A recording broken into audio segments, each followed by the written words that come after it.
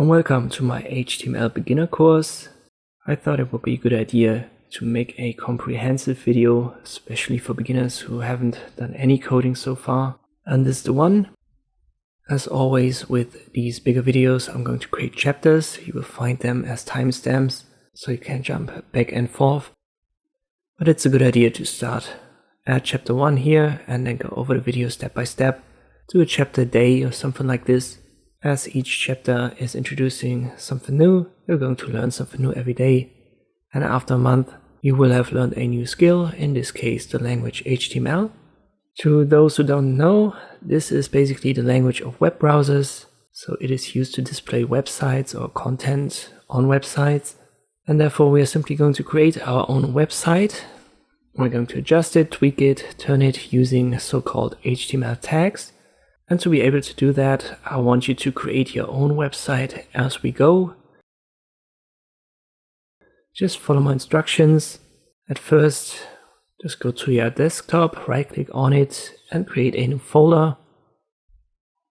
Don't get confused here, my setup is set to German, but it should be easy to follow anyway. Simply create a new folder, we'll call it HTML Beginner Tutorial Website. Place it on your desktop, somewhere where you can find it. Double click on it. It's empty for now, obviously. Then right click, new. We want to create a text document using Notepad. I don't want to use a code editor that you can download. You can do that if you want to, but I wanted to use something that everyone has already installed, and that should be Notepad when you use Windows at least. If you do it like this, index.html, you can see we have a text document. So we can't really use that to be displayed as a website. We have to do it in a different way. So double click on it, open it, and if I type in some content, this would not be displayed on a website.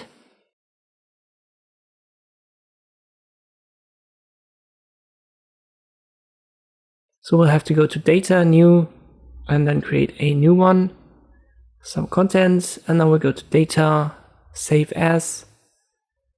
We'll find our folder. It's the HTML Beginner Tutorial website right here. We call this index.html yet again, but the important step is under data type, set it to all data. Because otherwise it's going to be stored as a txt. There's text data, so it's text file format, and this is why a web browser can't read it. So we want to have all data, then save it. And here you can see we now have an HTML document, and if I double click on this, it's going to be opened in Firefox by default in my case. And here we have some content. Here's the URL, and it says it's the index.html that we've just created. So make sure to do that yourself. Test it. You don't have to use Firefox obviously, but this is the default browser that I use. Later on we're going to put more files into this folder, for example an IMG folder for images. And we're going to work with this in our tutorial. Pause the video, make sure you've got it set up correctly, and then we can start with our next chapter. In this chapter, we will talk about the general structure.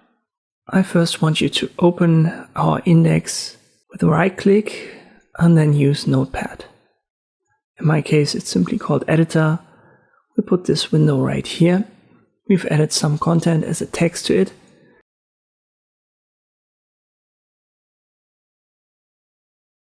And then double click on it. You want to open it in a browser. I use Firefox for it. And it's going to be on the left side. Whenever we update it on the right hand side, let me for example add some text to it. You can see we have a little bit of a star icon next to index, which indicates that it's not saved. So you have to press Ctrl S first to save it, and then it's going to be displayed when we refresh the site. You can see star icon is still active. I refresh it and it's not visible. I first have to go to data, then save or Ctrl S. Now I refresh it and we have final and even more added. Keep that in mind when we're going to work on our project. General structure of HTML is always we have content and an element to categorize that content. In HTML, these elements are called tags, and usually you have an opening tag, then the content, and then a closing tag.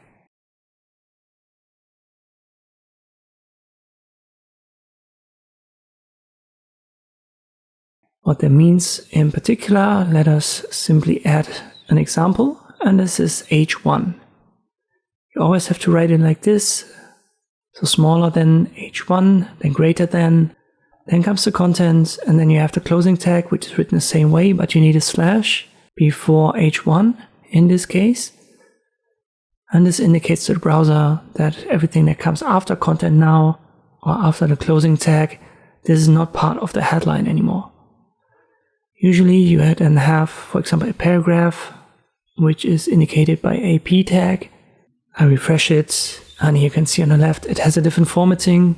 H1's headlines are way bigger than paragraphs. Paragraphs get the standard format for your text. We will go over this time and time again with various different tags that are meant to categorize the content. At some point it's going to become a second nature, but there is more.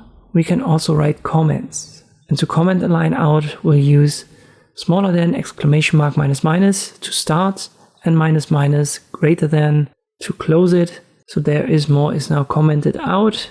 It's in our editor, but you can't see it in the browser. Usually you write a comment for developers so that they can read the code a little bit more easily. So that's not really meant for the user who surfs on your website. You can also comment out entire code lines, so in this case the paragraph, including the tags. When we comment that out, you're not going to see it anymore in the web browser on the web page.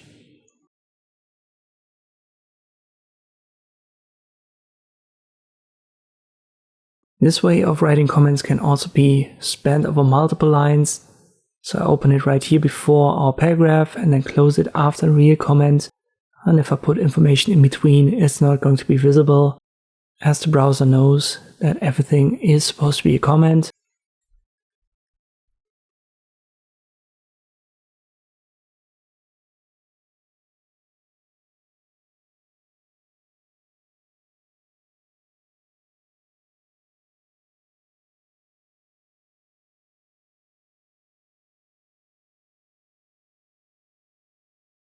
And if I get rid of this and put it one line above, you can see our last line is now visible on the website as it's not part of the comment anymore.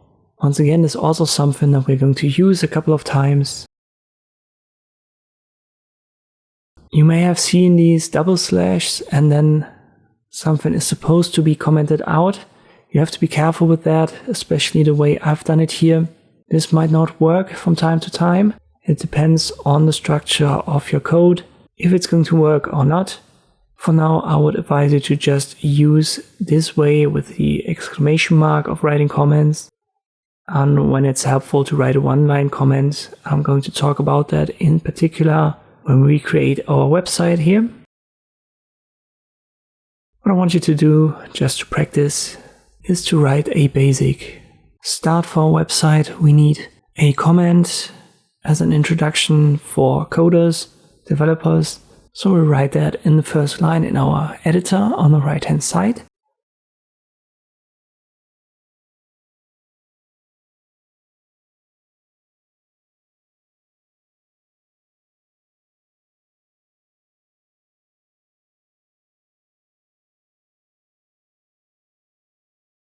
Afterwards we need an H1, so a heading of level 1. There are more levels, and I'm going to talk about that in the next chapter, so don't worry. Let me just call this here HTML beginner tutorial, and the paragraph should detail that a little bit. Let me just call that learn to use HTML from start to finish with an easy learning by doing course. Something like this.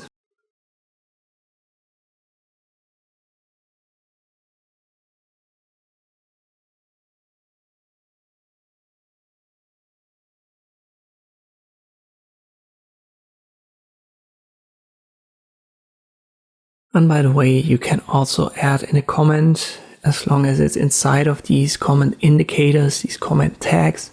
You can, for example, place a URL here, no problem. Let me, for example, add, you can find all related video tutorials on my YouTube channel for this course. And then I'm going to paste my URL here.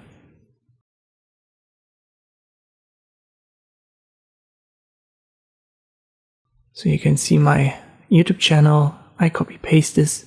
And if I refresh that in the browser, this is also commented out.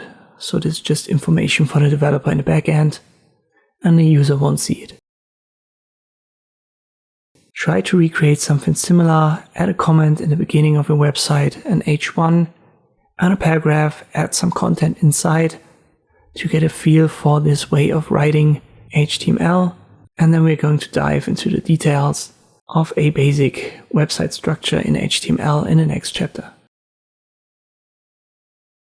Let us start with a blank page. So on the right we have our editor yet again, and on the left our website. It's empty. If I type in some content, Ctrl S for saving and refresh, we can see it. Now let's get over headlines and paragraphs, and I want to do that directly on an example. And I want you to create your own afterwards. I want you to create a website about one of your favorite movies or a movie that you like. Unlike this one, Groundhog Day. The movie is super funny, and the movie can be watched time and time again. At least I can watch it over and over again. So let us create a simple website about it. And afterwards, as I've said, use the same formatting to create your own. Doing it yourself is the best way of learning practically anything, especially coding. What we want to have is a main headline, a paragraph, kind of like an introduction. Then we want to have a subheadline that indicates that the plot is now explained. We need paragraphs for that. And we want to have a subheadline for the people involved in making the movie, actors, staff. And we need a paragraph for that, or at least one, maybe more. We'll see.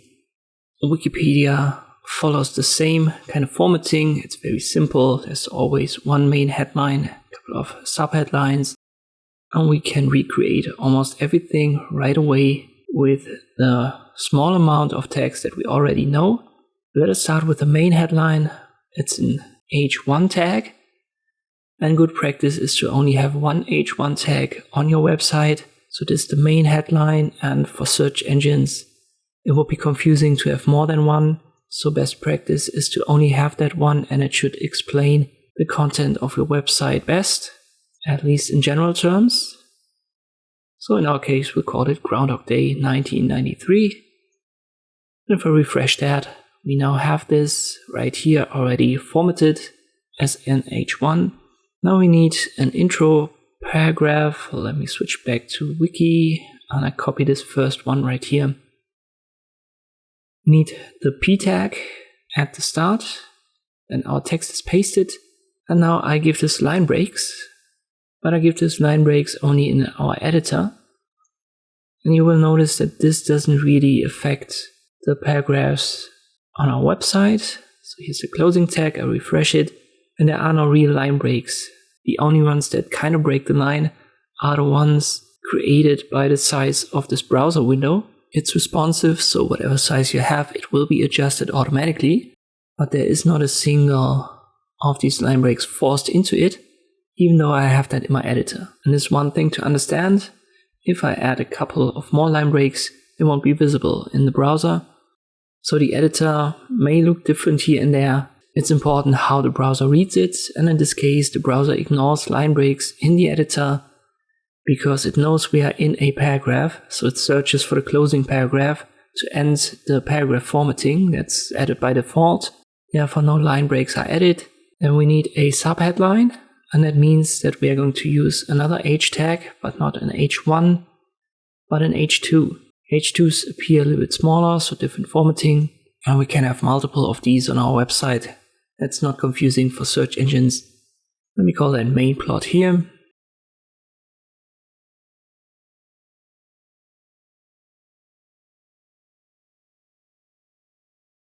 And if I make this an H3, it's a little bit smaller. In total we have 6, so we can go from level 1 hierarchical downwards to level 6. Let me paste a couple, and then I change it so that we have 2, 3, 4, 5, 6, and I also make a 7. We also have to adjust the closing tags. It's always the same content, and if I refresh it, it gets gradually smaller. Watch the last one, is the H7. This doesn't exist in HTML, and therefore it gets the same formatting as the default text. So if I get rid of these tags and refresh it, absolutely nothing has changed. In the browser window, it still looks like it did before. Let me delete it, we don't need it. Now let's add a paragraph right here after main plot. And I copy paste maybe 1 or 2 paragraphs here from wiki.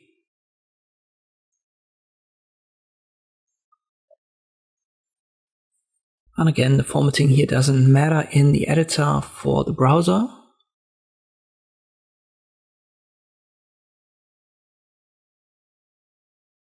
So I can just keep it like this without the line breaks.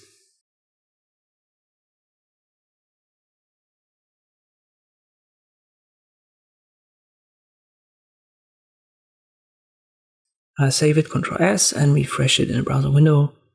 And again, the responsiveness has made it so that we can read it all, even though it's just a single line in the editor.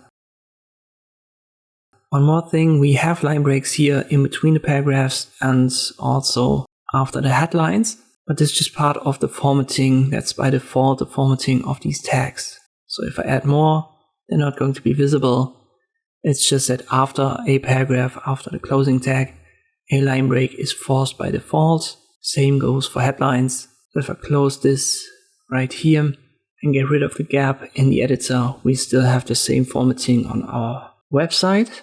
In fact, let me do that so that we have that grouped properly, because our next H2 should be about actors involved. We add a paragraph.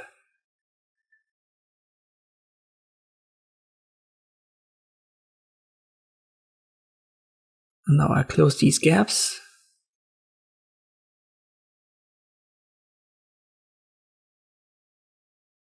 Here we have some actors, copy paste. And you can also see we have bullet points here on wiki. These are not added by default, so if I refresh this, it's plain text as the other paragraphs. We have a way to force that. We're going to do that later on. But for now, just keep that in mind. You can't just copy paste these bullet points into paragraphs and expect them to be there. We need a specific tag for that. In this case, I also want to use an H3 so that you've seen that. So let me change this from actors involved to cast and staff involved. And then I add an H3 for the actors and afterwards an H3 for staff.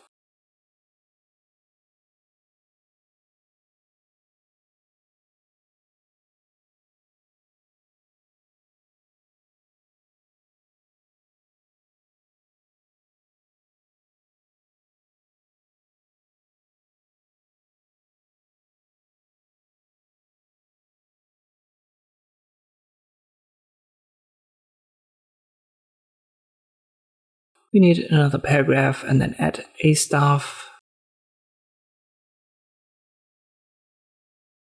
Here we have some. So director, writer, copy paste yet again. Once again, different formatting. Don't worry too much about that. I refresh it and it's simple plain text, like it was a simple plain paragraph. As I've said, try to recreate this. Use a different movie, one that you like. It's a good idea to work on projects that you actually like working on, so try to make this fun, but definitely make sure to use an H1, at least 2 H2s, a couple of H3s, something like this, and add paragraphs here and there. When it comes to content for all of this, check out wiki like I did, and just copy paste. Once you've done that, come back for the next chapter.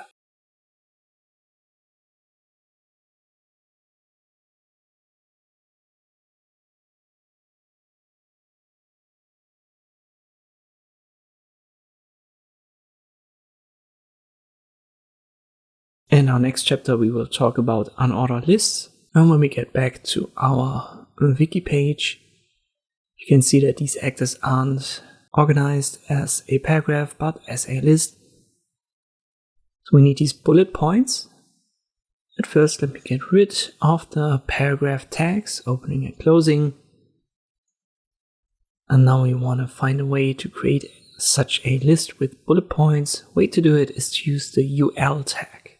It has an opening and a closing as well. It simply stands for unordered list.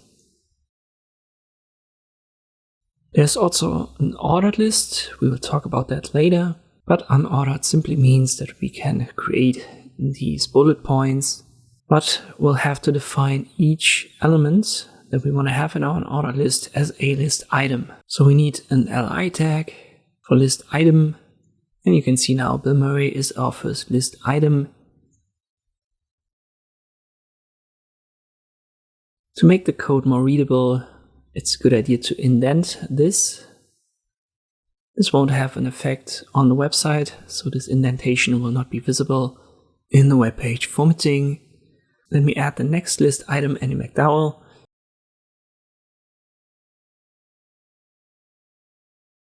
You can see it's differently indented, but it's in the same line on the website. So indenting it is only good practice to make your code more readable. So it's a good idea to do that anyway, even though it won't have an effect on the appearance of your website. Let me add more LE opening and closing text to all of these items that we've got.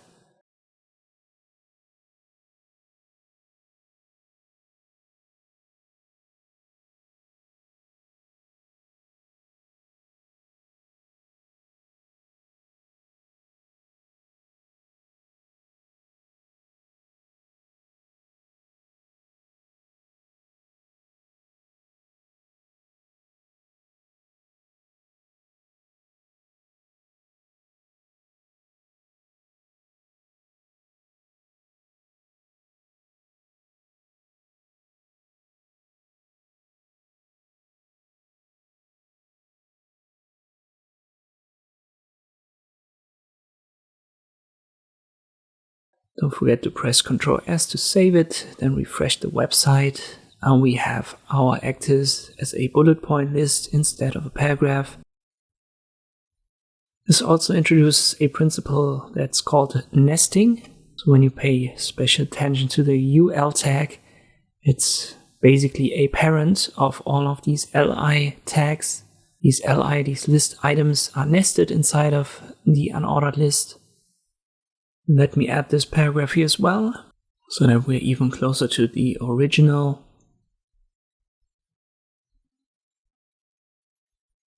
And this is how you could do that. One more thing to add is you can adjust the appearance of these bullet points. So this is just the default appearance that's visible when we don't try to change it. I don't want to go into deep right now at this point, because styling it is more CSS.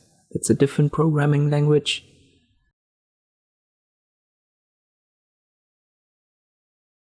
Or we could directly use styles here inline in HTML for our unordered list and the list item. And in this specific case, this style property is called list style type, and then we can give it a value. As you can see, the default is this filled circle that's also called a disk. But we could change that to a square or an outline circle. And we can even use none as a value, which will make this bullet point disappear. Once again, I don't want to go over too much of this right now. This is more CSS stuff, and I will make specific dedicated videos for that. But keep in mind that this is something that you could do. You can do that, as I've said, to the entire unordered list, or we can cut this out and paste it into a single list item, and this would only affect the bullet point for this specific list item. So in our case, Bill Murray.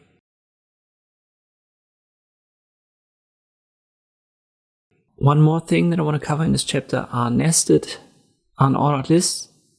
So you can simply put another unordered list into an unordered list. Let's just assume that one of these actors has played multiple characters in the movie. Maybe here Angela Patton. So it would be a good idea to just add another unordered list here. So we need the UL tag before it and the closing UL tag after it.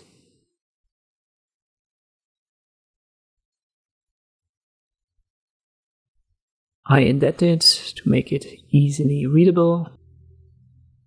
And then I copy paste this list item again, and let me just invent a character. Let's say, I don't know, Miss Browser, something like this.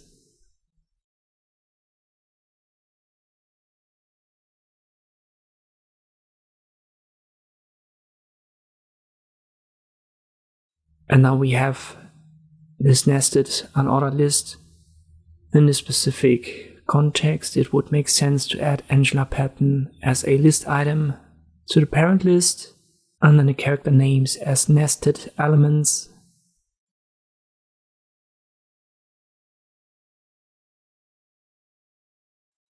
Right here.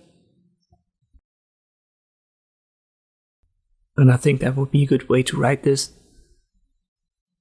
You can also see that these nested lists, they get a default style as well. In this case, this outlined circle instead of the filled circle, the disk.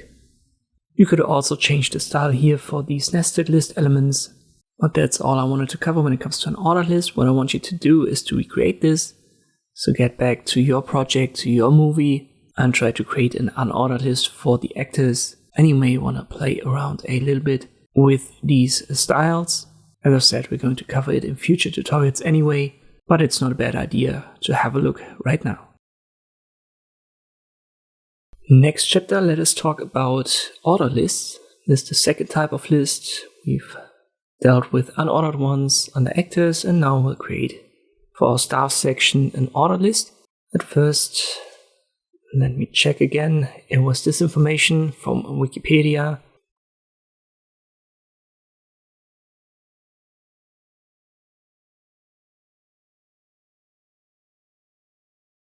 I don't want to have a paragraph anymore, so I'll get rid of the P tag, opening, closing, and now we use an OL tag. So it's basically the same as we've done for UL, the unordered list, but you just have to change the U for O, but everything else is the same. So we have list items nested. Let me just save this and refresh it, and you can see just by doing this, we have our first data point for this ordered list. And if I would, let me just add some gibberish here.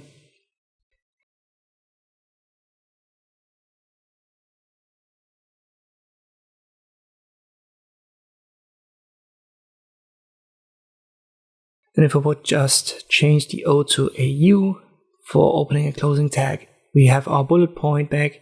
That's the only difference between these two categories of lists in HTML. Now let us actually paste our information here.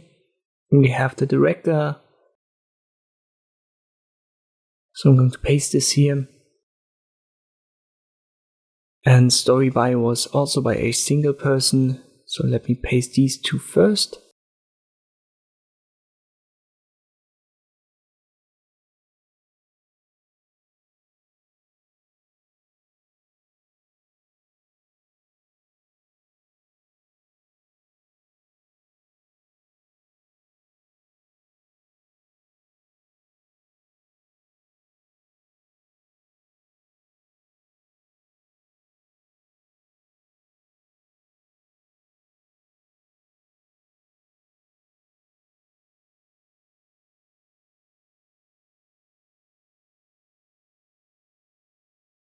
And now you can see we've got 1 and 2 automatically generated by the browser because it's an ordered list.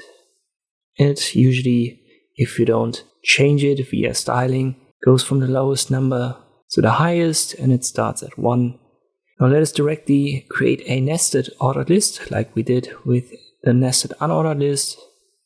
Because, for example, here we have 2 screenplay writers and 2 producers. It's yet again the same as we did with the unordered list. So we have a list item, in this case, screenplay by, and inside we'll nest another OL, opening closing tag, and inside of that we'll nest our list items, in this case the 2 screenplay writers. So we need a list item for each.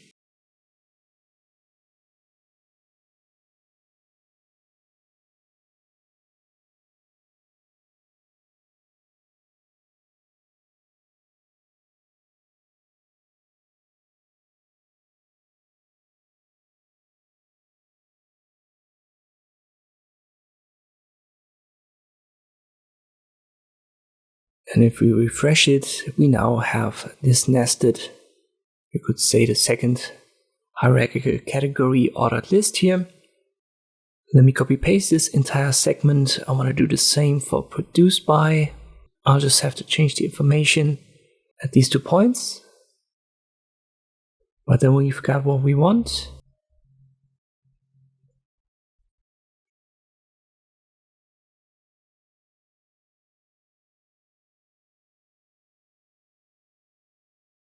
But I'm not quite happy with the styling because it has the same style as the first level ordered list.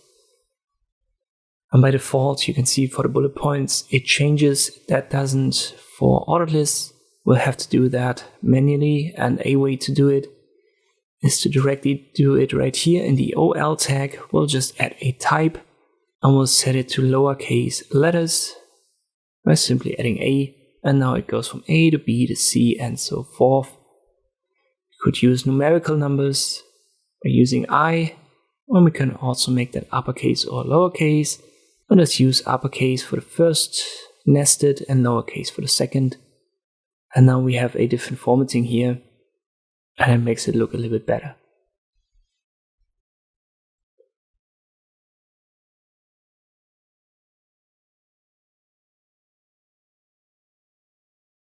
One more thing that I want to add is, let's just assume we have a nested ordered list or a list in general.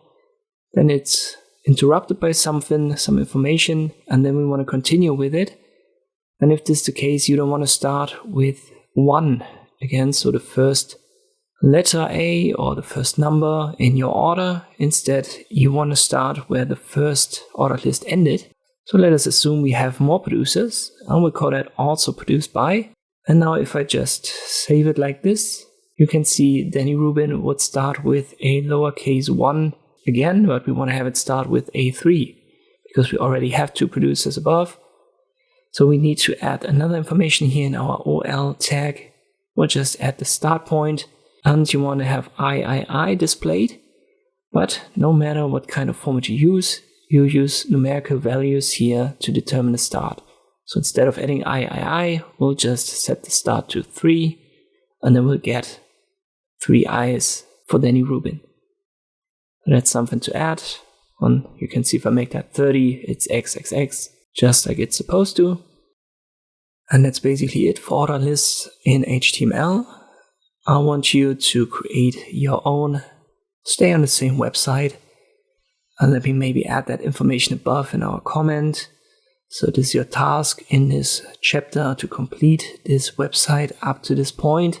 Add an ordered and an unordered list, add a nested list for each, play around with the style, start point, type, and once you're done with that, we are ready to proceed to the next chapter.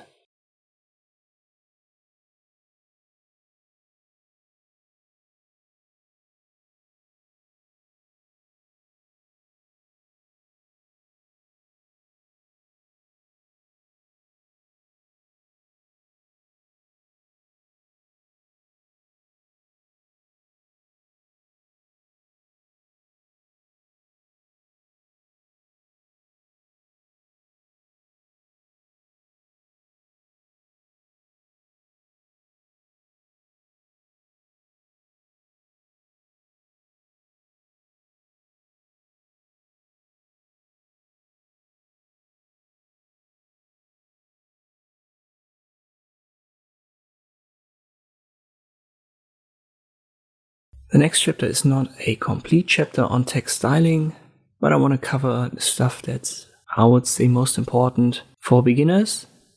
Let us start, for example, by adding a separator line. For example, here after the introduction paragraph, it would make sense to add one.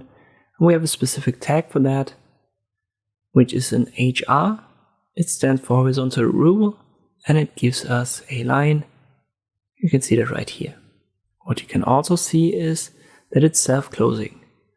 So we only need an opening tag, no closing tag. But to be honest, if you add a closing tag, nothing spectacular is going to happen. So it won't mess up your entire website if you add a closing tag to a self-closing tag. At least for the most part. But over time, you'll remember which ones were self-closing and which ones weren't. For now, don't get nervous about this question. The more you code, the more you learn that as you go.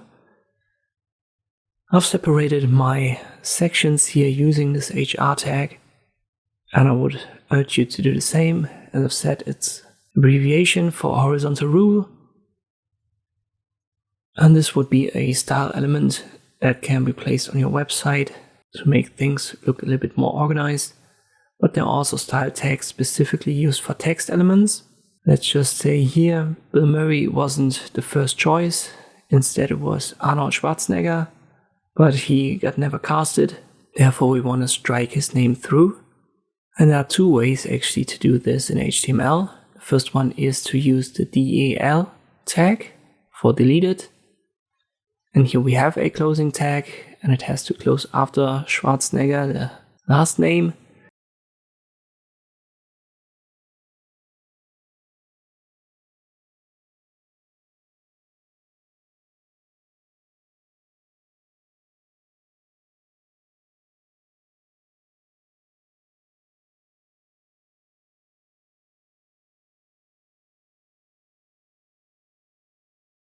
And now this is strike through. But we could also use an S tag, which is simply the abbreviation for strike through. And this happens sometimes in HTML. Different tags, they create the same outcome when it comes to formatting, when it comes to styling. But it actually makes a difference what tags you use.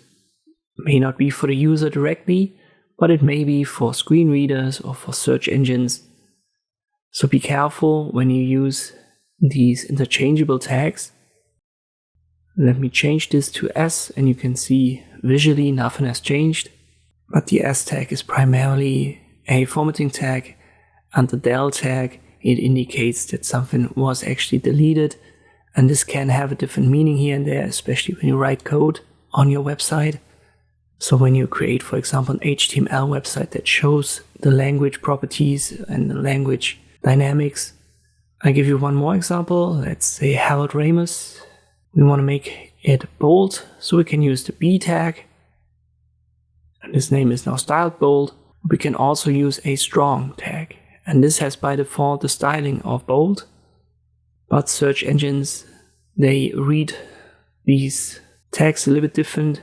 So there's a little bit more emphasis, for example, on strong text compared to bold, as bold is just a styling tag, but strong indicates that something has more importance. Same goes for italic. We have an I tag. Let us add that for Groundhog Day, our movie name.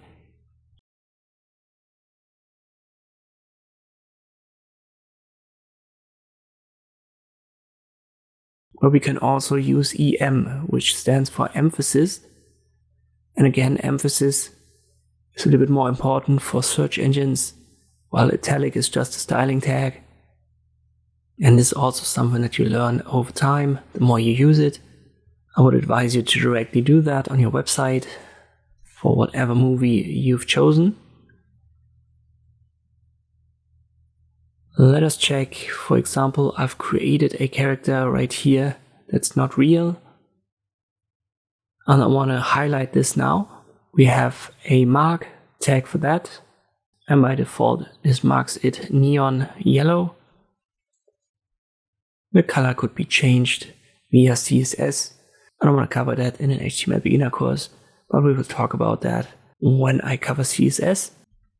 Now let us add another section. I'll create a new headline, level 2, and I'll make that famous quotes from the movie, because I want to add maybe like 2 or 3 quotes here. We can add our italic styling here to Groundhog Day, so you can even add these styling tags inside of other tags, in this case inside of a headline, and it has made the Groundhog Day name italic.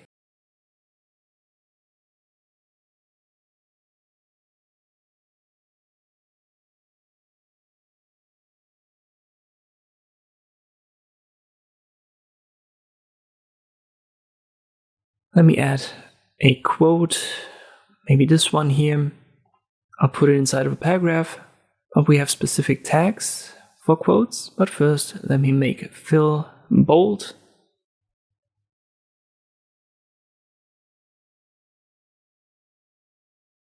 That's the main character of the movie, Phil Connors. And now let's talk about specific quote tags. There are 3 that you should know. First is cite. It gives it an italic formatting, but it's not really used as a citation. It's more used to indicate where the quote comes from. So what was the source? If you want to have a quote displayed as a quote and read as a quote by search engines, for example, you can use the quote tag.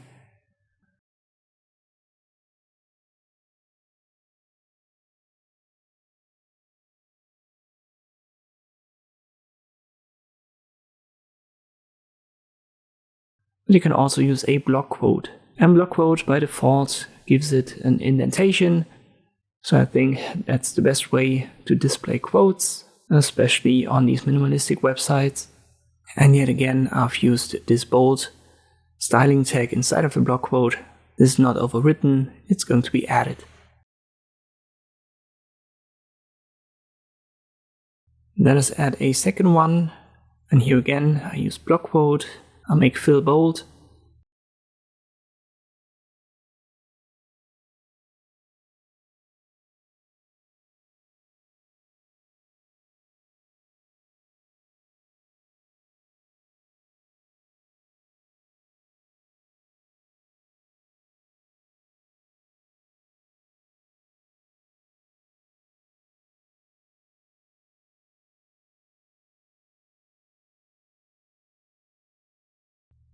And maybe I'll add a third one.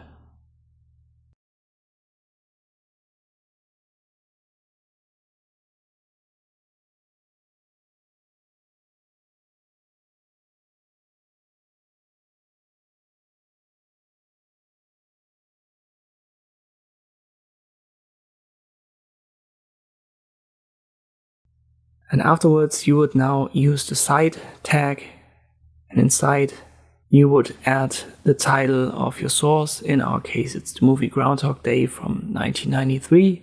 So this is primarily reserved for book titles, for movie titles, song titles, maybe websites, stuff like this. One more thing that I want to add is the BR tag, and this is a tag used for line breaks. You can see we've got a line break here after I got you, babe. And this is due to our window size. So it's responsive, and when we size the window, it would be a different line break, but we can force a line break right here by using the BR tag.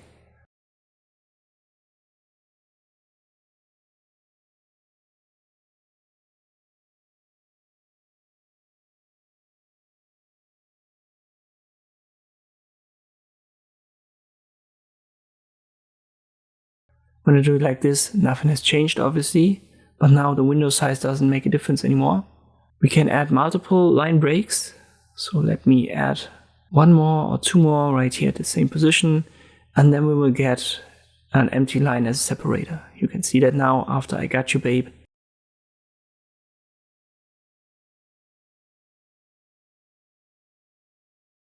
And if I want to keep this window size and I want to have a line break before I got you, babe, I'll put the BR tag here. And now we have this line break a little bit earlier. This is also a self-closing tag, like the HR tag that we've used earlier. But that's primarily it that I wanted to cover when it comes to styling text in your website in general, using HTML for beginners. In the next chapter, we will talk about a couple of additional styling tags, but these are the ones that you need for the most part and that you're going to use for the most part. I would advise you to do that yourself on your own website. Whatever movie you've chosen, use italic, bold, highlighted, so our mark tag, add a line break, a horizontal rule, and then create a new section for famous quotes, and then add at least 2 quotes, use the block quote, and give it a citation. And once you've done that, you may also want to test out the deleted tag. I've used it for the name Arnold Schwarzenegger. It's a good idea to know that tag as well.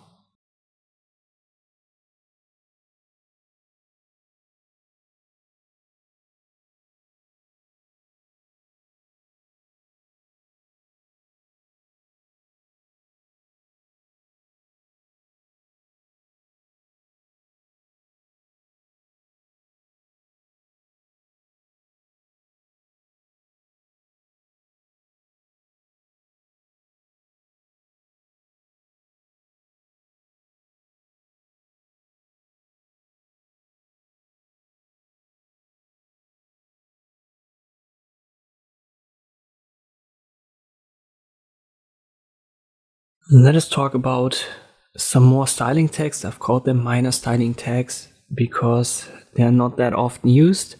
Obviously, they aren't of lesser importance or anything than other ones, but it's sometimes hard to find a good title for a chapter.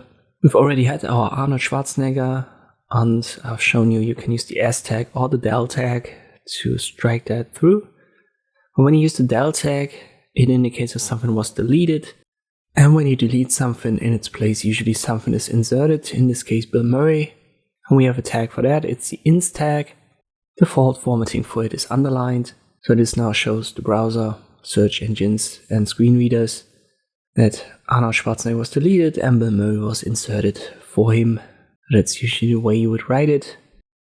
Once again, don't get confused by this formatting. There is another tag that underlines text. Let me show you this with our staff. I've already made Harold Ramis strong, so bold, and I add here the U tag. And this is going to underline Harold Ramis in this indented ordered list, so it has the same formatting as the ins tag. But once again, same formatting doesn't mean same meaning for search engines, browser screen readers, stuff like this. In this case, U actually means unarticulated and not underlined. And unarticulated is used for misspelled words, or for example for a foreign language, Chinese words, stuff like this. So this is what you would use it for. If you just want to underline something, it's always best practice to just use CSS, a different programming language. Once again, I'd refer you to a future course that I'm going to do about CSS. But just so that you've seen it, ins and U does the same when it comes to formatting.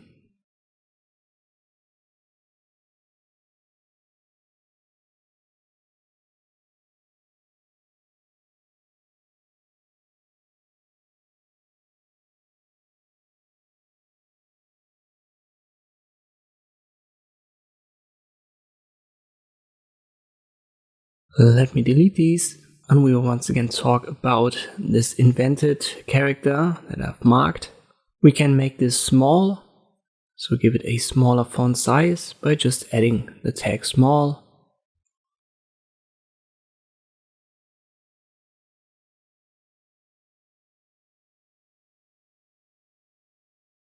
Let me refresh it, and you can see this highlighted text is now also smaller than the default other text on our website.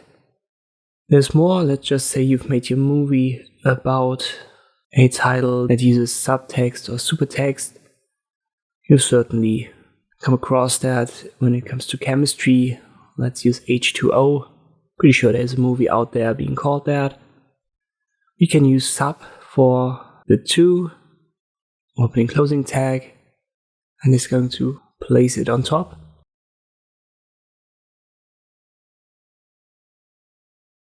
And if you want to put it down, you have to use sub with a B. So the subscript and superscript, and this changes the baseline of whatever is inside of it.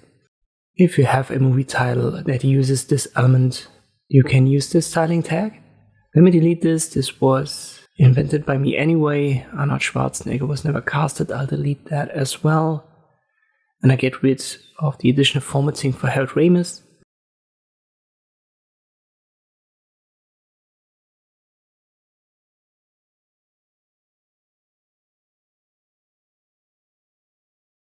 And now we have a clean website. Do it the same for your own website. And then we will dive in something more important or something more common on websites in the next chapter. Let us add one final big element to our website, and this is the image. We have a nice one right here on Wikipedia. We'll use that directly. Let me just save it. And I'll call that img1.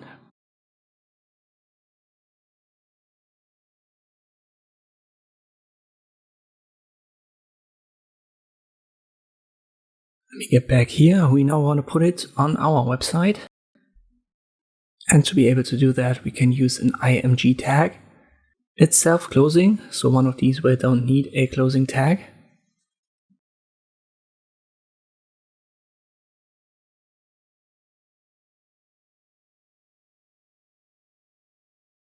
And the way to add the specific image, the img1, is to use a source attribute, src equals and then quotation marks. And here we'll have to add the source, so our place where we have it stored. Let me open my folder right here. I'll cut it out and now I'll put it into the folder where our index is. So we had our HTML beginner tutorial website folder right here. There's the index. And I've created an empty img folder in one of our earlier chapters. I put it right here. It's a JPEG.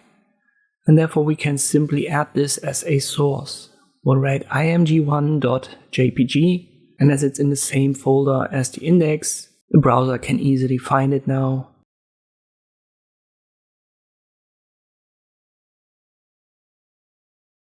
Let me delete my comment here.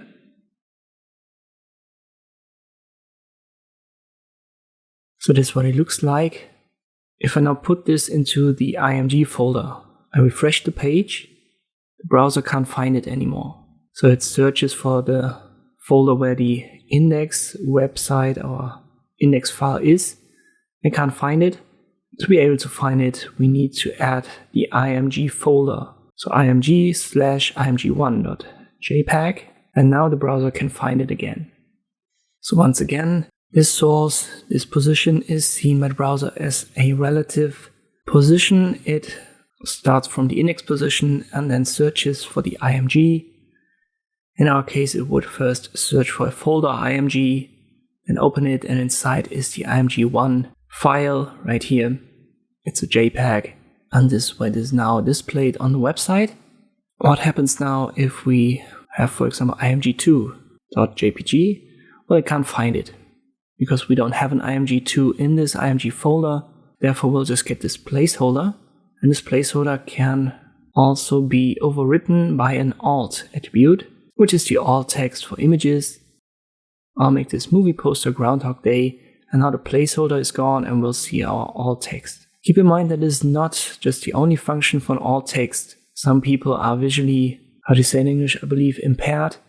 So people who use screen readers, for example, they need this stuff because they can't really see the images, and therefore the screen reader would read the alt text to them. Yet again, a good idea to add it for search engines as well. So always, when you add an image to your website, also add this alt attribute and give it a descriptive value. In our case, movie poster Groundhog Day should be fine. When we switch back to img1, the browser can find this image and the alt text is overwritten, so we can't see it, but it's there in the background if a screen reader, for example, or a search engine would try to access it. We can style it here directly like we did before. We can use the style as an attribute and then add, for example, a width of 50%. But as I've mentioned in earlier chapters, this is more CSS, and therefore I don't want to talk too much about it here. If I get rid of it, the browser uses the default values. So in our case, the image has 220 times 327. Therefore, this determines the size of this image on our website. And that's basically it. But before you go, I would always advise you to nest images inside of a figure. This is a specific tag. Let me add that right here. So we'll use figure and then a closing figure after the image. This is just going to change a little bit of the styling. It gives separation to the left.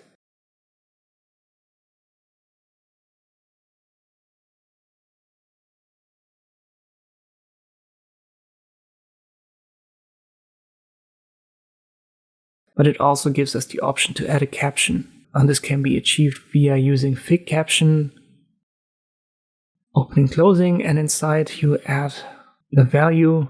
In this case, maybe original movie poster. And this is something that will be visible. So it is not like the alt text. This is specifically meant to add a caption to an image that's visible all the time. Let me make this shorter.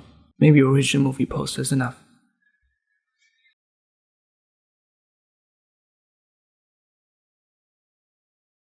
So this is the way I would advise you to add images to your website. And in our specific project, do that yourself for your own website.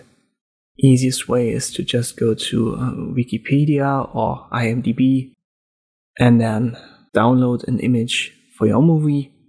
You can put it anywhere on your website, but I think it looks best right after our H1. So right here, I'm going to keep it for our website.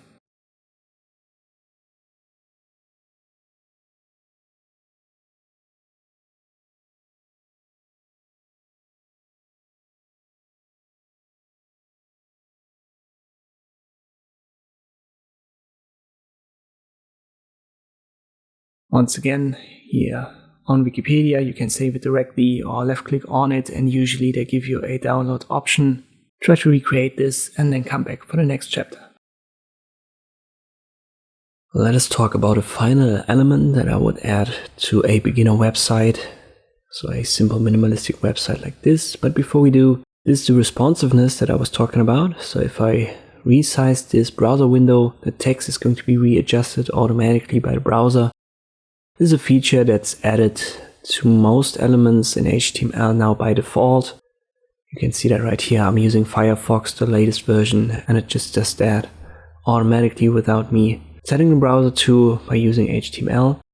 Well, let's get back to the final element, and this is a link. So we want to link back to Wikipedia, to the official page of Groundhog Day. So let me copy paste the URL. I want you to do the same for your movie. So pick the URL. It should look something like this. And we want to add it to 3 elements. You can in general add it to almost every element in HTML, but we want to add it to text, image, and button. Let's talk about text first. It would make sense to add it right here to Groundhog Day, movie title in the first paragraph. And what we use for it is an anchor tag. Simply an A, opening, closing, and the text in between, in this case Groundhog Day, is the anchor text. And this is going to be the link, but we'll have to give it a specific URL, and this is done via an href attribute. So href equals quotation marks, and then we'll paste the URL.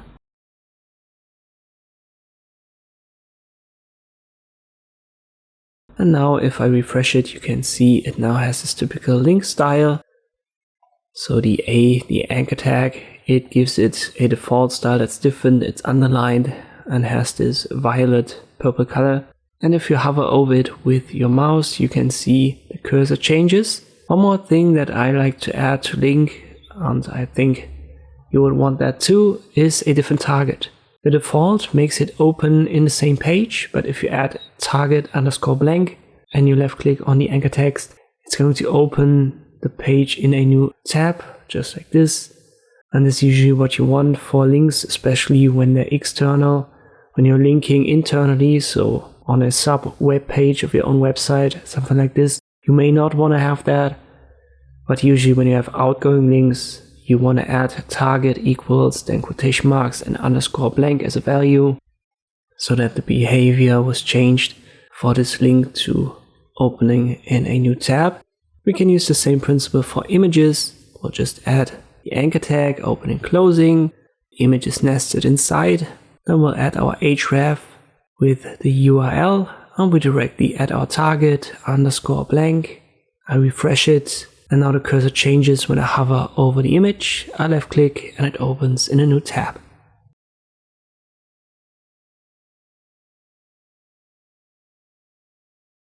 It's always the same game. Whatever element you have inside can be turned into a link. And if I don't have a value in the href, you can see it still identifies it as a link, so the cursor changes. But if I get rid of the href attribute, this is the moment where it doesn't see it as a link anymore. So if I hover over the image, the cursor doesn't change. Just as a side note, you definitely need this href attribute to turn an anchor tag into an actual link in a browser page.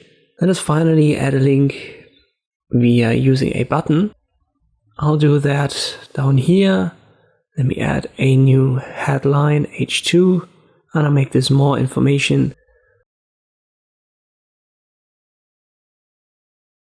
Let's say someone searches for more info about the movie. I want to link back to Wikipedia. I use a paragraph. Let me add some simple text.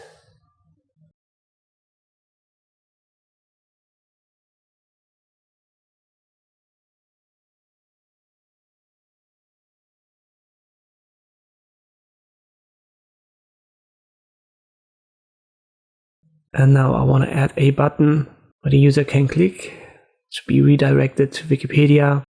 And I simply use the button tag for that. Opening, closing. It gives us this placeholder, and the text that you put inside is going to appear inside of the button. In our case, I'll just make that Groundhog Day. This is our button now. And to turn it into a link, we use yet again the anchor tag, opening, closing. In this case, I can place the closing after the paragraph or after the button. It doesn't make a difference here anymore, as we don't have more content. But I want to have target_blank yet again, and obviously our URL as the href value.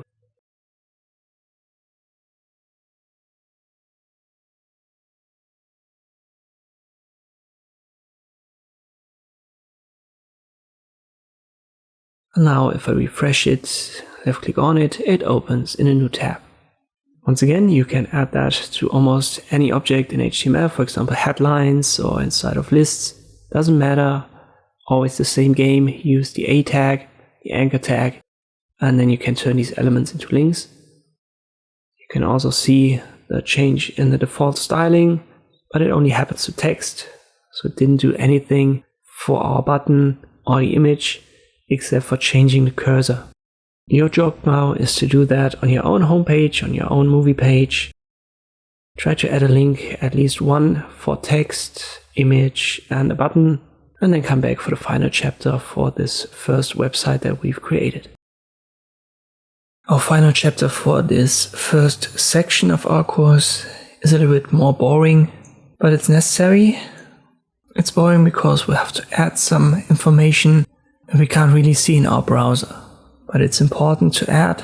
First up is the doc type declaration.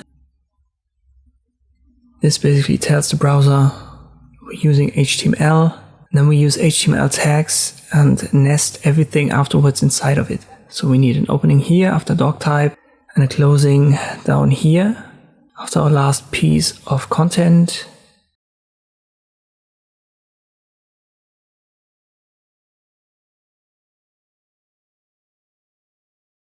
Afterwards, we usually have a head and a body. The head contains meta information. It's stuff, once again, for screen readers, sometimes for search engines, for the browser. And the body, this is actually what we see in the browser window. So what we've created so far is, in principle, only the body content. So we have to nest it inside of opening and closing.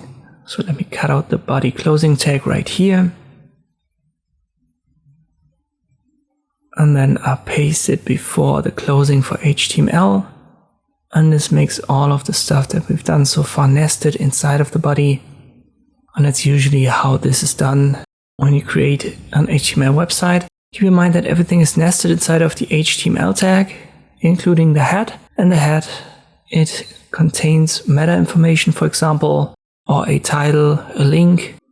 Just to go over this a little bit, title can change the browser tab says.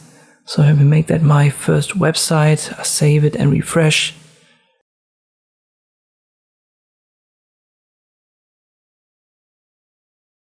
And now you can see that right here in the browser tab. Let me change it to something more descriptive. Groundhog Day, the movie.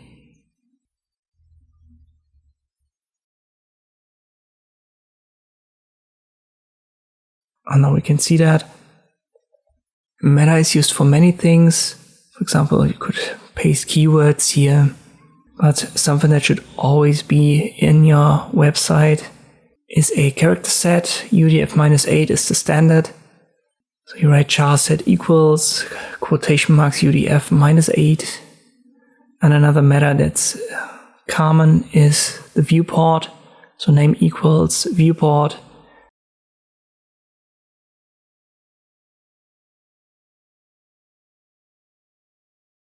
And then content is set to the width of the device. And we'll set the initial scale to 1. And this ensures that our browser window is always responsive and relatively adjusted to the browser window. These are common things, once again, that should be in every website. When this is the first time that you're using them, it might be a little bit confusing. Don't worry, the more you use that, the more it becomes second nature. And in a later course, I want to show you how you can style websites, and you have to link to this style sheet in your head as well. Usually this is styles.css file, and it would also be pasted into the head.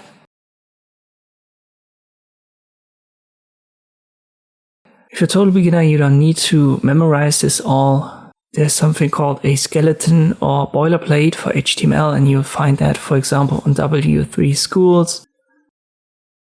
Or if you just type it into Google, HTML boilerplate, you will find dozens, hundreds, if not thousands of examples. But on W3 it's explained quite well. So I would urge you to go there and check that out. w3schools.com is the URL.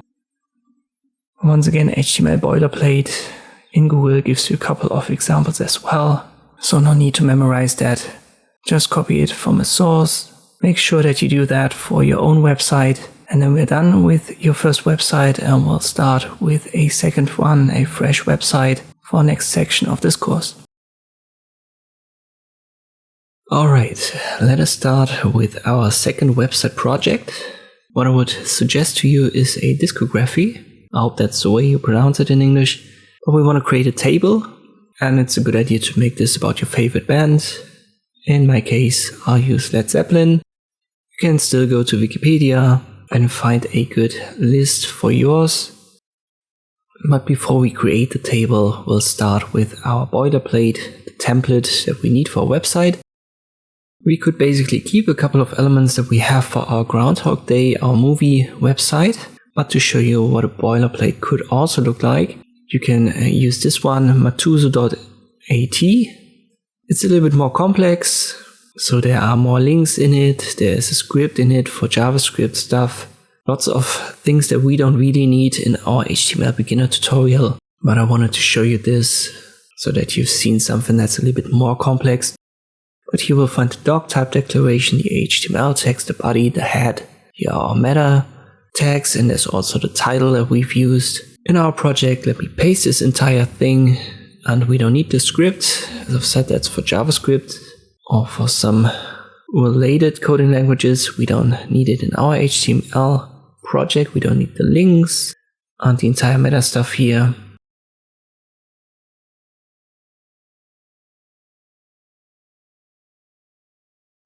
There's more script in the head.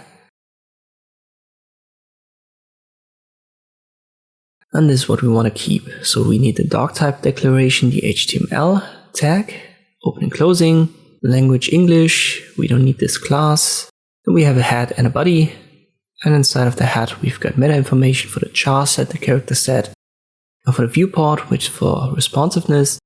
And then we have our title. Let me change this to Led Zeppelin discography or discography, whatever.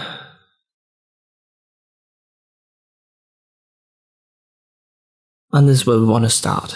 As I said, make this about your favorite band. You can see the title in your tab then. And once you've got that done, we will give our body the basic website structure. Start with an H1 yet again. I use the title.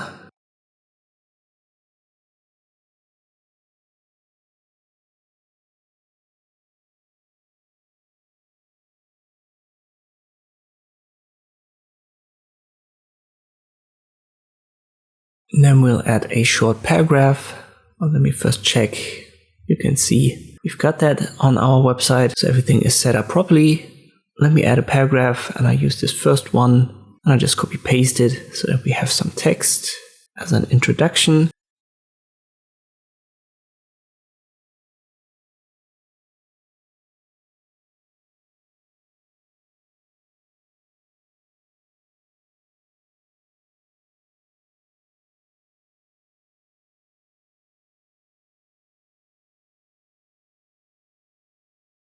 I'll get rid of these source indicators.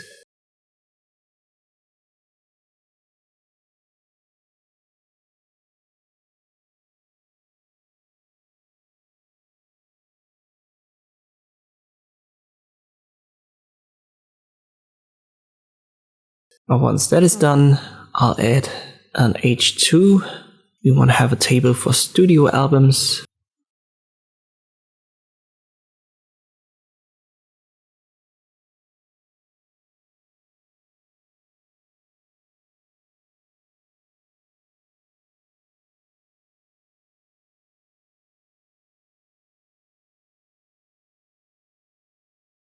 Well, let me add a paragraph. It's 1969 to 1979. Doesn't cover live albums or compilations.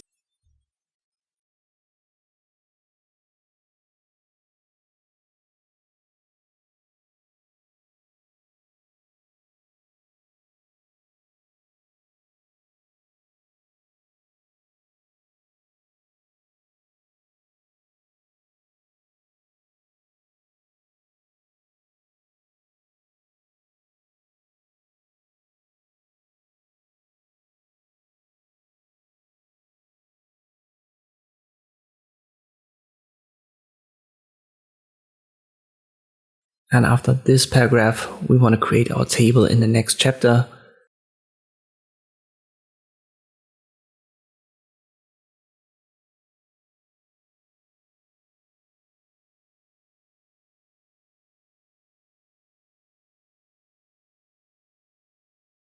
Before you proceed, make sure that you've got everything set up as I did here. Once again, do it for your own favorite band so that it is a little bit more fun for you to do. So make it a personal project. And once everything is set up correctly and it looks like mine, we can proceed to actually creating the table in the next chapter.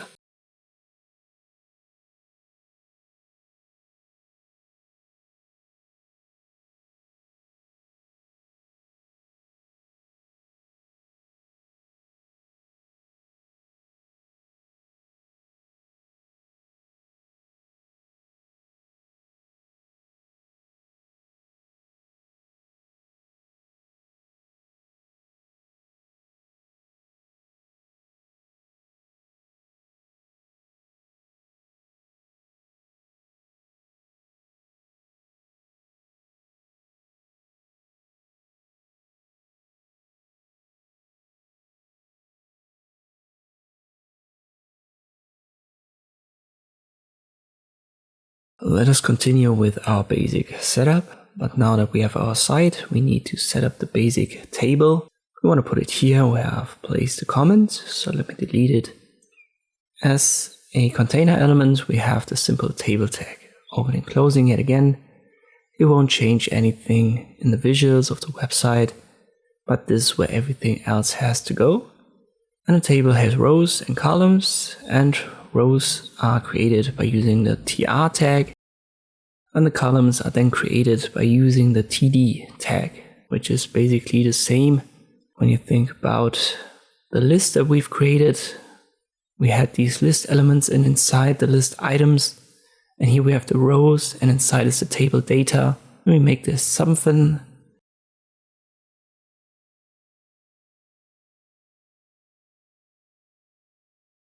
Then I copy this, paste it, and this also nested in our row. I'll call it something 2. And now we have 2 elements here, which creates 2 columns in this specific table row. We make it a third.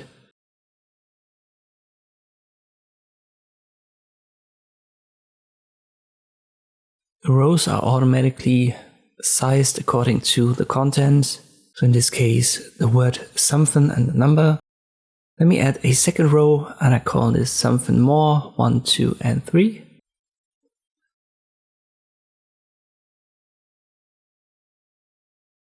It's going to give us 3 more columns in a table row below the first one. So here's the second row now. When you just want to create a simple table, this is all that you need. But on our Wikipedia page, well, Led Zeppelin discography, we have a little bit, I don't want to say complex table, but it's certainly more complex than the one that we've got here. And you can see the first row is different from the other ones, as this is also called a table head. So just with the website, we have a head and a body. We can add a head and a body to a table. And in this case, the tags are t-head and t-body.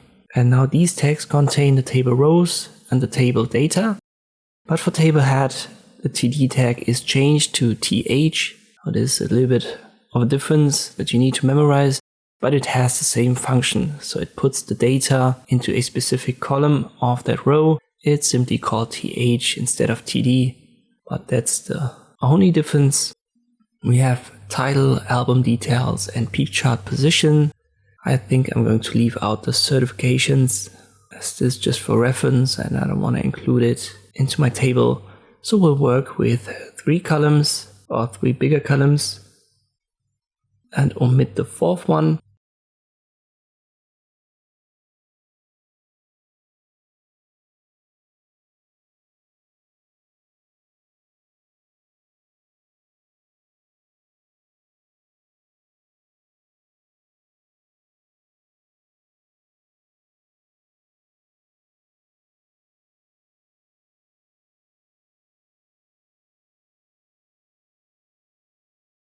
I'll delete this bottom part, and now if we go back, you can see we have title, album details, peak chart position in 3 columns in our first row in the table head, and therefore this gets formatted differently. It's bold by default, just like on Wikipedia.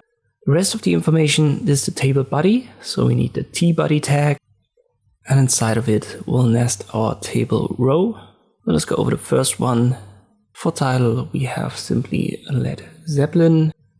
This would be the first column, therefore it has to be the first information here in our first table body table row.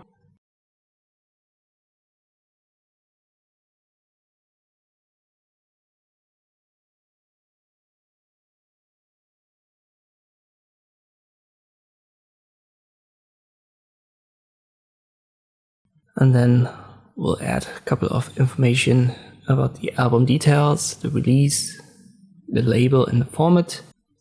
You can also see this is a list on Wikipedia. We will add this in our next chapter, but for now we'll just add the information as this for our basic table setup.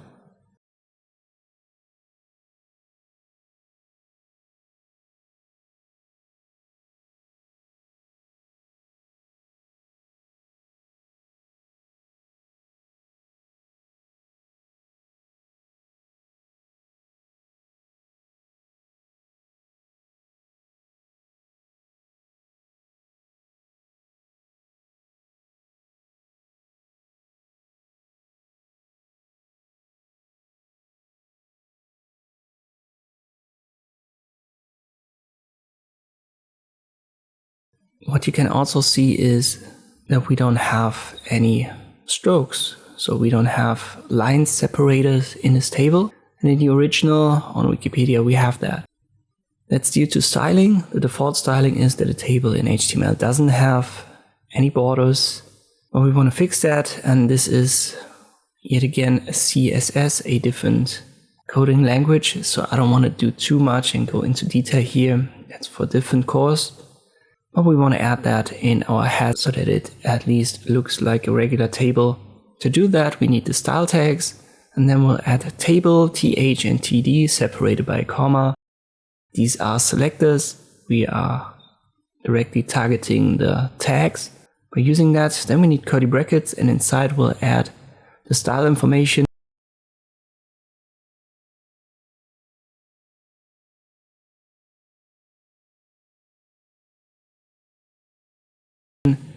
We want to set our border to 1 pixel, solid and black. And if I refresh this, we now have separators. But it still doesn't look like what we've got on Wikipedia. It's because every element gets its own border. And when there are neighboring elements, we have 2 instead of a shared border. We can fix that by adding a border collapse with the value of collapse to our selectors here.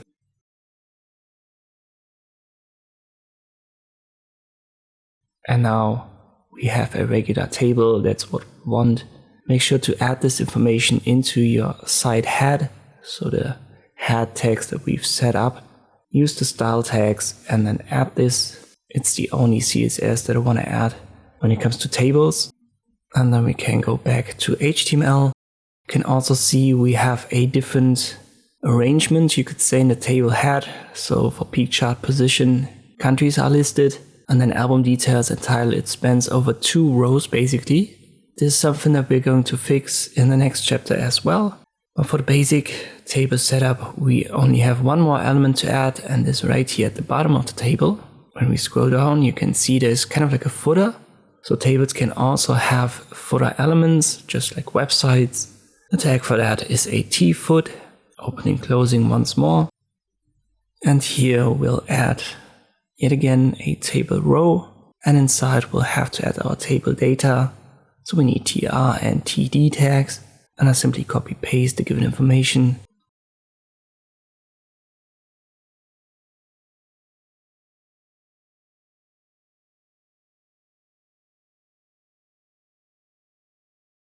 Let us refresh our table, and this is what it looks like. As I've said, it's a little bit screwed up as we haven't done any adjustments to the column and rows when it comes to the specific span that one of these should have, like it is on Wikipedia. But that's something that we're going to fix in the next chapters. For you, just make sure that your table looks something similar like mine. Don't forget the styling in the head. And once you've done that, we are ready to proceed. Let us fix the formatting here for our table. We can use something called Colspan and Rowspan. In the original, you can see title and album details. They have 2 rows, while peak chart position has only 1, and then the countries, so I believe it's 10. Is it 10? Should be 10. They have a row for themselves. So we need to make title span for 2. I will use rowspan equals quotation marks and then 2 to achieve that. Same goes for album details. So I copy paste this into the th tag for album details. Let me save that and refresh it. And now you can see this spans for 2.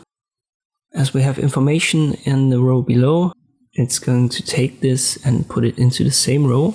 But this is going to get fixed once we've added these countries. Let me just show you by adding a test information, for example, right here. To achieve that, we need another row.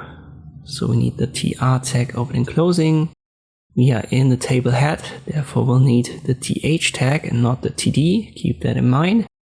And here I'll just add test as information for us to check.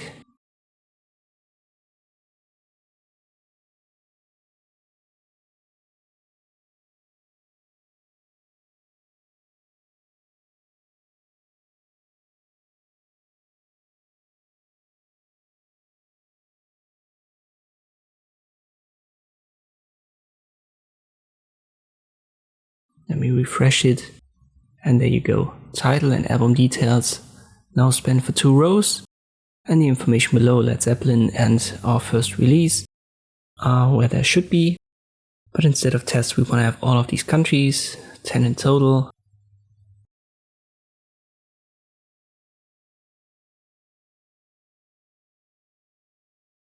One more thing to add, we have our footer, and this is what we're going to adjust next. First, it spans for the entire width of the table, but in this case it's actually a col span because it spans for the entire column width and not the row width.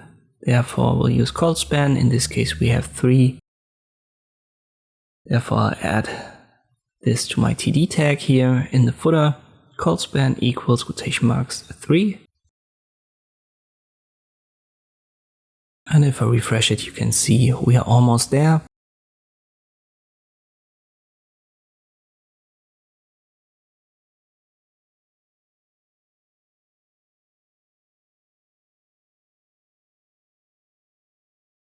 Now let's take care of the countries. First up, UK. So we'll have to replace test with UK. This is going to give us the first column that we need.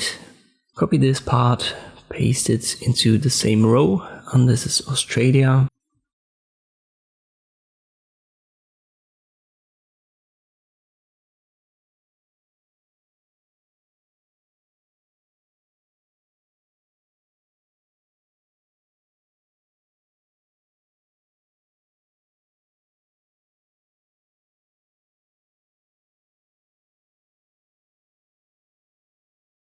I'll refresh it.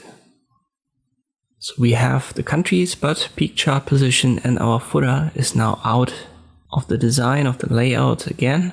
on this because we now have a new column. Therefore, we'll have to adjust the col span to 4 for the footer, and our peak chart position needs to span over these 2 columns as well. So we'll have to add that here as well. But first, let me add all of the countries. As I said, it was 10 in total.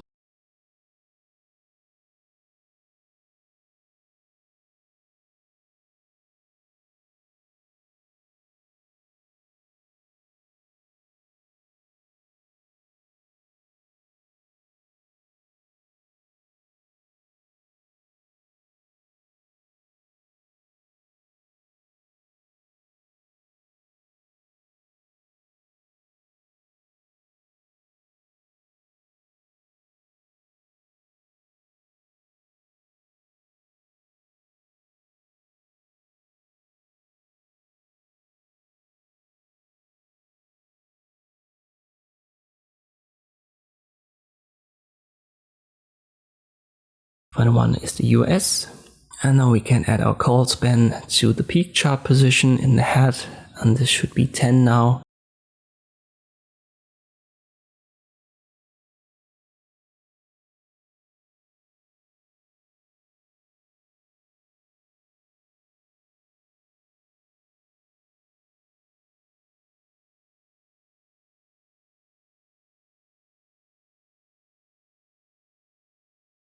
And there you go. Once again, we'll have to adjust our footer. It's 10 plus 2. 2 is for title and album details, 10 for the countries, the peak chart position. Therefore, we need 12 as a value. And this spans now over the entire width. One more thing I want to add is that in the original, this text is aligned to center. Yet again, it's CSS and not HTML. But let us do that. We'll use an inline style to our TD tag, use the property text-align, and then set the value to center, and it's going to center this text in the footer. Just a minor detail, once again, it's not HTML. So for more explanations, check out my future CSS course that I'm going to work on at some point in the future.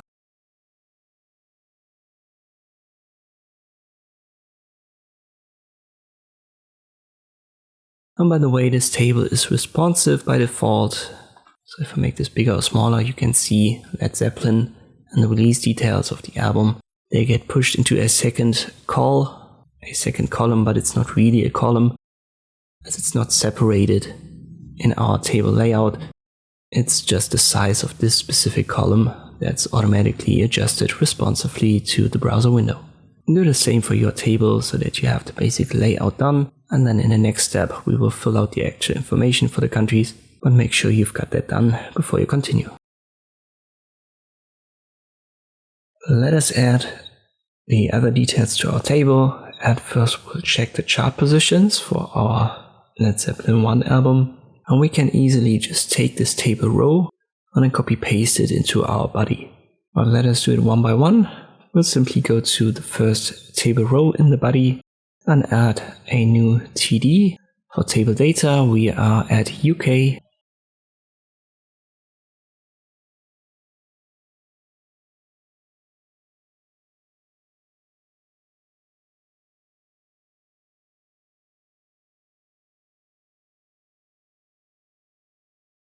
And UK would be chart position 6.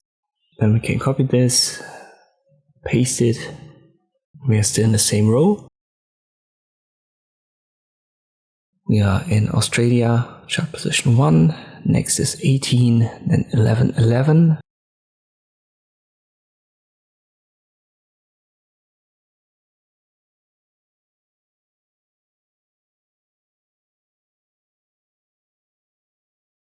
In Japan, it wasn't in the charts, it seems.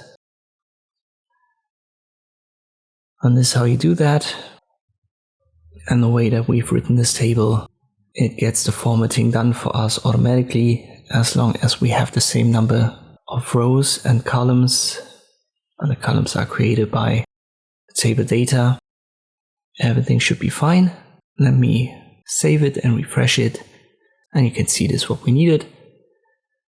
The numbers are a little bit aligned here on Wikipedia. This is once again CSS. I don't want to do that here. We want to focus on HTML, but in principle you could do it the same as we did it for the footer. But as it's so much for all of the data, it would make sense to create a specific selector for that in CSS, and this is why I don't want to add it in this HTML tutorial. If you're a beginner, I would just advise you to ignore it and then check out my next course that I'm going to create about CSS. But let's continue with the table. We have our second one, Led Zeppelin 2, and I simply copy paste this table row from Led Zeppelin 1, and then I have to change the values.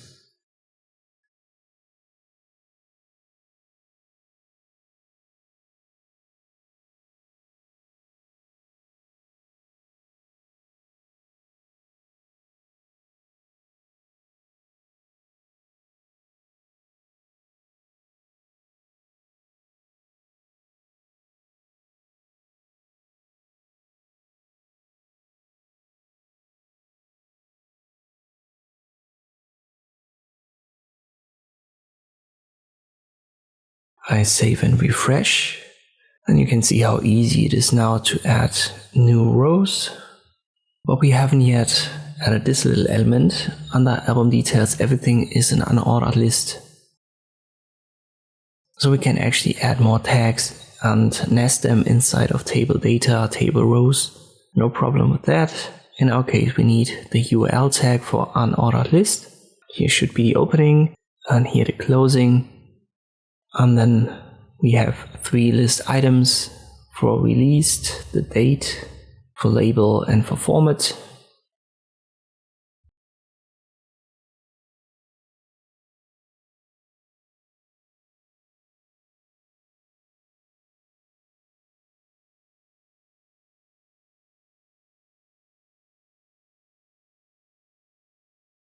And as it's all nested inside of a table data tag, it is now going to appear in a specific cell of our table, just like this.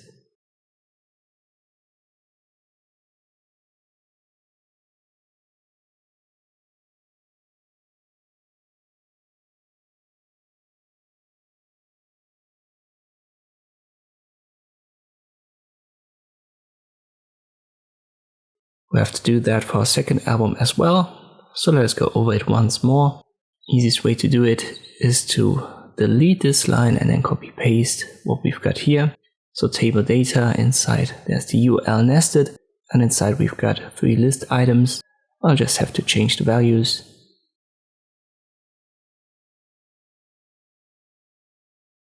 Save and refresh, and you can see this is what we wanted.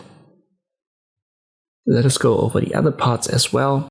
If you've gotten the principle, if you've understood it, you can skip ahead to the next chapter, but I want to fill out this table exactly as it is on Wikipedia.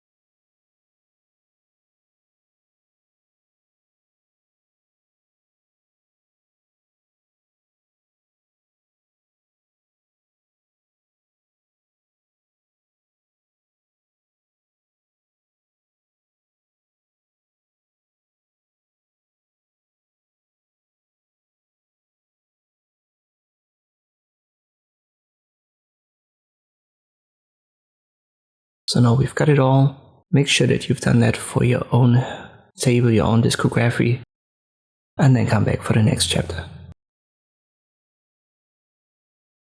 Already seen that we can add lists to our table cells. We can also add images. So in our case, it makes sense maybe to add the cover art to every album. To do that, we'll go to the head first table row. Right after the title, we want to have another column for cover. If you do it like this, it's going to screw up your layout, but it's because of the row span. You can see that for album and title, we have a row span of 2. We need that for cover as well. And then UK will jump back to peak chart positions. So we'll add row span.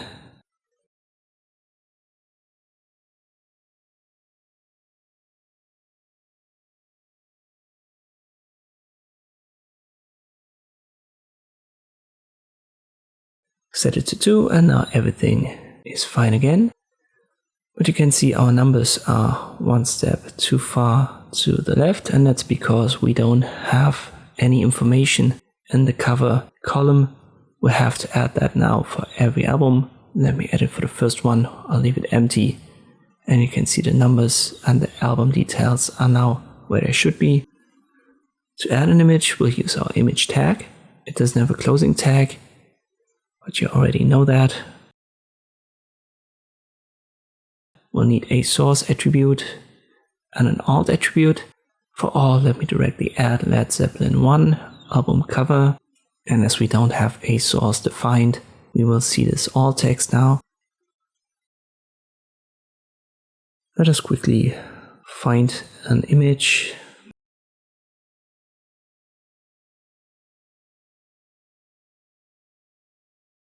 Maybe this one. And we have our image folder in our project. So I save this image and I place it in there. Let me find it.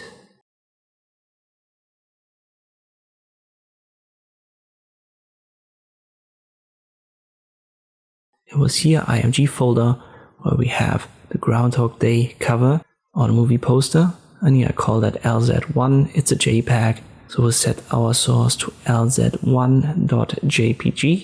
which is the name of the file. But be careful, if you leave it like this, it won't show because it's not in the same folder as the index. It's in the IMG folder. So we'll have to add img / before lz1.jpg. So again, here was our index, and inside we have the IMG folder, and then we'll have our file lz1. Let me refresh it, and now you can see the album cover.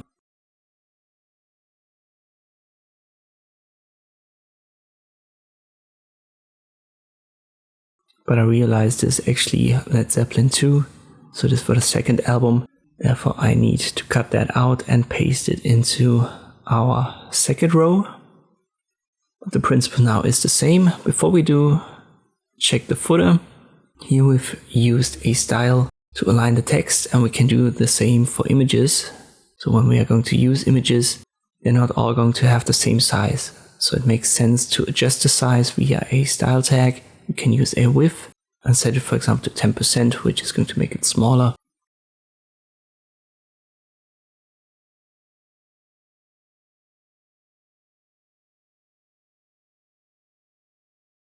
%, looks like this.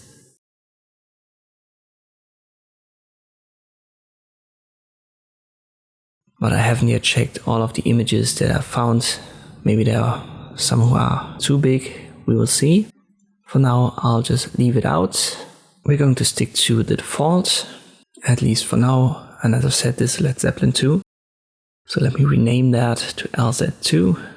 And I cut it out here and I paste it below.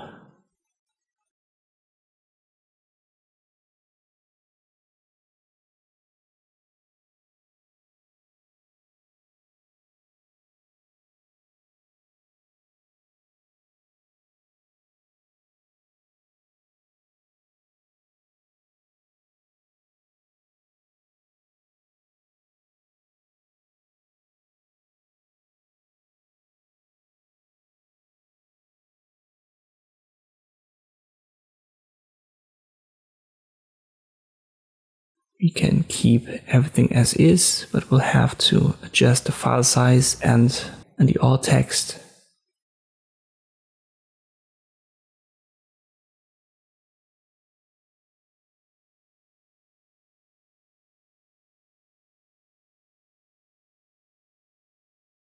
Now let's find the cover for Led Zeppelin 1.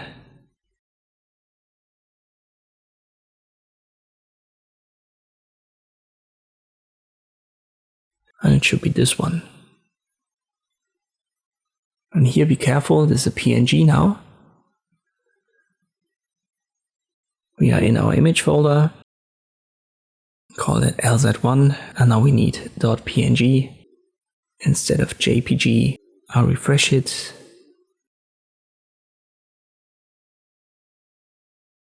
And these two have the same size, so we can keep our style, no problem here. Let us go to the third one, and I believe this has a much larger size.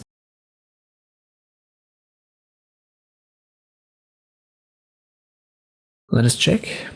It should be this album cover. It's a JPEG again. Call that lz3.jpg.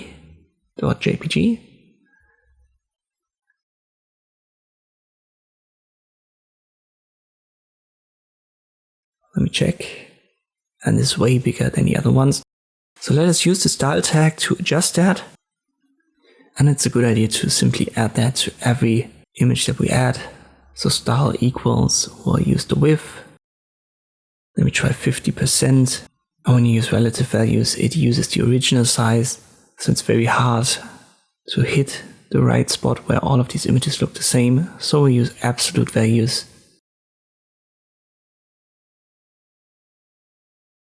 Let me make that 300 pixels, and that looks well. So the other album covers had 300 pixels as well. But it's a good idea to paste it here for album cover 2 and 1 as well. And we'll use the same size for every cover that we add now. Let's go over this once more.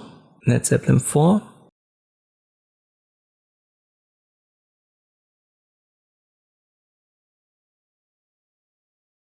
Right click, save image, it's a JPEG. lz4.jpg is needed.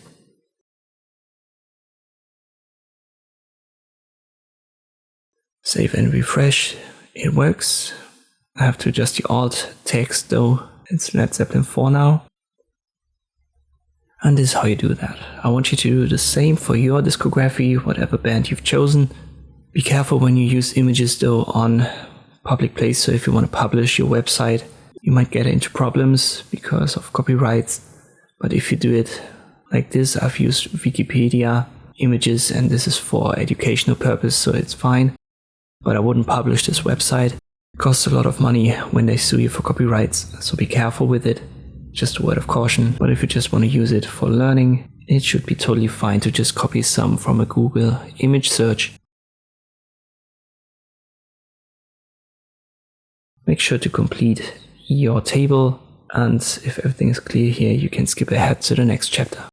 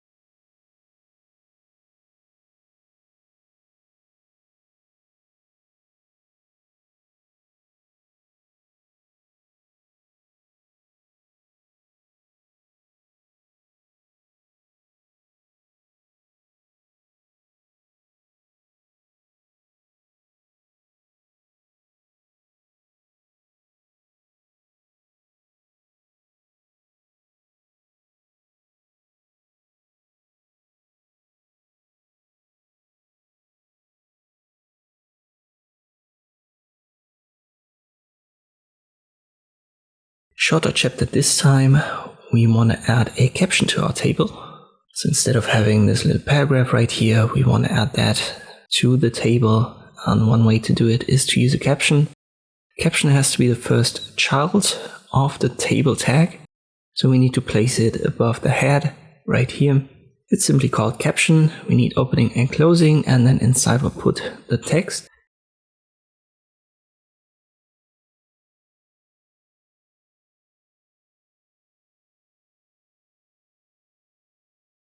In this case, I make it one line. So let me delete this spacing here. And if I write in, for example, test, refresh it, you can see this is now right on top of the table. And that's the default styling of a caption. Let me add Led Zeppelin and then the paragraph on top without the p tags.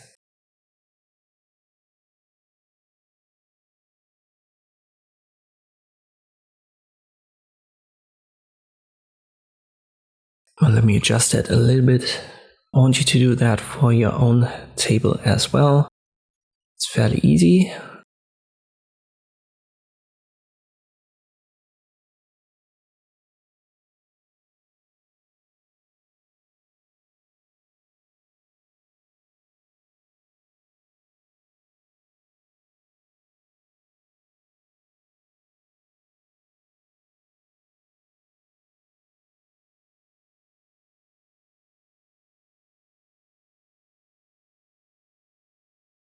And once you've done it, we can style it.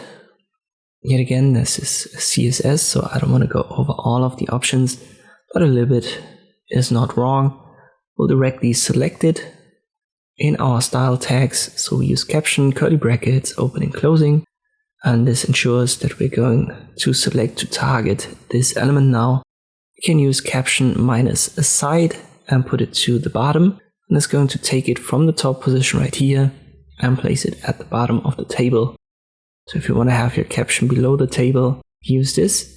The default is top, and I want to have it that way, so let me set it back to top. I could also delete it, but just to show you this, it's on top again.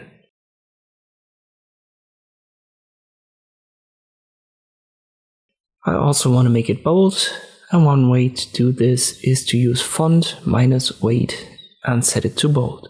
So whatever is now in the caption is going to be bold and on top. Once again, I want you to do that for your own table and then come back for the next chapter.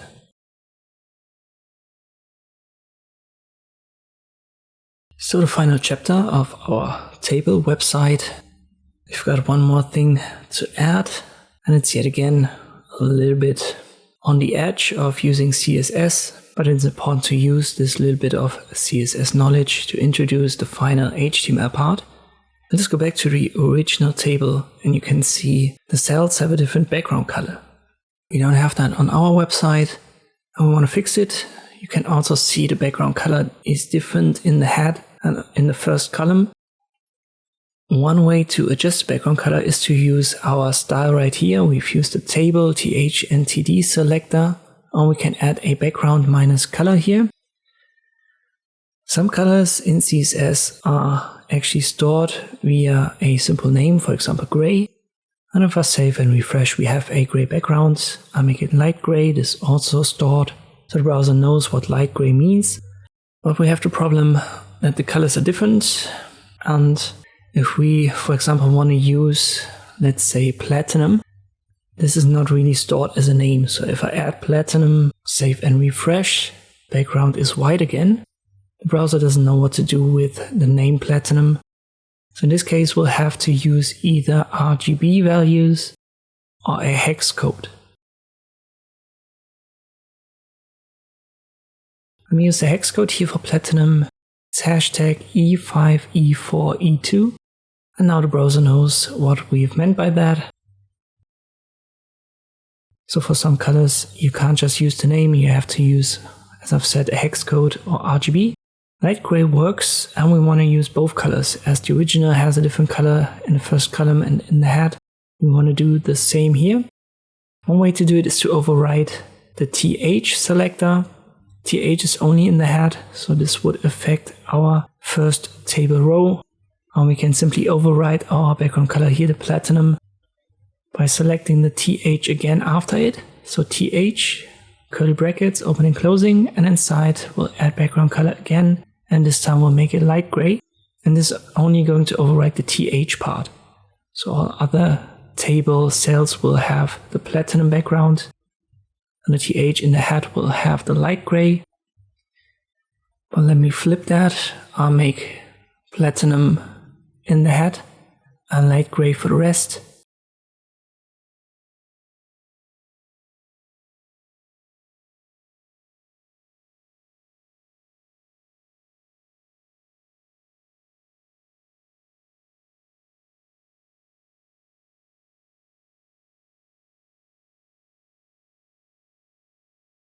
But maybe the other way around would be better.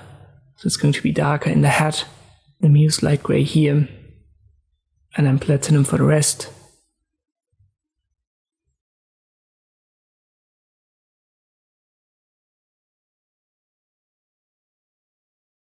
That comes closer to the original. Still, we have a problem with the first column. Once again, in the original, the first column has the same color as the table had, the first row, and we don't have that. We could use CSS to override it again, but that would be a little bit more complex, and I don't want to deal with that in this HTML tutorial. So instead of doing that, we'll use HTML to fix that. And one way to do it is to use something called a call group and a call. So these are tags and final tags of tables that I want to introduce in this section of our course. We use call group open and closing, and inside we'll nest the call, which is a simple tag for column. Inside you put a span attribute to define how many columns are meant. So I make it span equals, and then for example 1, which would be the first column. Then I use the style attribute, and inside background minus color, and we'll set this to light gray. Problem is, when we do it like this, it's not going to work.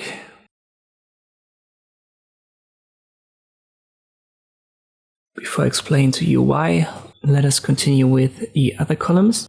Because when we span here for 1, we'll have to group the other columns, everything after the first one. Again, call. Then we'll use style directly, background minus color, and we'll set this to our platinum.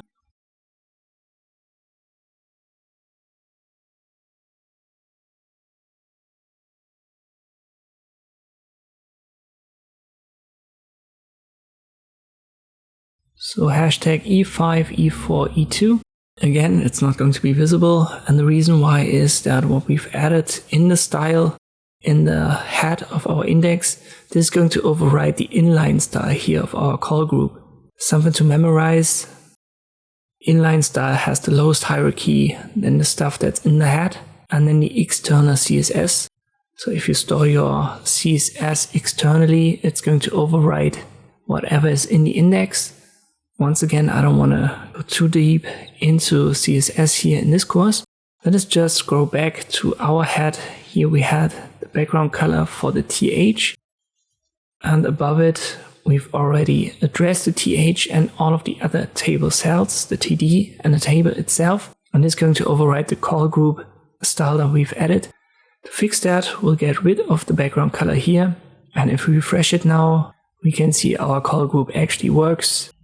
We'll have to do some adjustments, but we are going somewhere. Let us first check again our call group.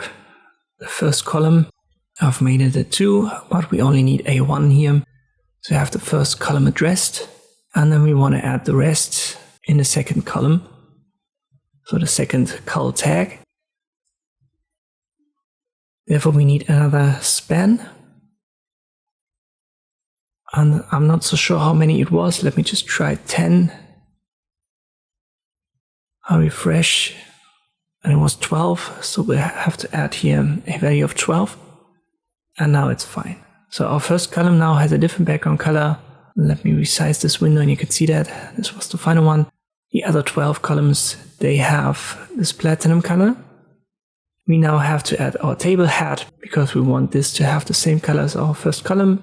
So TH, curly brackets, background minus color, and it should have a light gray.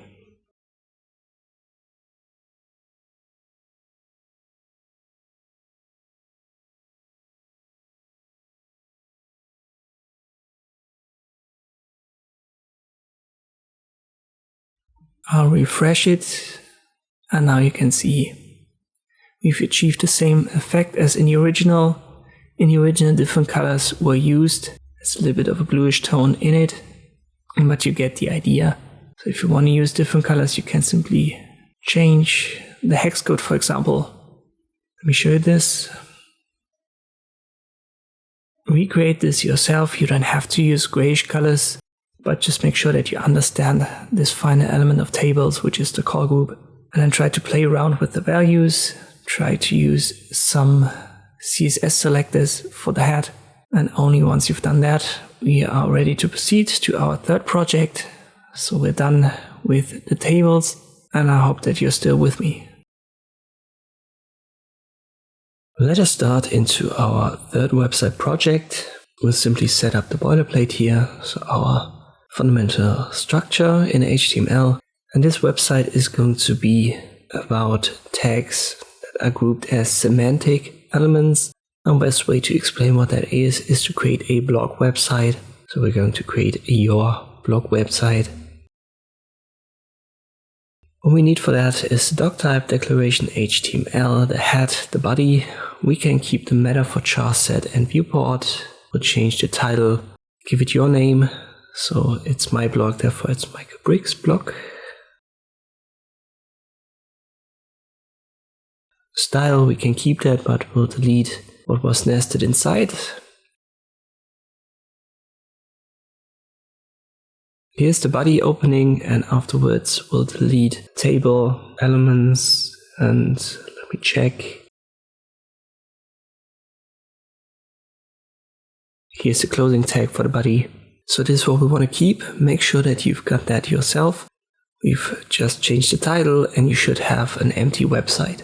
And from here on, we're going to create your first block, and this should introduce the semantic elements. Let us set up the basic structure, or the basic semantic structure for a website, and this is all stuff that happens inside of the body. So we should be here on our website, on our blog, and in the past we've used, for example, an h1 to tell the user what our website is about. So for example, welcome to my blog.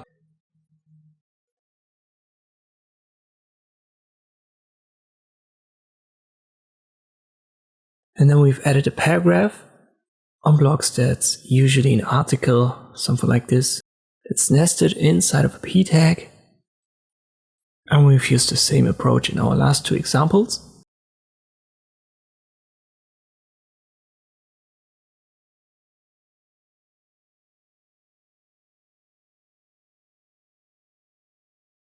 But all of this stuff can actually be nested in container elements, in these semantic elements. And let me give you another example, which is the link tag A. I'll give this a link text, and href, I'll just use a hashtag as a placeholder.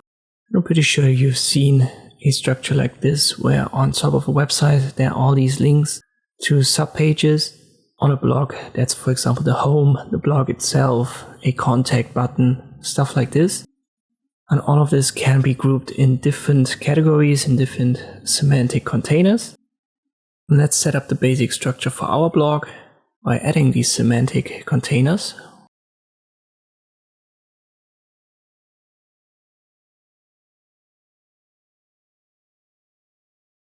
We usually have a header.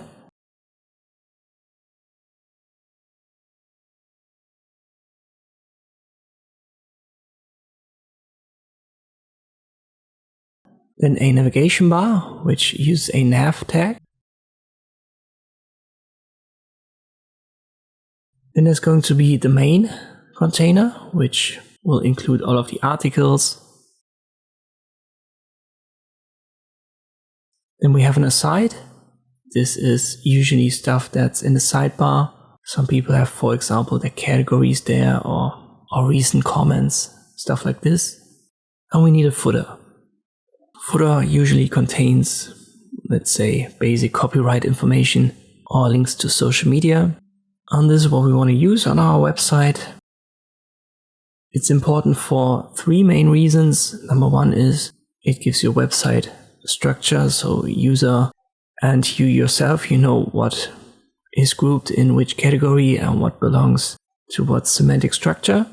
Second is it's a good idea to add that for search engines so that, for example, Google knows what is meant by a specific piece of content. And third is for screen readers. So if people are visually impaired, for example, they use screen readers, and these container elements, they help when these screen readers read your website. We'll go over each in a specific chapter. I think the easiest to understand is the nav element, so we'll start there. It usually comes after the header. In some cases it comes before it. The order doesn't really matter here that much. In our case we want to put it below the header. Let me comment this. It's our container element for the navigation bar, and inside there are usually these A tag, these links nested. I use href as a placeholder with a hashtag value, and then I make it link 1, maybe up to 4.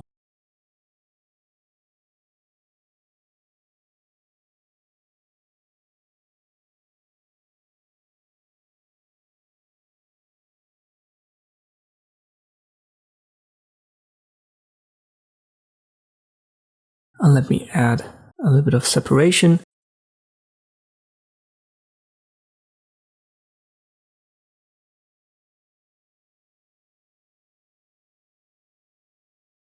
And now, as I've said, on blogs, this is usually the home, the blog itself, maybe an about page, and the contact. So I'll change these link texts.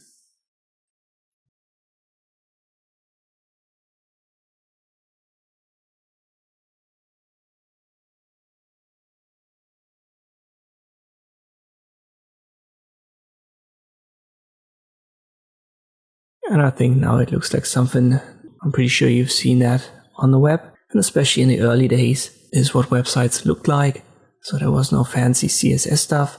Another benefit to grouping that is that we can now easily target these elements and style them. So when we use CSS later on to style our website, we can simply select the nav element here, use curly brackets, and then, for example, give it a background color.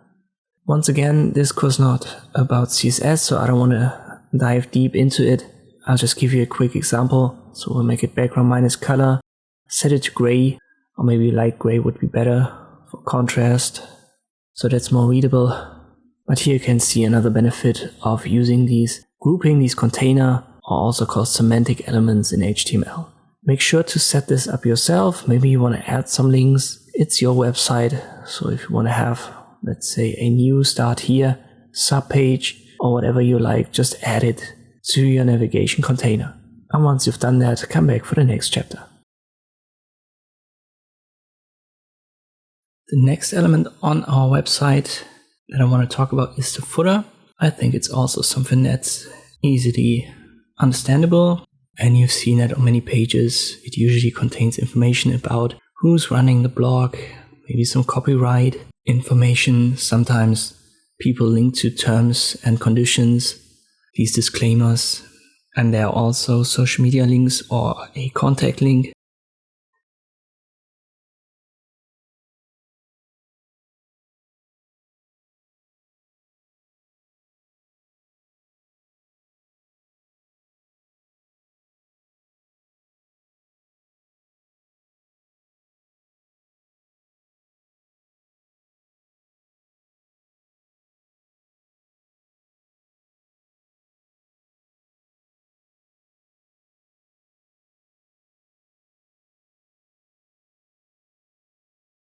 And this is what we want to add in our footer as well. And usually this is done via a p tag.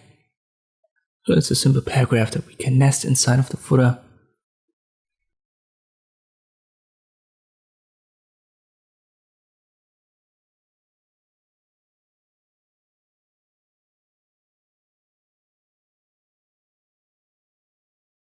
Doing a lot of typos today, sorry about that. Now let us add copyright 2024. This is the year that I'm making this video. And normally it says something like all rights reserved, something like this.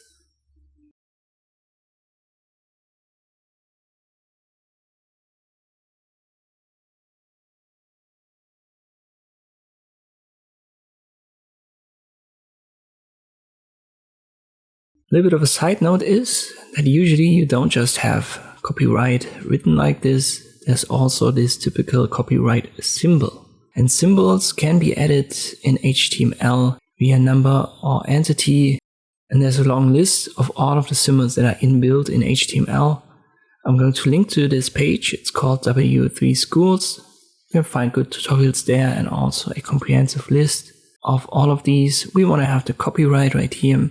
It has the number 169 for the entity copy.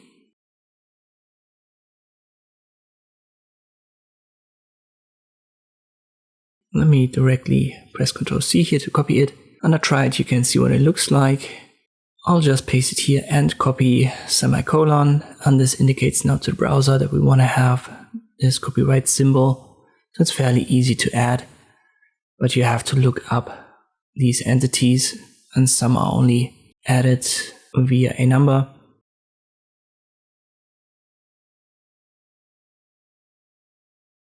Let's, for example, check this one. Here's a full list. You can see this more than 100. You can memorize them all, but you don't have to. You can just look them up. You'll find a link to this page, this W3 Schools, in the video description. Now let us continue. We also want to add our social media links. It's done the same way. We'll start with a paragraph, social media, and then we'll add the typical platforms.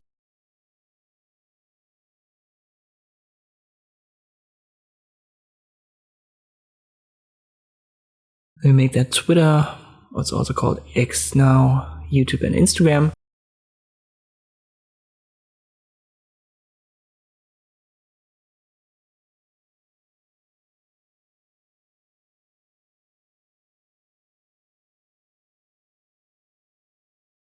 And now you make these links just like we've done in our navigation bar. And in this case, you would link to your social media profile. I'll just add these hashtags as placeholders, as this is just a tutorial website for me. But if you want to have that on your website, make sure to add these links to your profiles. I keep it like this. It's enough for the information.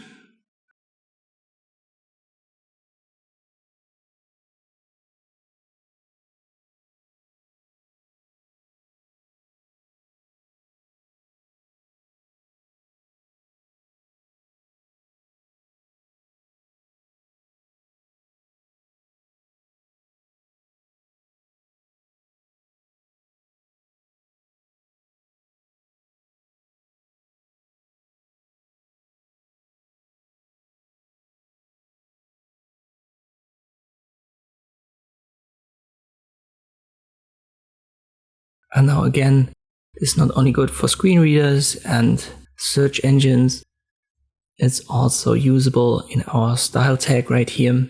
So I can directly select the footer and, for example, make the font a little bit smaller, because by default it's a little bit too big. To do that, we'll use a specific CSS property. It's called font minus size. And I will set it to, let me try 8, that was way too small, maybe like 12.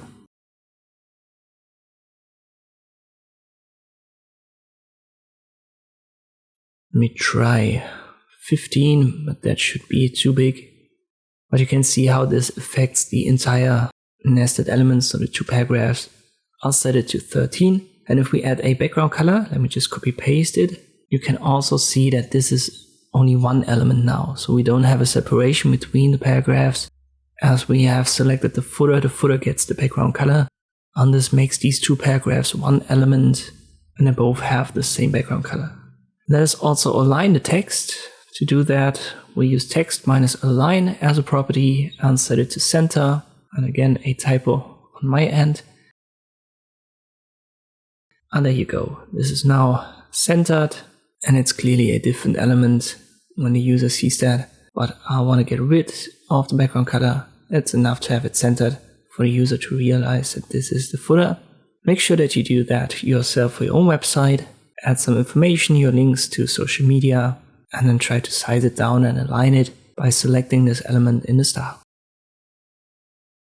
Our next semantic element is the aside. And this is usually seen on or in sidebars on websites. It doesn't necessarily have to be a sidebar though. It's just used to define content that's not part of your main website's content.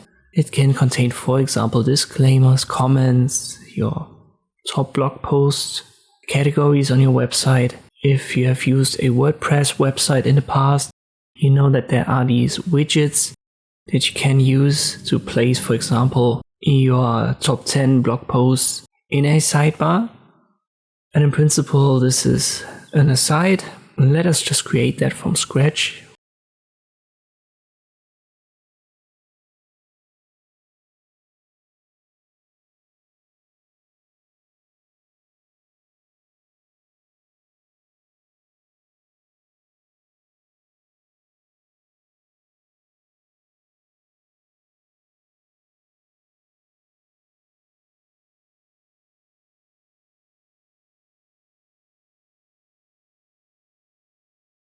We could, for example, use an H4 inside top 10 blog posts and then a paragraph, read my best writing, something like this.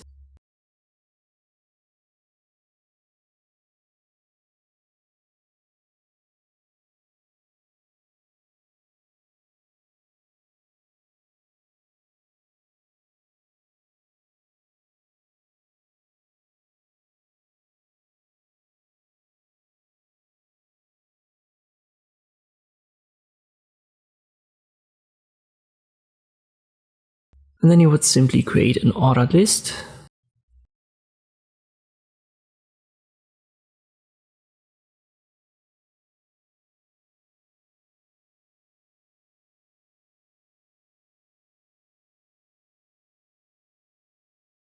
Place the list elements, and these should be your blog posts.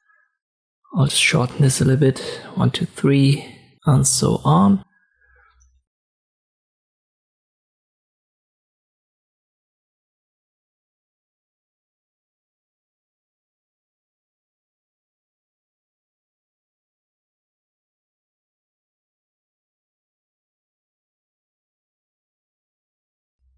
And then this is turned into a link. So yet again, we'll use the A tag with an href, and I set the value to a hashtag.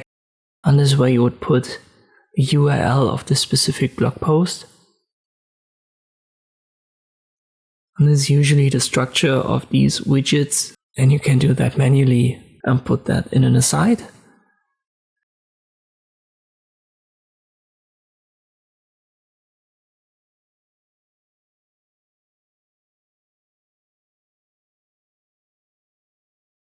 Let us also add a disclaimer, for example, for affiliate links. I'll just keep it short. But nowadays, you have to be careful when you use affiliate links. You have to point out that it's an affiliate link when you use it in many programs. So it makes sense to add such a disclaimer to your website in general, and then put it in the sidebar in your site.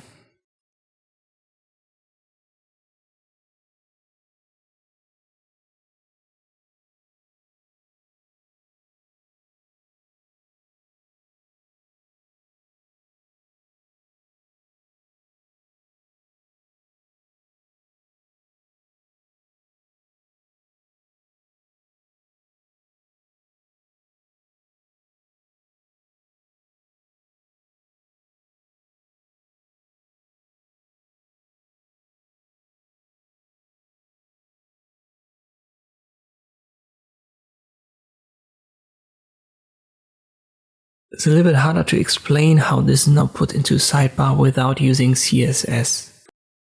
Because the positioning of it, this is pure CSS, and you can't do that in HTML.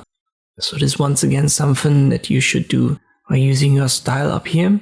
And I don't want to do that in this beginner video, as this would be CSS positioning, and I don't want to say that this is very complex, but it's certainly something that I wouldn't teach a beginner, especially in a non-CSS, in our case, an HTML course.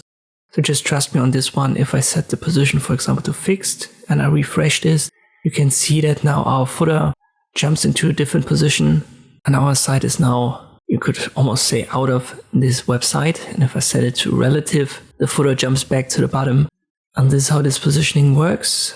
For now, I just want to keep it like this, so I leave that empty, but I keep the selector, the aside selector, with the curly brackets, but no content, We're going to go back to it when we have more elements on our website and I can show you the positioning a little bit better. What I want you to do is to create your own aside and then add maybe top 10 blog posts, maybe top 10 comments, whatever you want to put there. Maybe add a disclaimer for affiliate links or for, I don't know, for terms and conditions. And then add this aside selector in your style. We're going to need it later on.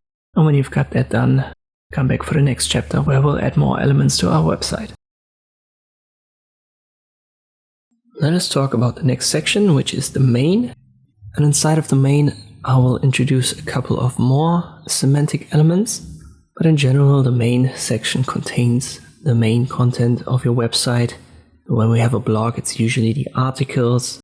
When it's your portfolio website, it's your projects, your images when you're a photographer. So this is for the main stuff. I think that's easily understandable.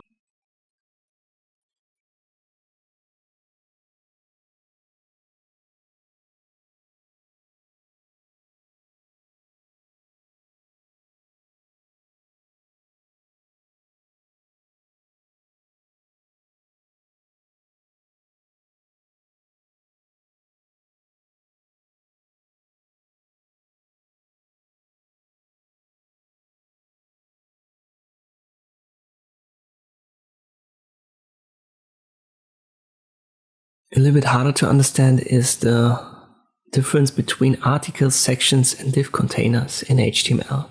Sounds weird, but an article doesn't necessarily have to use article tags, and vice versa. Article tags don't necessarily indicate that articles are coming. But in general, most of the time you find articles inside of article tags. So you can, in 95% of the cases, see it as a tag for an article.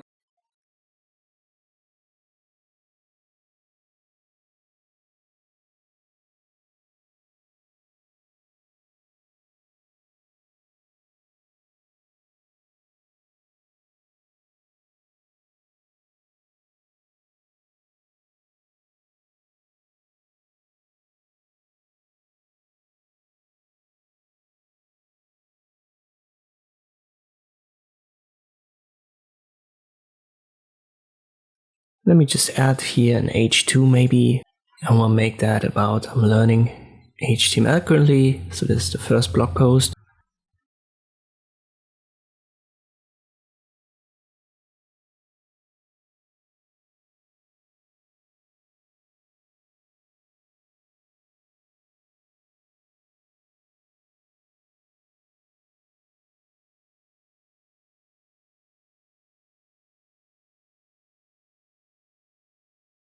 Inside we want to add some paragraphs, and I use a lorem ipsum text. You can find that easily online. Just type into Google lorem ipsum generator and you have this placeholder text.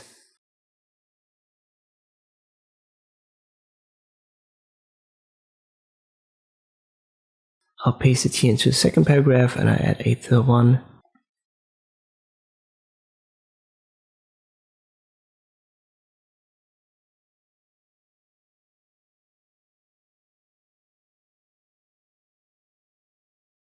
And now this entire content would be an article, so our H2 and the paragraphs. Therefore it makes sense to nest it inside of an article tag. And this is all inside of our main, just as a reminder.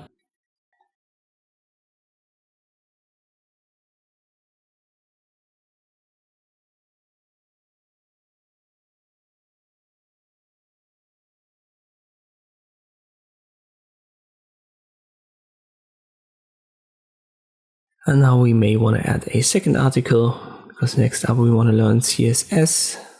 You may want to write about that on your blog.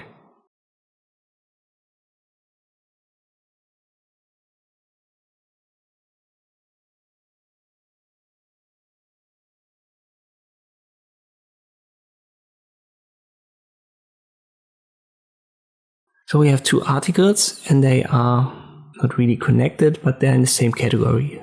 Let's just say we have a category coding projects on your blog.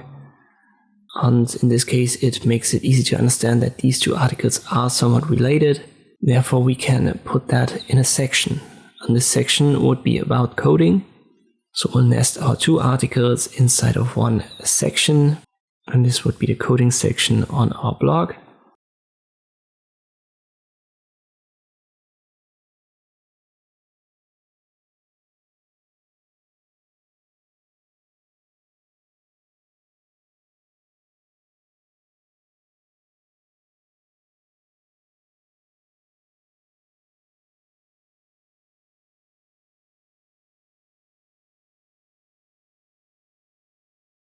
Now let's just say we don't want to just write about coding on our blog, but also about our hobbies. Something that people like to do on their blogs. If you now want to add an article about your hobbies, it's not really related to our coding articles anymore. Therefore, it makes sense to start a second section and then nest the new article inside of it.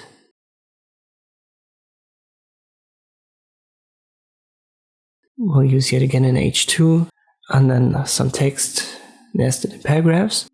And yet again, this is all part of the main.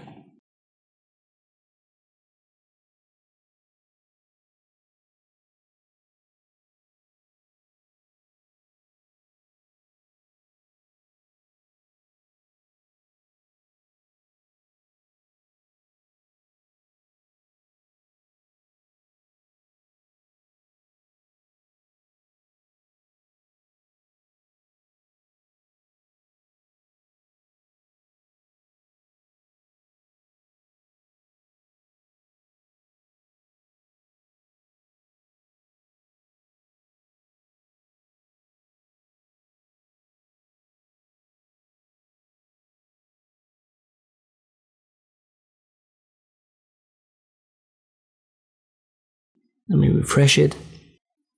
And this would be the classical case of using sections and articles.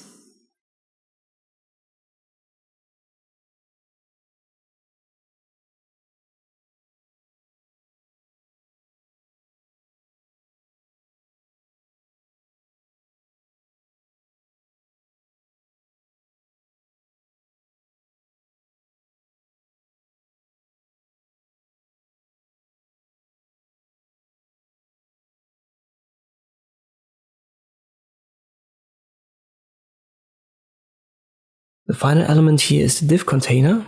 And a div container is actually most often used on websites, but it's good practice to use it the least.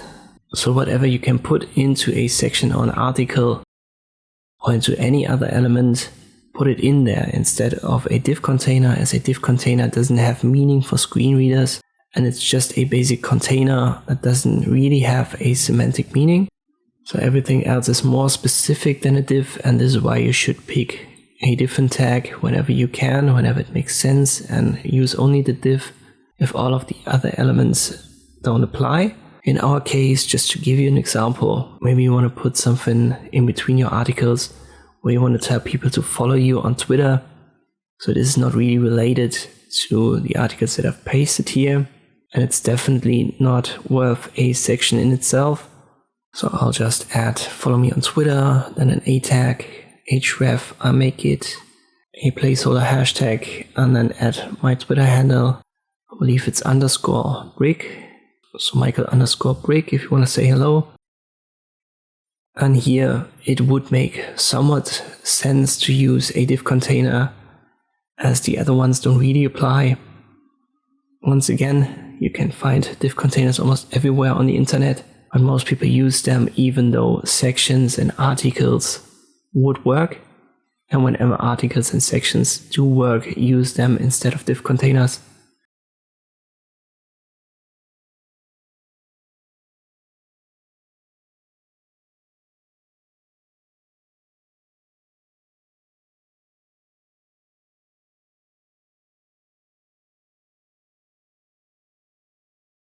One more thing to add is that all of these containers, they can be nested inside of one another.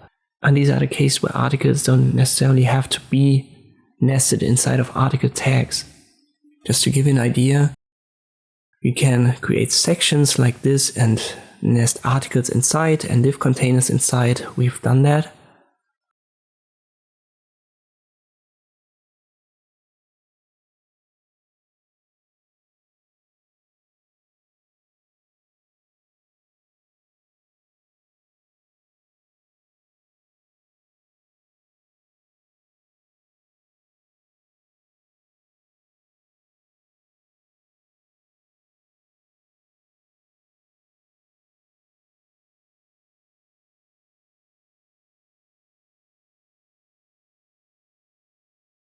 But we can also nest articles now inside of the div containers.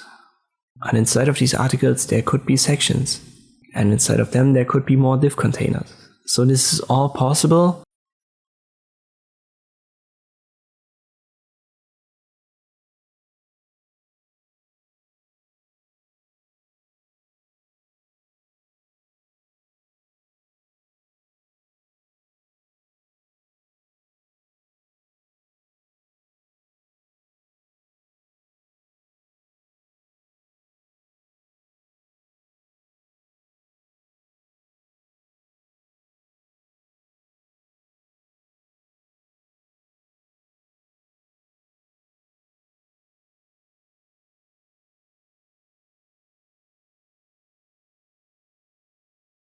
But I don't want to confuse it too much. When you're a beginner, just keep the basic hierarchy in mind. You use a main container to nest all of your main content, and then inside you use sections to categorize all of the content. In our case, that was coding as one category and hobbies as a second. And inside of these sections, you add your articles. If you follow the structure, your website's going to be better than 95% of the websites out there. And if you then keep in mind that you should only use the div container when the other ones don't apply, you're definitely on your way to have a very good website.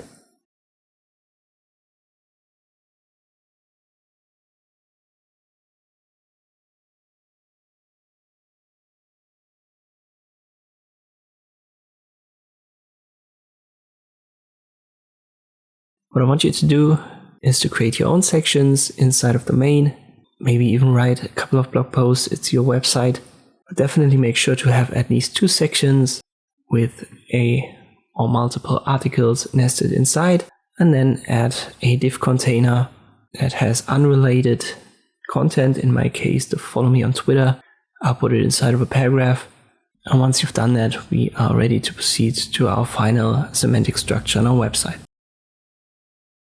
Our final element, as promised, is the header.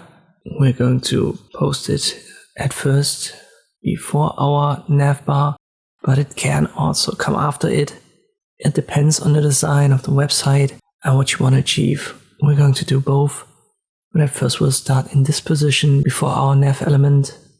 What it usually contains is an H1 and then some image, a header image, a logo. Most often it's a combination of these 3 elements. Some people even like to add kind of like a subheadline, a tagline, something that they've created for themselves to let the reader know what their blog is about.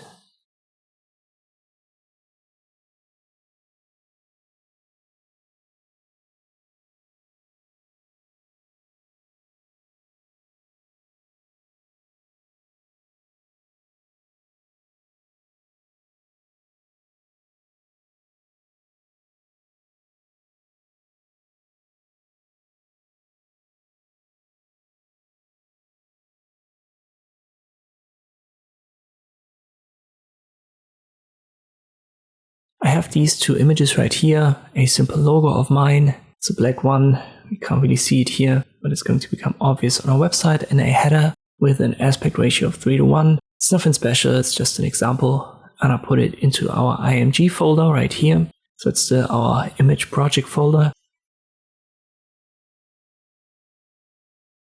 And we'll add, for example, our header image first. Add an alt text, for example, header design.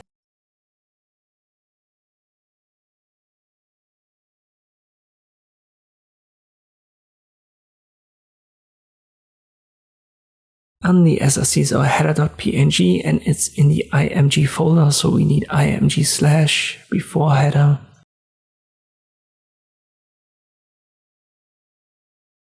And if I refresh it, you can see it here. It's a little bit too big by default. It used the original size. We want to change that, and there are many ways to do it. We could select it, for example, in a style and a head, but in this case, I just want to use inline style. So we'll go to our IMG tag directly, use style equals quotation marks with, and I set to 100%. It's responsive, so it gets adjusted according to the browser window size. And in this specific case, I think it would look better if the navbar was on top of the header. So we'll cut that out here. and paste it on top. And now you can see that this is something that most websites use. Let us add an H1. It's my blog, so I'll make it like a Wix blog.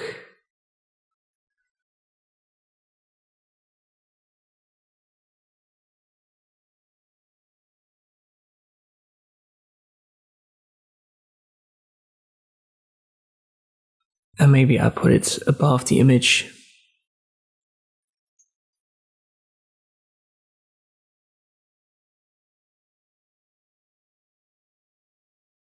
Let us add our logo. IMG, in this case, source and alt, just need different values. It's still the IMG folder.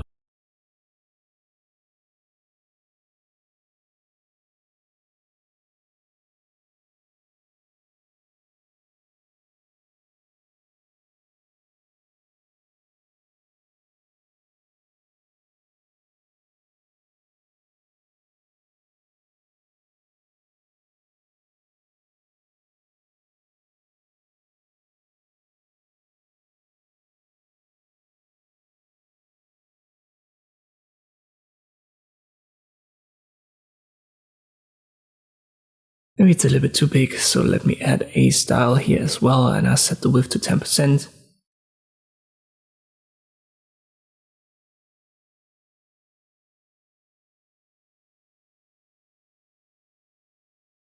When it now comes to positioning, this is once again CSS stuff, so I don't want to talk too much about it in this chapter.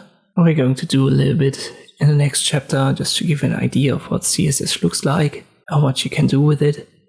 Let me change the order here a little bit, and I get rid of my header image, put the H1 before the logo.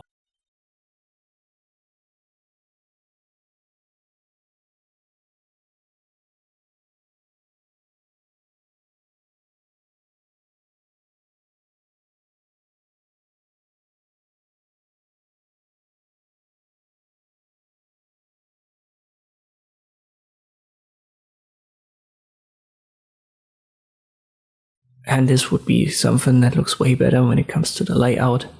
Still not perfect though, but you can see that this is a usual website design, especially when you think about the early days of the internet, where most websites didn't use fancy CSS. I want you to do the same, so paste something into your header.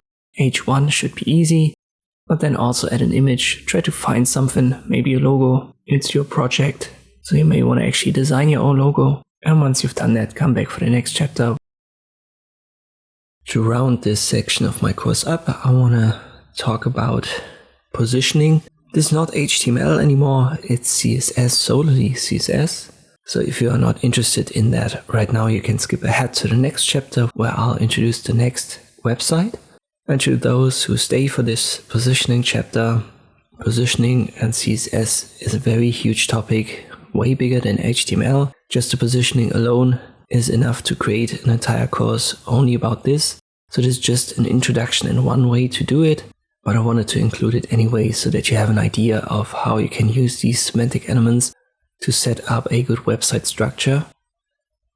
And for now we've done a good job in HTML, but it doesn't look like a real website with a sidebar, for example, where the footer is actually visible at the bottom as a footer. So this is why I at least wanted to introduce it a little bit. We've done some selection already for the nav bar, and afterwards I want to select our header now. Just as a reminder, our header was the H1 and then our logo, the image. In this case, I want the logo to be on the left and then the H1 come directly after it.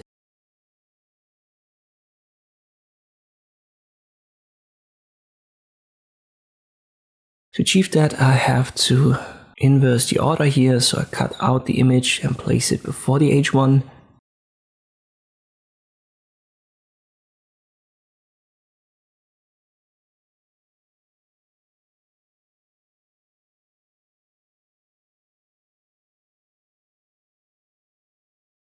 So everything should now look like this for you. Logo is on top, H1 below. And now we want to bring that into the same line. And this can be done easily using the header selector and then set the display to flex. And now this is inside of its own box, you could say. So every element inside of the header will now be displayed like this. I also want to align the items to center.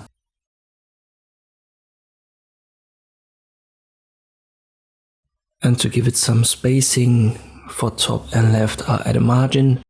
Margin minus top 10 pixels, for example. This separates our navbar a little bit from our header.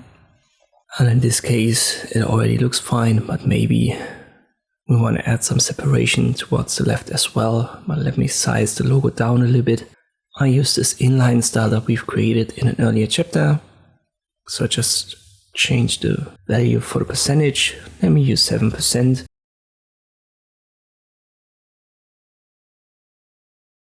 And now, as I've said, I add a margin minus left. 10 pixels should be enough here as well.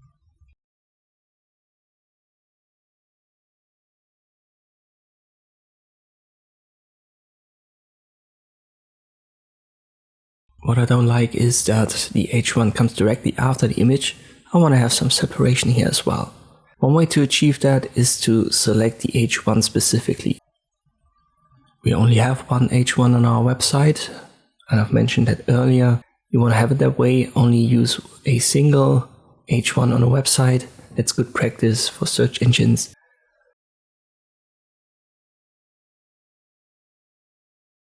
Let's give it a margin left, and this creates a separation between our image and the H1. Maybe let me try 10 here as well.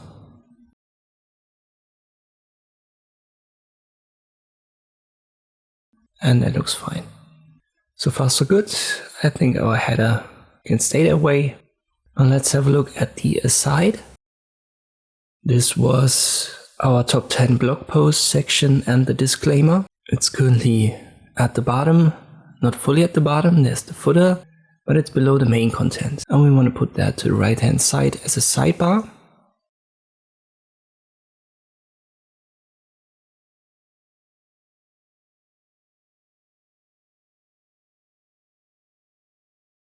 Many ways to do it.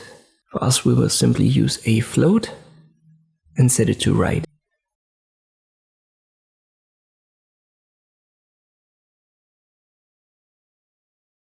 And now this element floats to the right, and you can see what came after it. The footer was kind of like pushed to the left, but it's not really to the left. It's just because of the float of the aside.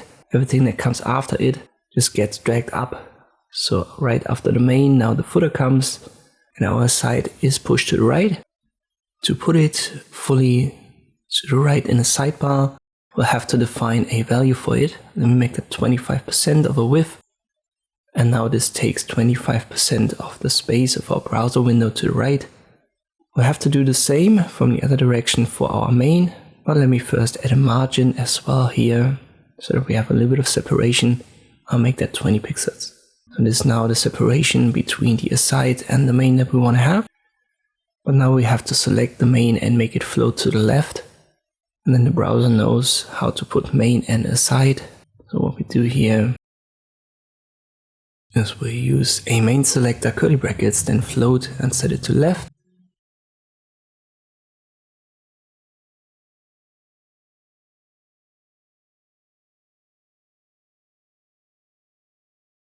But now we have to define its width. 25% was for the aside, so let me make 70% for the main.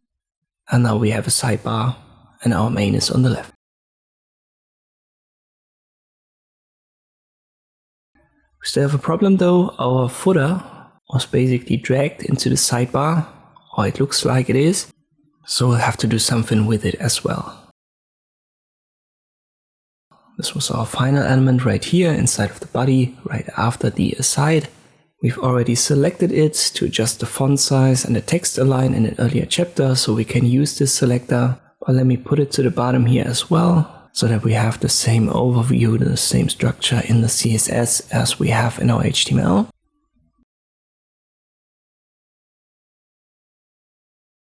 Once again, there's just one solution for it. We can set a float for the footer as well and float it to the left, for example.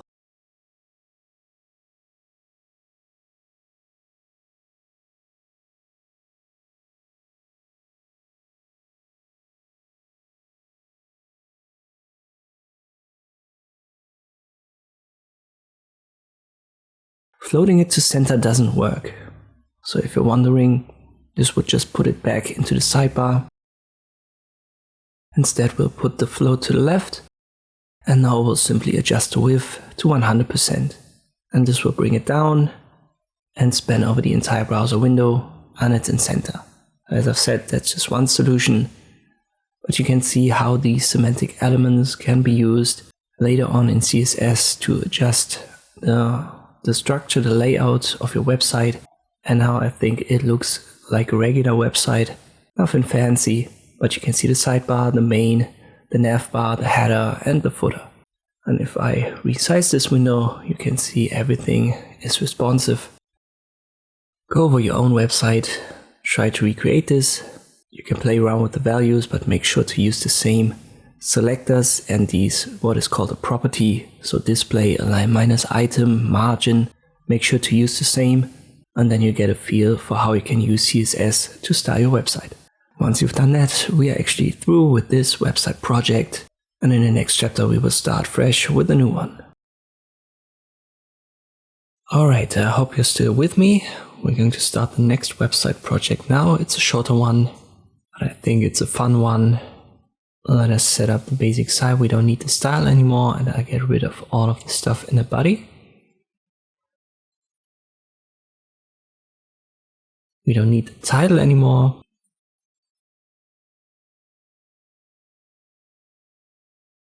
And the comment, we directly add our next project here. We want to create an image map, and we'll use only HTML for it. An image map can be used to place links, for example, to subpages. It becomes clearer when we've set it up. Let me add a new title. So we'll make this image map example. And if I refresh it, our website should be clean and empty. I'll add an H1.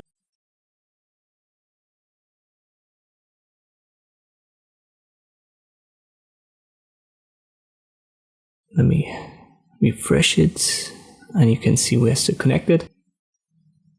And I'll add a short paragraph, and below we want to add the image.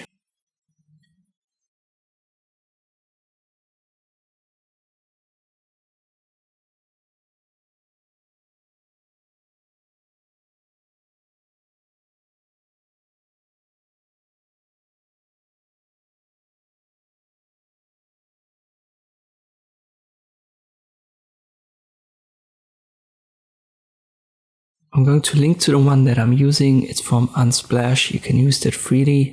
So check out the link if you want to use the same. But you can also use one that you like and set up your own example. It's always better to work on something that you enjoy working on. So you may want to use a different photo. I'll use this one. As I said, it's from a site called Unsplash. If you don't know it, here you can find free photos that you can even use commercially. You will not run into copyright issues on YouTube. When you find one that you like, let's say here these flowers, just click on download. I've already done that for our computer image. It's on a desktop right here. Let me rename this so we can easily use it as a source. So this is the image. Right click on it, rename, and I make this img-map. It's a JPEG, so JPG. And we want to place it in our image folder, so I cut it out here and I go back to our project folder, which was the HTML beginner tutorial website. There's the IMG folder, and I paste it here. And let us directly add it to our website. You know how that's done. We use an IMG tag, then the source, it's img/image-map.jpg. If you're not sure what data type it is, just right click on it and then go to details, and you should find it right here. As I've said, it's a JPG, and I believe most images on Unsplash are JPGs. Don't forget to add an alt text, maybe computer on the desk.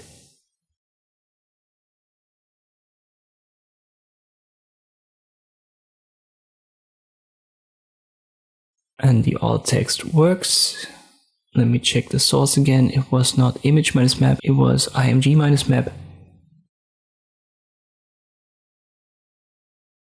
And here it is. It's way too big, so we use a style width property and set it to 100% of the browser window. And this is where we want to start. So I'm going to create a map here so that, for example, the computer screen becomes clickable, the smartphone maybe, the T. Once again, you can find the image, the exact image via the link in the description, but you can also use your own. Be sure to set it up like this, and then we'll start with the image map in the next chapter. Alright, now that we've set it up, we will add our first clickable area. And to do that, we need to connect a map to our image. We'll just use the map tag for that. We need opening and closing. So here above, we've created our image.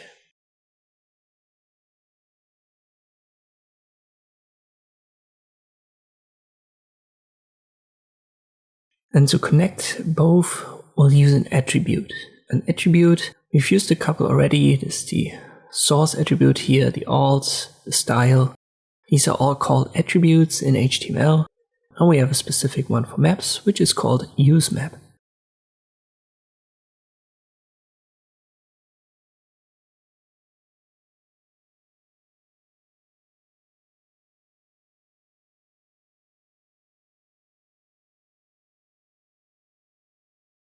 So we add that here, then equals, quotation marks, and now we'll have to define a name, hashtag.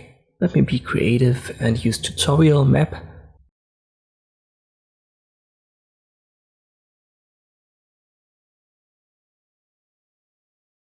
Let me directly copy this name. It's important that you write it the same way by Ctrl+C, so copying it and then pasting it afterwards. I can ensure that, because we'll have to use that as a name for our map as well.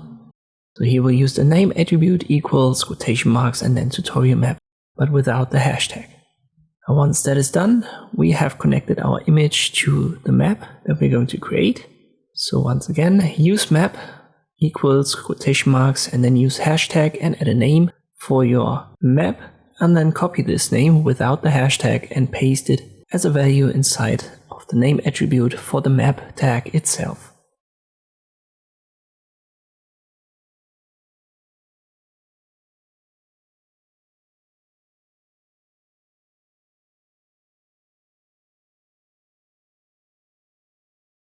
To actually add areas that are clickable, we'll nest an area tag inside. It only has an opening tag, and this is now the actual element that becomes clickable. So the map itself doesn't really do something that you could see as a user. It's only when we have nested an area inside. Area itself has a couple of attributes that we need to add.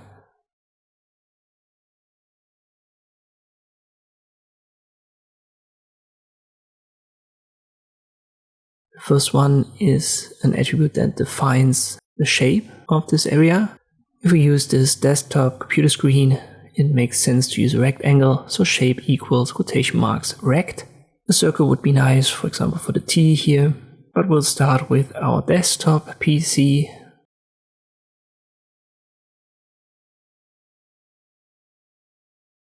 We'll add an alt. But I think screen is a better alt description, so let me just type in screen. And finally, we need to set the coordinates. This is done by using COORDS, coords, equals, and then quotation marks. And here we're going to add numerical values to define our rectangle. The rectangle has 4 points, therefore we need 4 values. You could use a program to find these values, but the learning process is way better when you just do it manually, at least for the first map that we create here.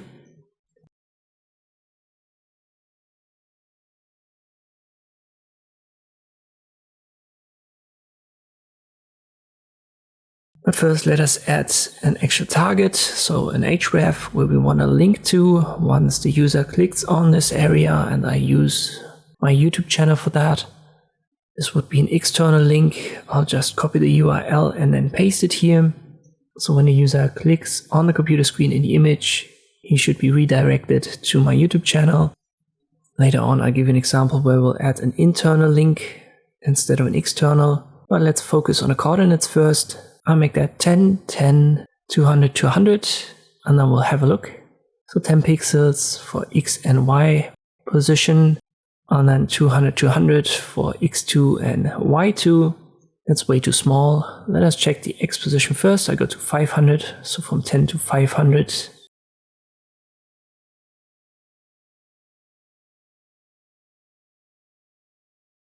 And we are pretty close. We make that 550. And we're almost there. You can see that. Whenever the cursor changes, we have a link. I left click on it and we are redirected to the YouTube channel.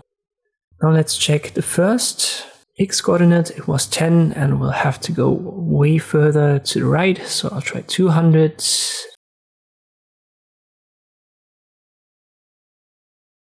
And here the cursor changes where the flowers ends. So let me try 300.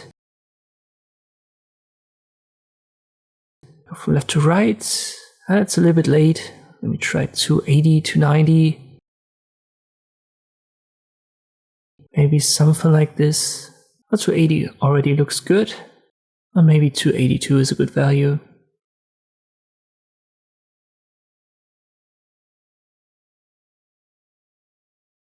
Now let's check the Y coordinates. Currently it's from 10 to 200. We need to go lower than that. But if you go from 300 to 200, it doesn't work because it's in the opposite direction.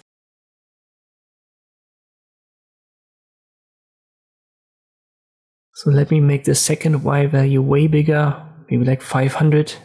And now we'll check. I'll go from 280 to 500.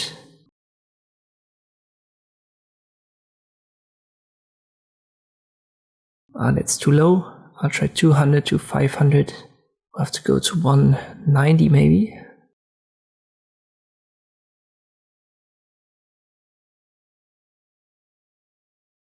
That looks better. 190 is a good value, I think. Maybe I can add or subtract 2 points. And 188 looks good. I'll keep that. We'll have to adjust to 500. Let me try 300 first.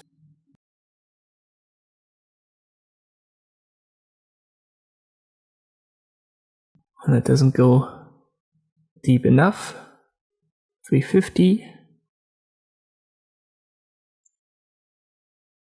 Oh, that's close. We'll have to go up a little bit. 340. I think we can keep that. So these would be good values for this image and this browser size. We have 282 to 550 in the X dimension and 188 to 340 in the Y. So top to bottom. I think it's a good idea to do that manually because then you quickly understand what is actually happening here. But there is one problem. We've set our image to a responsive style. So we've set the width to 100%. Therefore, if I resize this window, the image gets resized and our map isn't because it's set in absolute values. So now the area is completely off. The map isn't really meant to use relative values. You can get around it with CSS and media queries, but I don't want to introduce that here. It's not really a beginner topic. So instead of doing that, we'll just add a absolute style to our image. Instead of style equals width 100%, we're going to set it to a pixel value. Let me try, for example, 300 px for pixel, but I think that's way too small. Try something bigger, maybe 800 or something.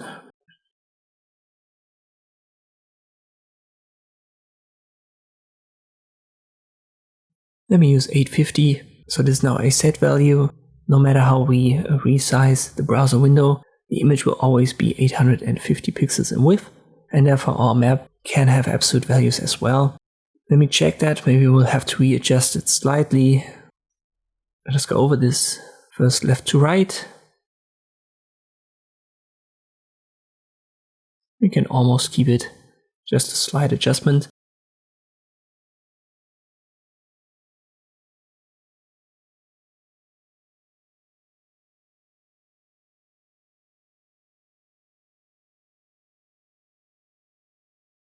I go from 290 to maybe 555. This would be for the X dimension. And Y, we don't have to adjust much here. So I'll keep that. And that's what I want you to do as well. Give your image an absolute value, create a map for it, and then use an area shape rect, and then try to find the coordinates.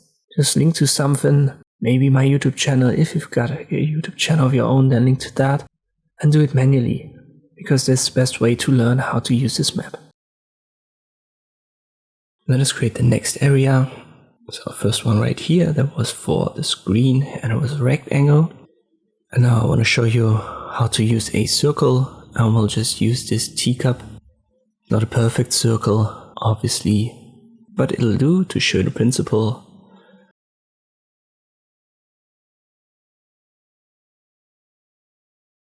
So we use an area again, just remember it's all nested inside of the map. And then we need attributes, shape, alt, coords for the coordinates, and the href for the link. We've done all of that right here for our rectangle for the screen. So these 4 attributes are needed, they're not new. But now we'll set the shape to a circle instead of a rect. The alt, I'll just call that T. Then we have our coordinates, and the href, I'll leave it empty for now. Coordinates are only 3. The x, y position of the center point of our circle, and the radius. So here we don't need 4 points, like with rectangle we'll just need 1 point, and then determine the radius. So how far will it go from the center position?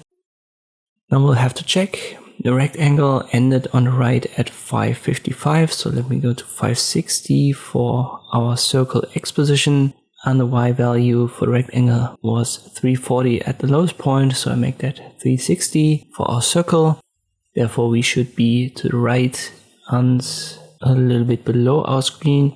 Radius, we make that 10, but now I can't really find it because it's too small.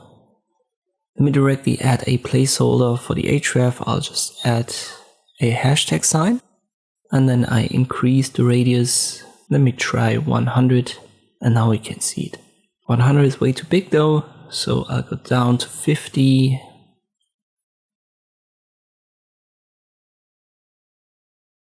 Still too big. Let me try 30.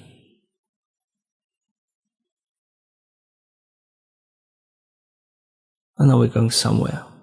I need to readjust the position. I'll go down to 380. And that's not bad. So Y position, we can somewhat keep that, but X position is too far to the left. So we'll make that 580. We're almost there. But I'll make it a little bit more to the right. So 582, and I go to 28 for the radius to make it smaller.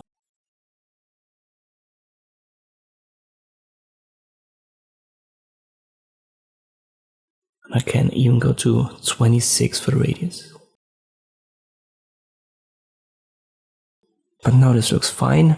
So I keep these values. Keep in mind, we are still at an absolute size for our image of 850 pixels in width, and then these coordinates work. So if you use the same image, I've linked to it in the description below as a reminder, then you're good with 582 for X, 380 for Y, and then a radius of 26. We haven't yet added an href, and I wanted to show you how you can add to internal pages, so subpages of your website. I'll just create a new window for my text editor. We'll start fresh, and I don't want to do something fancy here. Let's just say you have a subpage for contact. So you would place a contact form here, maybe your email address.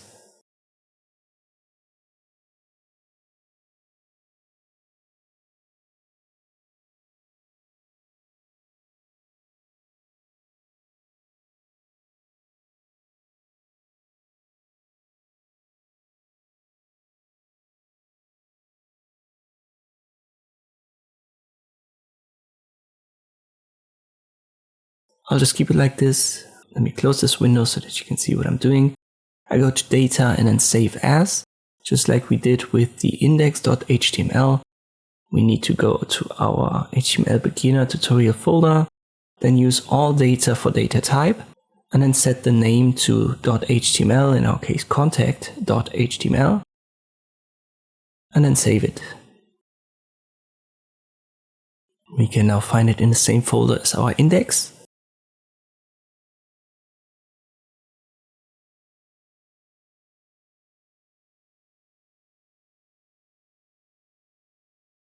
And usually you want to create a subfolder for all of your pages on a website. So I right click, create a new folder, and I call that pages. And then I put our contact.html inside of it. And it's basically like we did with the images. So we had an img folder, and in this case it's the pages folder. So we need to see the position as relative starting from the index. And in this case it starts with pages / and then contact.html. And if we now click on the T in the image on our index page, we are being redirected to our new contact page. And that's the way how you could use internal linking, so linking to subpages, so you don't have to use an external link like we did with the rectangle. And for the most part, you actually want to use internal links when you use an image map on your website. Make sure to set that up yourself. Create, for example, a contact page where you put your email address. Make sure to use a circle shape in your map. And once you've got that done, we've got one final chapter when it comes to image mapping. Here's our final chapter for the image map. And we want to take care of the flowers. And you can see this is not a rectangle. It's not a circle, an ellipse. It's more like a cylinder. And then there's half a circle on top of it. So how can we manage that? For shapes like these, there is a poly area, a polygon. Let us apply that. It works the same way in the beginning, area, and then we need our attributes, shape, alt. I'll directly fill that with flowers, coords for the coordinates, and the href for the link. It looks exactly like the ones that we've used before. But now we use poly as a shape. That's the polygon. And we can determine how many nodes or how many corners this polygon should have by adding the coordinates. The format is always the same. You use x and y values for the position, and then you jump to the next point, the next node of a polygon. If you want to do it manually, that's like an hour-long process. So in this case, I would even recommend beginners to directly use a program that helps you finding these points, because otherwise you're going to have a hard time finding all of these positions. A free tool that's easy to use is PixSpy. I'm going to link to it so you can find that easily. Just upload the image here. In our case, I've sized the image down to 850. That was our fixed, it was our absolute width that we've set in the style.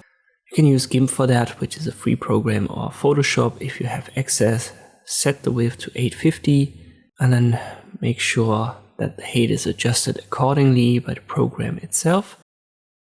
And now when you upload it here to PixSpy, you can just hover over it with your mouse and you can see the XY position and the RGB values for the color. We only want to have the first two values, which are the positions. And here in this case, it's bottom left would be 120 for X, 380 for Y. And then we go up to this position. Let me make that 116 and 300.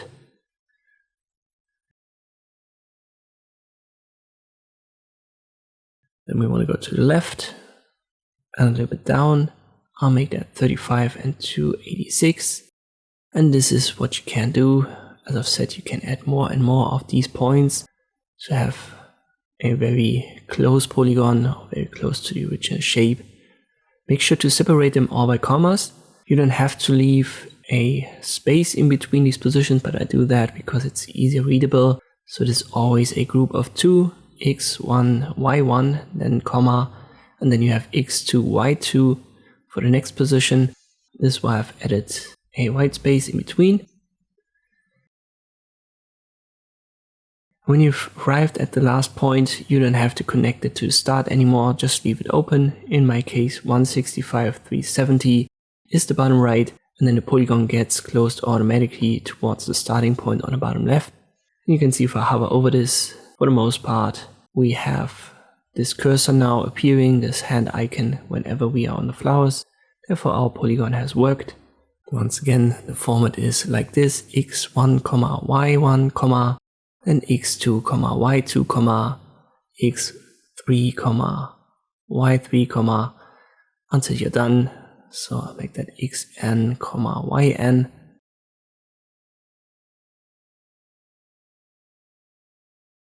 Let me add a link so that we can test it. I'll just use once again my YouTube link. So I'll just copy paste it from above from our screen.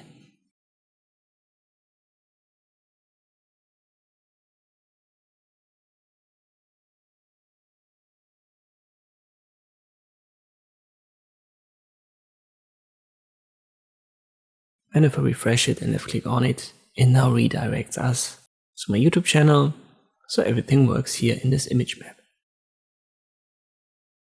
One more thing to add, I want to give it a target. Target in this case also an attribute, and we make it underscore blank. And this ensures that if we left click on our flowers, a new browser tab is opened, and this redirects us now to the YouTube channel. For screen we haven't added that, so if I click on the screen we will be redirected directly to the YouTube channel.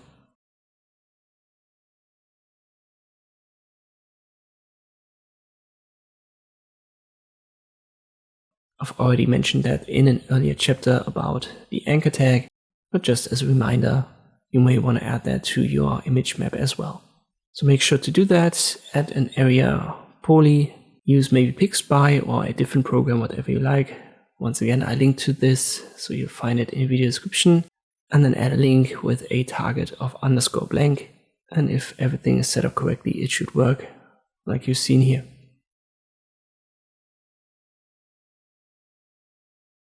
Oh, let me correct my comment here. I need the exclamation mark so that it disappears. And this is all that I wanted to cover when it comes to image maps. So in our next chapter, we will start yet again blank, fresh, with a new website project. Let's start our next website clean. So we'll get rid of our map, change the title. This next website is going to be only a small one.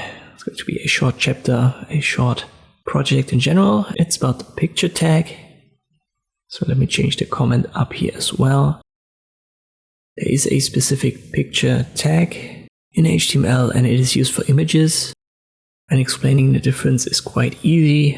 When I show you an example in the next chapter, all that we need on our website is an H1 yet again.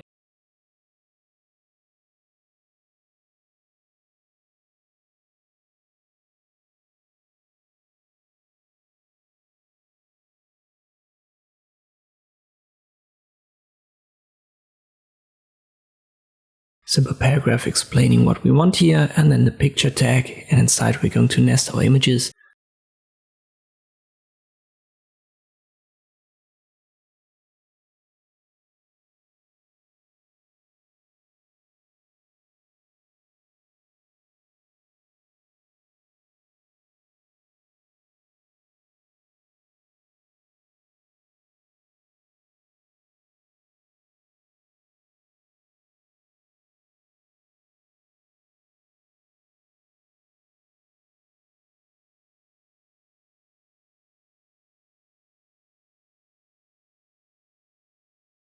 So make sure to set your website up like this, and then we can start explaining what the picture tag actually does. Alright, let us actually create an example. And what we need is a couple of photos, and depending on the browser size, different photos should be visible. And this is what the picture element does in HTML, or allows you to do. As an example, I have 3 flower images of increasing size, so small, medium and big. Smallest one I believe was 200 in width in pixels.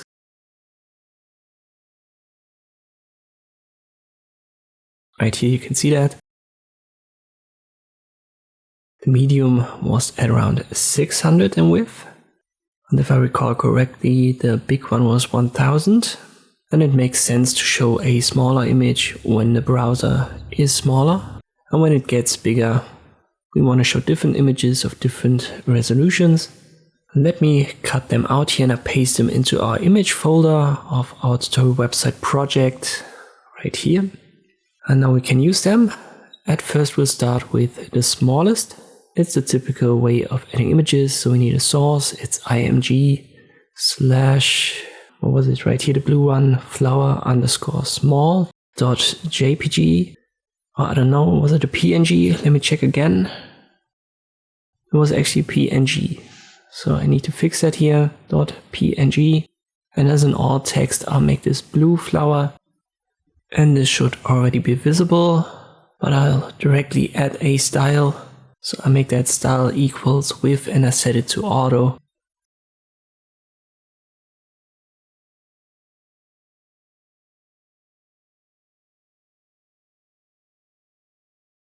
Now let me refresh the window and here you can see it. It doesn't matter what the browser size is for now as we haven't added anything. But when we resize it, let's say to this size, there's a lot of white space and we want to have a different photo instead of scaling this one up. We want the medium, the white flower to be shown. To do that, we'll stay in the picture and we'll add on top a source.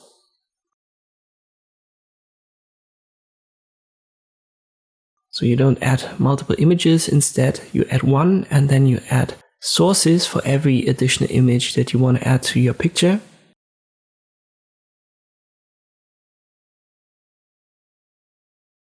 Principle is somewhat the same, but we have a new attribute which is called media. And this determines the size of the browser window. We'll check that in the end. At first let me add a source, but for a source the src attribute is a source set.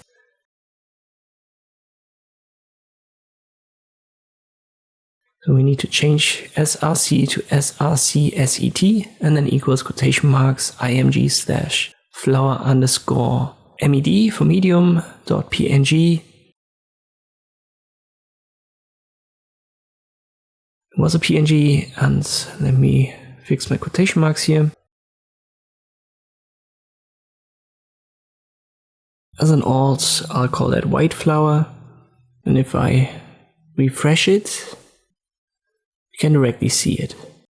As we haven't yet set a condition for switching between these images. As I've said, we do that instead of media. We use parentheses and we'll target the min width, so min minus width, and we'll set that to, let me try 500 pixels.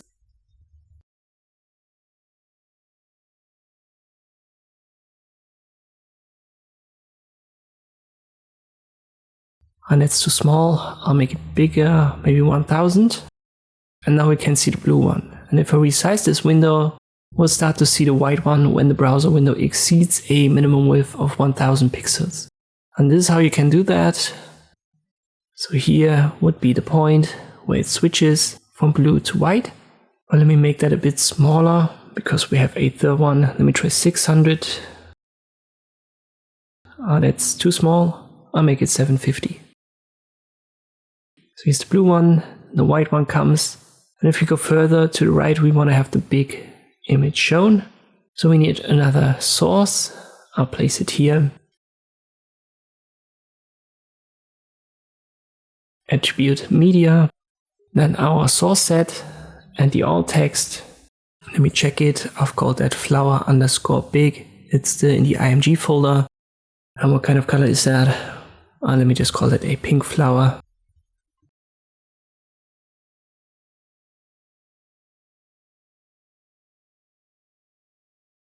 Media, as I've said, I want to set it to a width of 1000.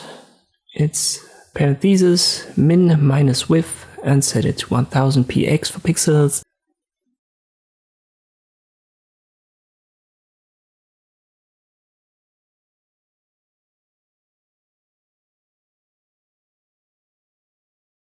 And here's our alt text that works, but I've forgotten to add the png. So let me check that. I need to add a .png, and now I refresh it and here it is visible. So we jump from blue to white and then to this pinkish flower. And that's all there is when it comes to pictures. It's a nice feature to have, and I think it's a good project to do in between. So try that out for yourself. I've used images from Unsplash. Use your own there, and the images don't necessarily have to be smaller or bigger. For practice purposes, you can just use any and set this min width of your browser window so that they switch. Once you've done that, that's already it for the picture tag, and we will start with the next project in the next chapter. Our next website, and therefore we need to set the basics up first. We're going to keep the H1 and the paragraph. We're just going to adjust it, and the next website is going to be about your favorite book. So I'm going to make it about mine, but I want you to pick your own so that it's more fun, just like with the Led Zeppelin discography.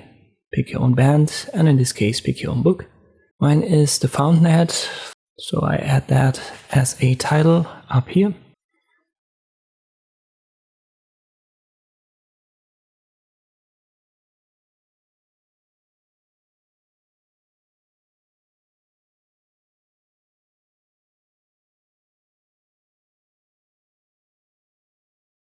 I also want to add it as an H1, and then I'll add a small paragraph.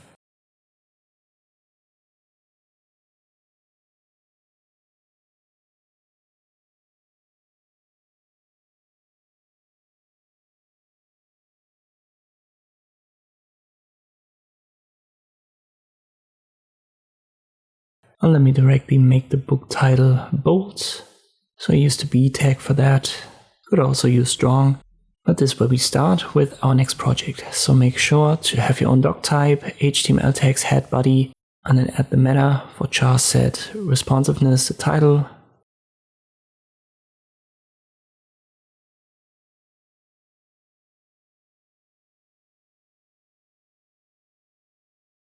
You can leave the style in the head and then add an H1 and a P, and we're ready to go for this next project.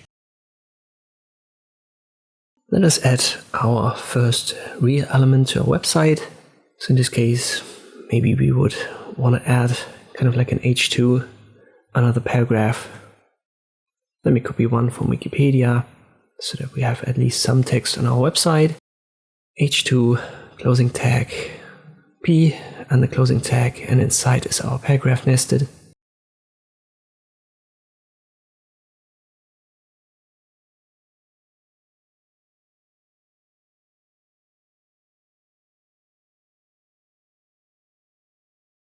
Let me refresh it.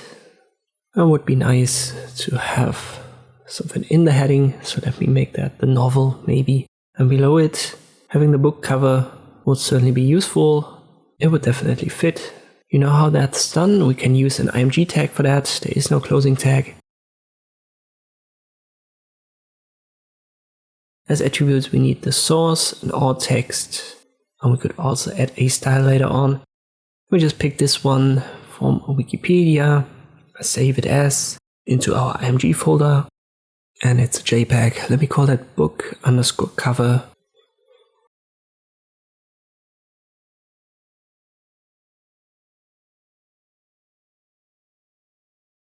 And now we can set up our source to img/book_cover.png. Oh no, it was a JPG. And here it is now. Let me add an alt text. Always add an alt text when you add images to your websites. And now we could style that using the style as an attribute. So that's called an inline style. For example, with 50% makes it a little bit bigger, and it's now responsive.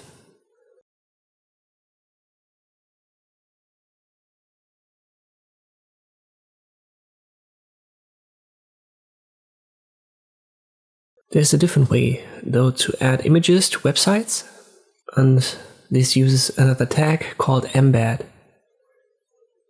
The embed tag doesn't specifically define what is being embedded, in our case an image, but by adding the source, the browser kind of knows what kind of file it is, in our case a JPEG.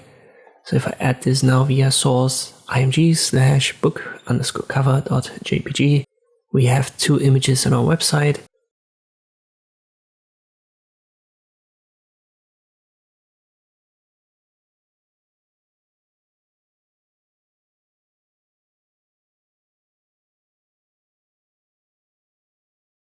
We get rid of the image, the img tag, and we have only this embed image. And here we don't need the style. We can directly target width and height as attributes of this embed tag. Or we can even leave out one and only target the width and make it relative, so with a responsive value.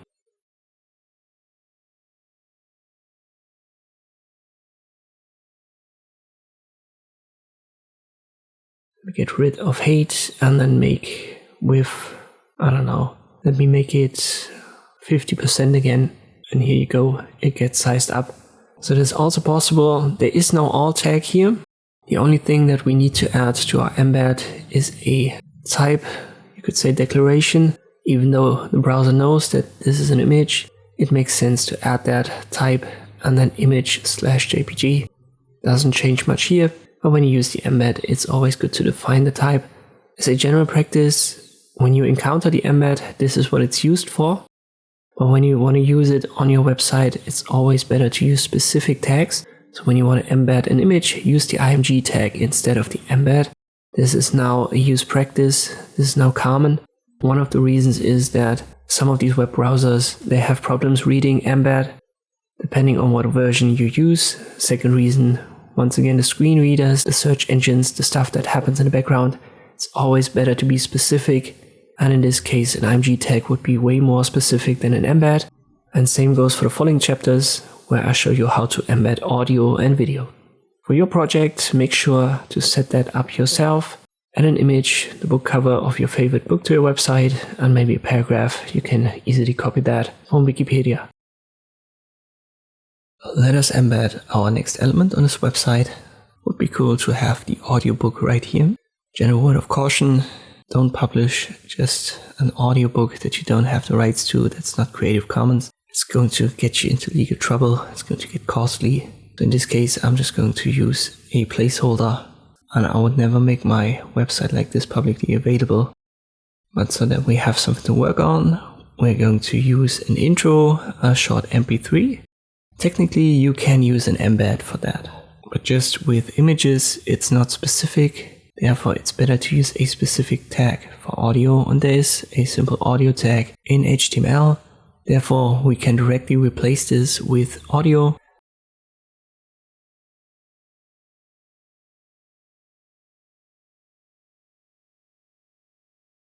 This one actually has a closing tag, so don't forget that. The embed didn't have one, but audio has.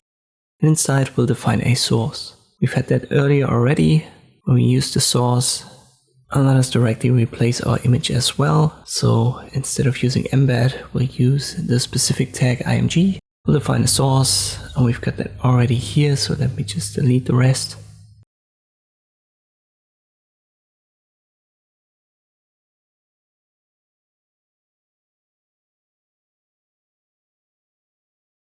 Then we need an alt tag.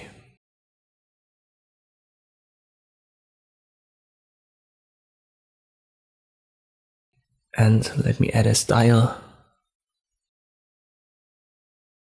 50 was too much, let me make that 30. Alright, let's get back to our audio elements. For the source we have the attributes src for the source and for type.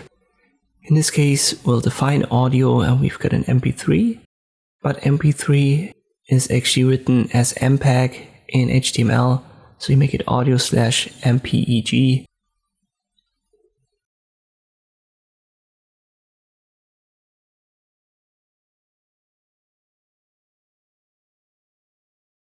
And here we have a short audio file. It's a good idea to create a new folder for our project, our HTML beginner tutorial website. I call that audio and I place the intro inside of there. File name is a little bit long, but I make that audio / and let me rename this to tf_intro. Shorter the name, the less typos I can make.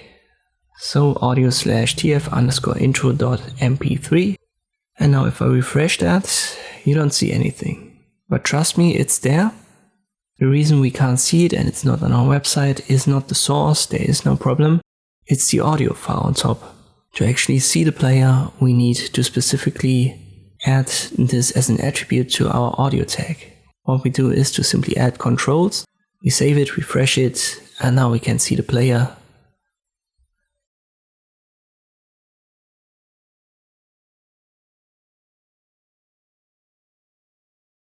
So we need the controls attribute to actually see it. This was, let me check, I believe 2 minutes 57 in length. And you can see that it has loaded this file. It's 2:57. If I cut the source out and leave the controls in, you can still see the player. But it's going to be 0 in duration as there is no file.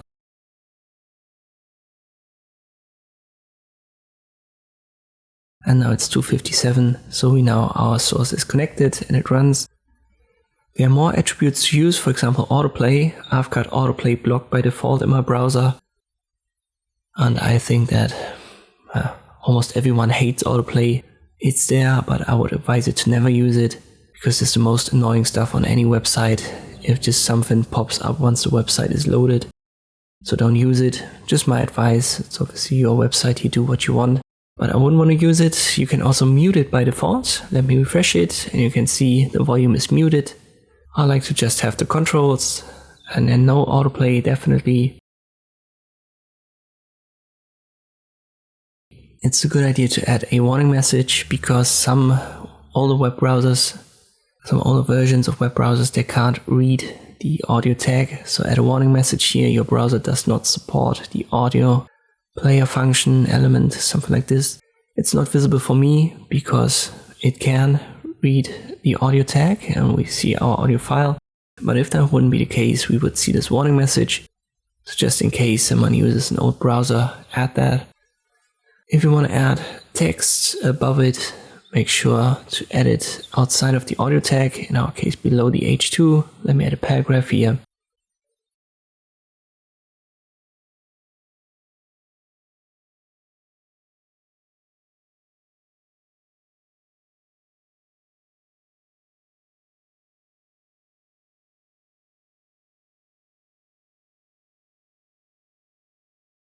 For the audio tag, it can read MP3 as you can see, but also WAV and OGG data. So these files work.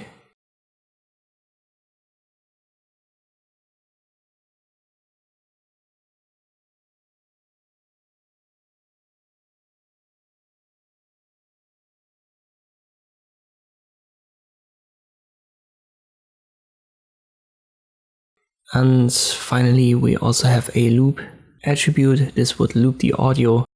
In this case, it wouldn't make much sense. If you have an audiobook, most people don't want to have a loop. They don't want to listen to it again once it is finished. But when you have a song or something, an audio effect, you might want to add a loop. This ensures that once the audio file is done, it's going to start it all over again at the starting position. But I'm fine just adding the controls. For your own website, make sure to replace your image, so the embed tag with an img tag, and then add an audio file like I did here. If it's simply for a private project, you're totally fine extracting an MP3 from a YouTube video. There are dozens of tools for that. If you just search for it on Google, extracting MP3 from YouTube, and you find free options. But once again, if you publish a website, don't do that, be careful, as you may not have the copyrights to do that, and it's going to get costly if you publish something like this without permission. Make sure to do it, and then we're ready for the next chapter. Let us embed the next element. So we'll start with a new H2. The Fountainhead was actually turned into a movie a long time ago. I believe it was the early 50s, maybe late 40s. I've got the year 49 in my mind, but I'm not so sure. So let me just write late 40s, early 50s. Wasn't it Gary Cooper who played the main lead? But anyway, this detail is not important for our coding project here. We can use the embed yet again. In this case, we'll define the type as video/webm, and the source we'll need to edit later on with an height.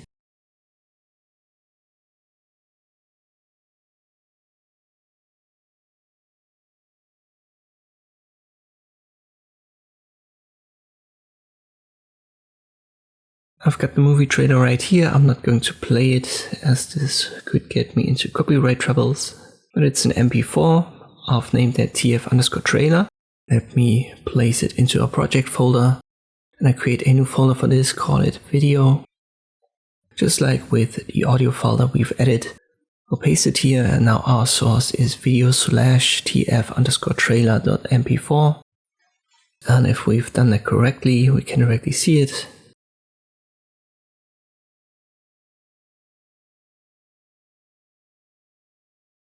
We can adjust width and height right here.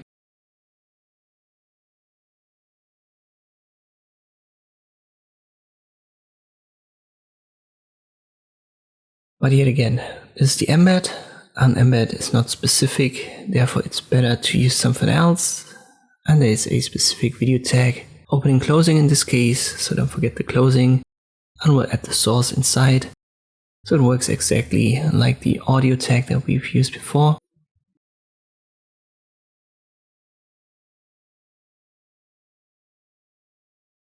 Inside we'll now need our source. Let me just copy paste this.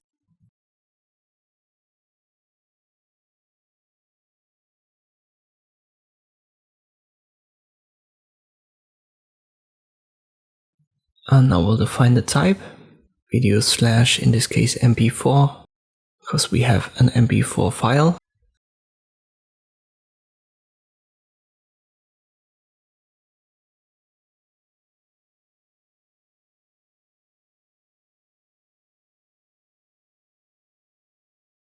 And if I refresh that, we can directly see it, but we don't have the controls. So just like with the audio, we need to add that specifically to make that appear.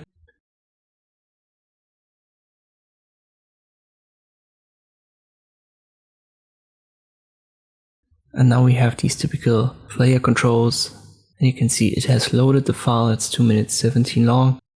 The video tag uses mp4 and OGG, or at least they work.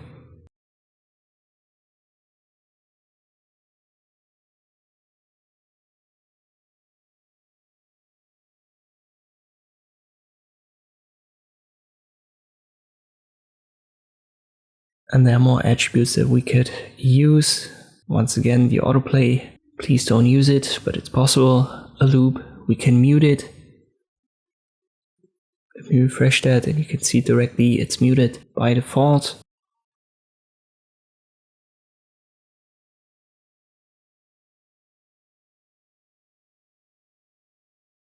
We can also add a warning message just in case a browser can't read the video tags. So let me add that here. In our case, that's not visible because the browser can use video tags.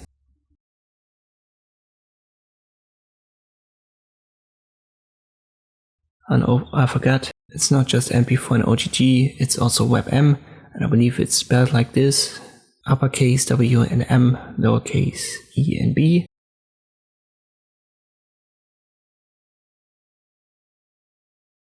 One more thing to add is you can add subtitles here as well inside of the video controls. I don't have any, but let us just say I would have. Some of them will use the track tag for that, and then we'll define the source.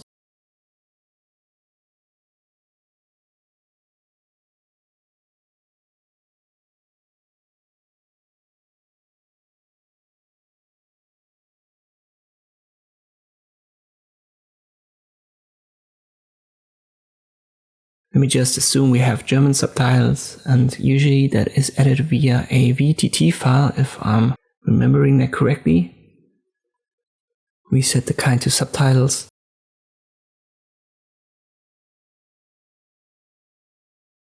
And you can add these elements for every language that you've got. So let's say we also have French. We'll add that here. You would have a different file, obviously. And now we'll add labels to them.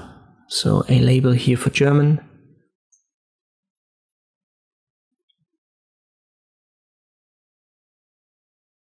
And a label for French. And this is what's going to appear in our video player. So if I refresh this now, we can see it even though we don't have files here for captions. If we left click on it, we could select German and French, and then these specific files would be loaded. So if you have subtitles, you want to add captions, something like this, create a folder for it, for example VTT folder in your project, and then add these files one by one, use the track to connect it to your video, and then this stuff should work. For you to practice, I want you to add your own section to your favorite book if it was turned into a movie. If you can't find that, just add a YouTube video. There should be someone reading this movie or for a review or something like this. Just download the video and then paste it into your projects folder. Make sure to use the video tag, not the embed, then add it via a source. You don't have to use tracks if you don't have them, but just for practice you can add these placeholders like I did, and then make sure to refresh your site and check if everything works. Let us embed our final element. We just want to add a full website to our website. I use the Wikipedia page of the Fountainhead, and we could yet again use embed, but even here is a more specific tag available, and this is the iFrame, which stands for inline frame. And if you've ever embedded a YouTube video, I'm pretty sure you've seen this tag.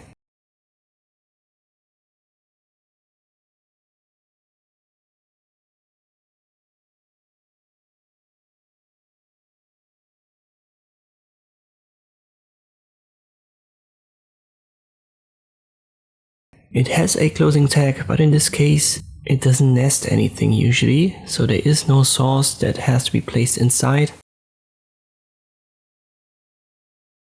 So we can directly put the closing tag right here after the opening. Attributes, there are a couple. I'm not going to go over all of them, but we definitely need a source. We'll add a title, and then we can adjust width and height. For the source, you just use the URL of the website that you want to embed. In my case, this Wikipedia page. So I'll just paste it here.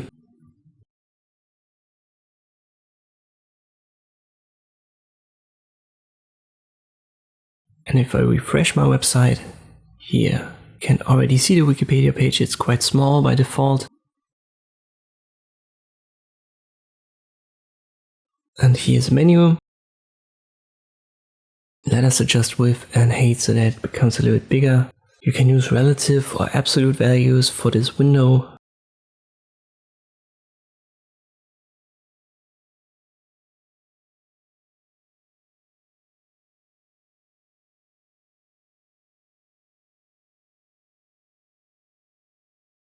Let me make the width even 95%, so a relative value. And I have to adjust the height a little bit. Let me use absolute values here. I'll make this 500 pixels. And here is now the Wikipedia page. As I've said, there are a couple of attributes more that we could add, but instead of adding it here, we'll just go to YouTube and we'll use a YouTube video. Let me just use this one. It's a 10-minute review of the Fountainhead. If you haven't seen it, dark notes, quite interesting. You've certainly used the share button before. Here's the URL, and there's also the embed function. And if you click on it, here you can see the iFrame. It looks exactly like the one that we've used here. Let me add a new section to our website, H2, a short paragraph.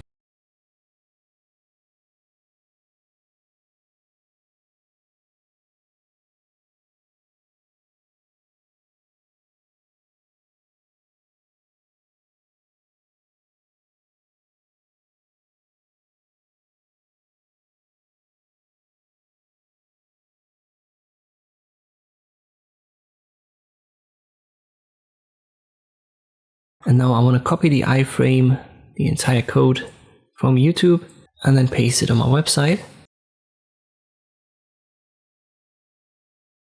And then let us go over a couple of elements. So what we have here, let me deselect the text. As I've said, it starts with the iFrame, then width and height, the source, which uses the URL of the video, and the title. We've used it for our website as well.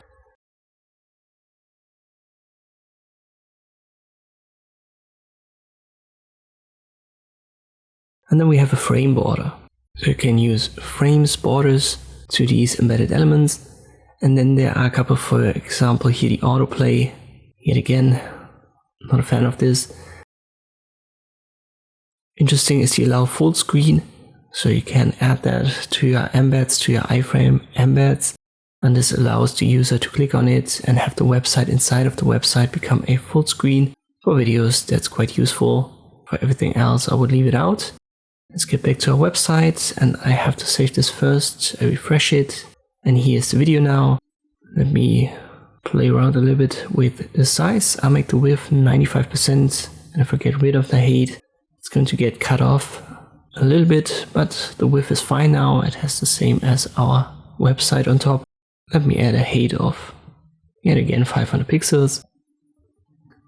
And now we've got this video a little bit bigger, and it looks nicer. That's the final element that we wanted to add to our website. I want you to do the same. Create 2 more sections. Embed a website on your website using iFrame, maybe the Wikipedia page of the book that you've chosen, and then search for a YouTube review and embed that as well using the YouTube functions under share. Play around with width and height and try to understand the code. And once you've got that done, we are basically finished with our embedding here, but I wanted to add kind of like a side note in the next chapter, because I've been talking in the other projects already about internal linking, and I want to show you what that is and how that can be done in the next chapter for this specific website project. As promised, here's our internal linking example. It's optional as it's more CSS than HTML. But let me fix this first. It should be the audiobook because I've used the in every section here. To set up our internal linking, we need a navigation bar. We'll just put it right here before our H1. We use the nav tag, opening, closing, and inside we'll nest some links using the A tag. This is nothing new. You've seen that a couple of times.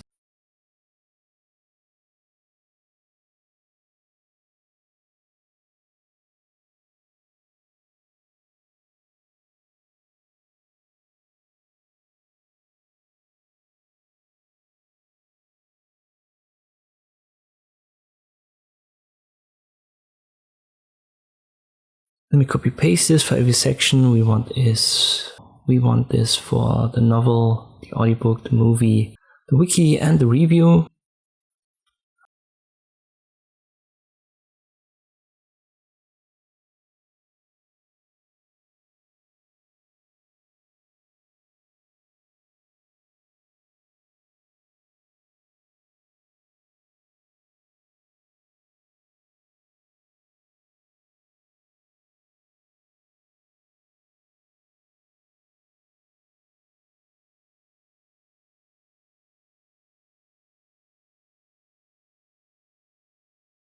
Let me check.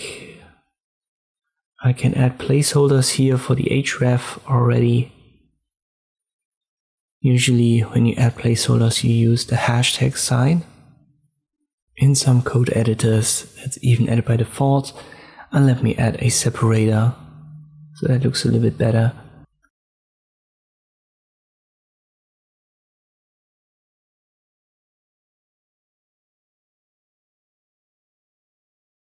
But the idea is to click now on these links and then we will be redirected to these sections. And here's a typo. Let me check that.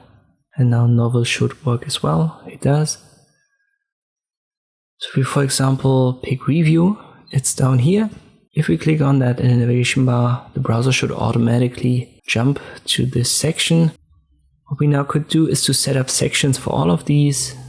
We went over something like this in an earlier website project where I've introduced section, article, all of these semantic tags. But in our case, it's fairly easy. We can just use our headlines. So the headings here, H2 for review, we can easily use that and add what is called an ID. I give this the value of review, and now I use the same value here for the href. So hashtag review. And if I click on review, it jumps now to this section. So by adding an ID and what is called an ID selector in the href, so ID for the heading 2, the review, is set to the value review, and the ID selector for the A tag in the navbar for review is set to hashtag review. and this connects these two and tells the browser to jump to this section, to this heading in this case.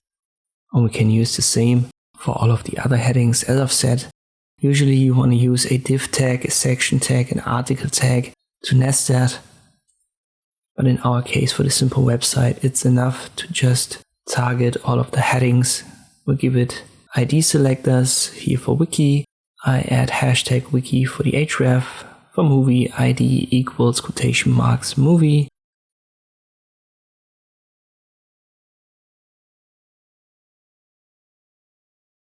And therefore I need the href hashtag movie. You don't have to do it like this. You can, for example, for the audiobook, make the ID 123. As long as you use the same right here as the href, it's going to be connected. Be careful with the spelling, it needs to be the same.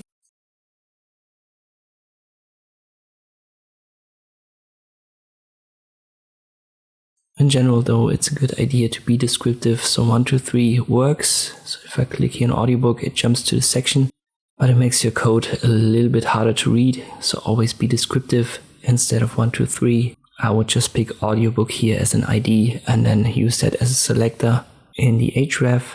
So let me fix that.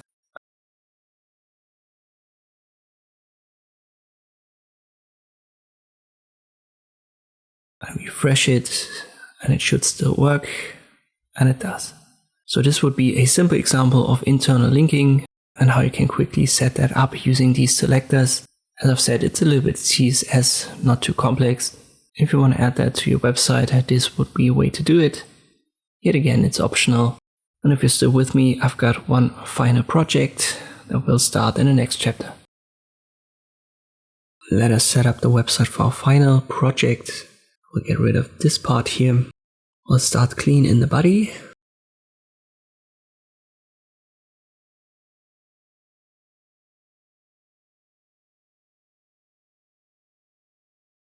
Let me change the title. We want to make our last project about a form. So I call this form example. And let me change the comment up here.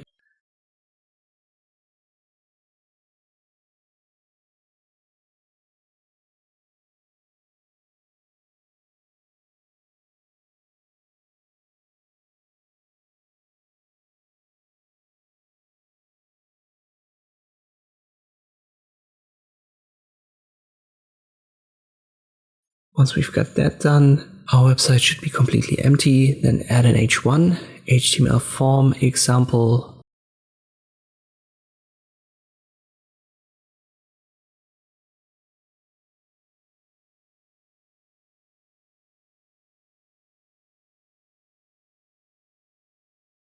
And forms, they are used to collect data on users.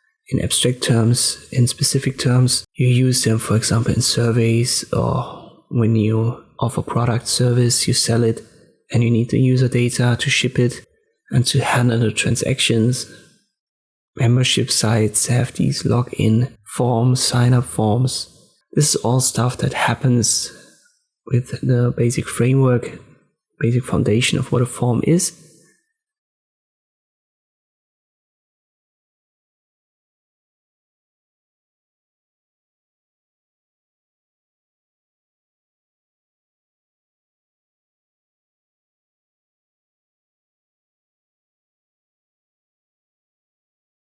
We want to add that down here.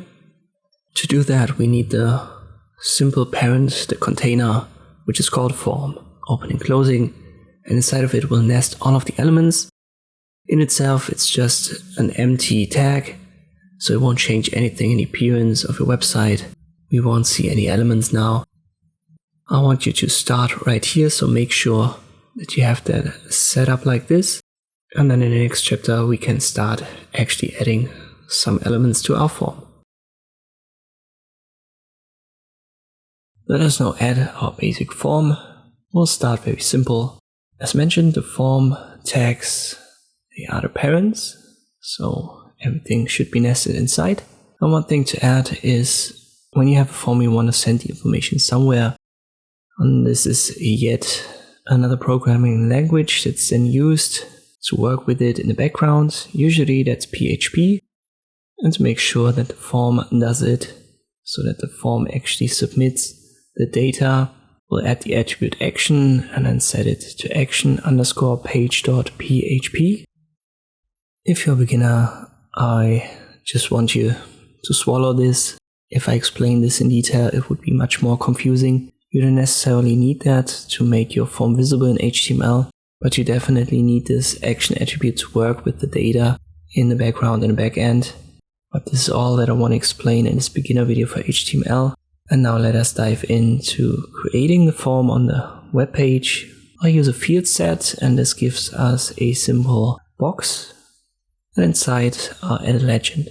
And this will add a text inside of the field set. In its head you could say, let me add test, and I refresh it, and you can see it.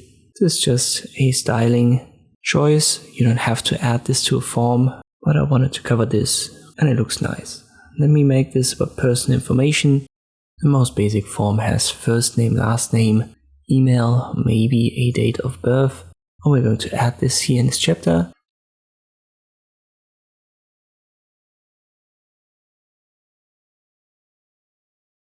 To give the user a chance to actually add information, we need an input field. And this created via an input tag. It doesn't have a closing. So if I refresh this, we can directly see it, and I can type in information here.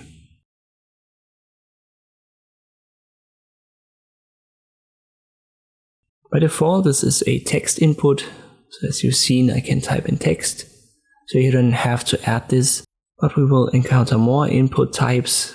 So just to show you this would be a text input. You can have number inputs, date inputs. We're going to cover them all. But for the user, he needs to know what information should be put into which input field.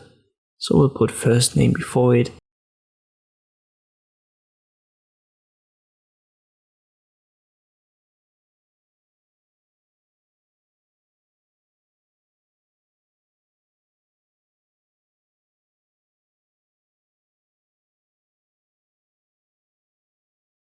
And maybe let me add a line break by using the BR tag. We've already covered this tag in one of our earlier projects. Usually you connect what is written here to your input field by using a label. So we'll add the label tag to first name, and before the BR tag we close our label.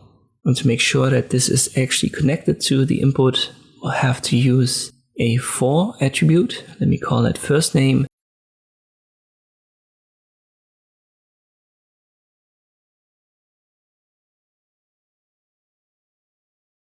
And in the input field, let me give that the ID first name. We want to connect this now to the label. Therefore, we'll use the same values. This won't change much in the appearance, but it's certainly better than in the back end when the information is sent, because you can much more easily understand what information is meant to be what, so which category it belongs. But to actually connect it, we need the name attribute here for the input field, and set it yet again to the value of first name.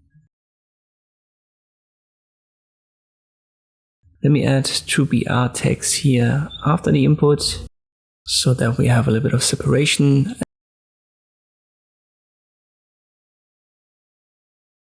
And then I copy paste these two lines.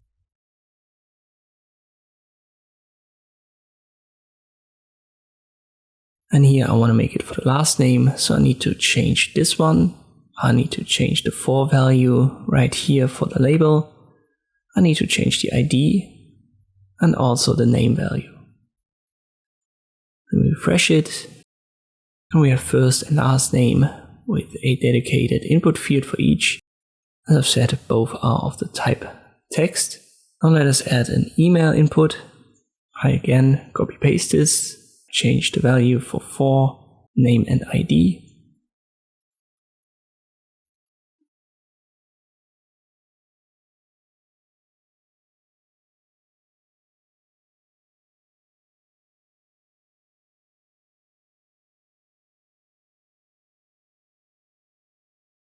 Let me get rid here of the BR tag. Looks a little bit better.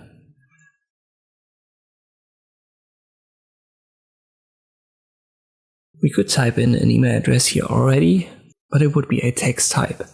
And we definitely know that an email address has to have an @ sign. So it's a good idea to change the type of the input field from text to email. And just for explanation, there are a couple of inbuilt types. For example, email, text, number, date. So email works. And if we now hover over this line, we'll get a tooltip that tells you right here, please enter an email address. So it is inbuilt in the browser. When you've set the input type to email, the browser adds this tooltip automatically. And we now know that there must be this @ sign inside of it, or it's not going to be valid. And if I just type in my name, this wouldn't work. We couldn't submit this. The browser just knows that there needs to be an @ sign, and only then will the submit work.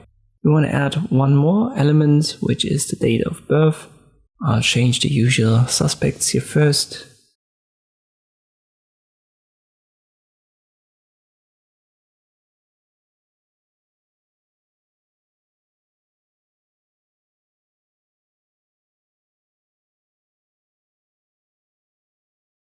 And then I need to take care of the type. And for something like this, the type date exists. So instead of having this import field of type text, and let me get rid of the BR tag, I want to have it in the same line. I'll add type equals quotation marks and then date. Refresh and we have this calendar option, and here the user could pick his date of birth much more easily, or he could just type it in numerically. And this is usually the most basic information in a form, but something is missing, and this is our submit. And we can add a submit by placing a button. There are two ways to do it. You can use the button tag, or yet again use another input and set the type to button. Let us use the last option. Let me comment this first so that you know what's meant here.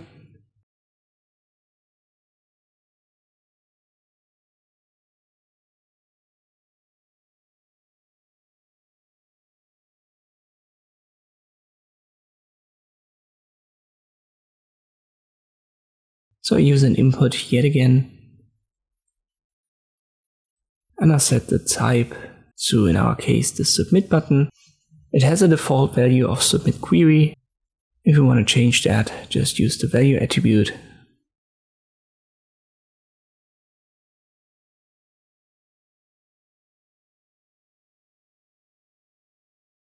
Let me set it to test, and there you go. But I'll make this submit. And as all of this is connected, so nested inside of this form tag, the browser knows that when we click submit, the information would be sent to the page where we store and work with the information. For you to practice, set it up yourself inside of the form, add the field set and the legend to have this styling effect.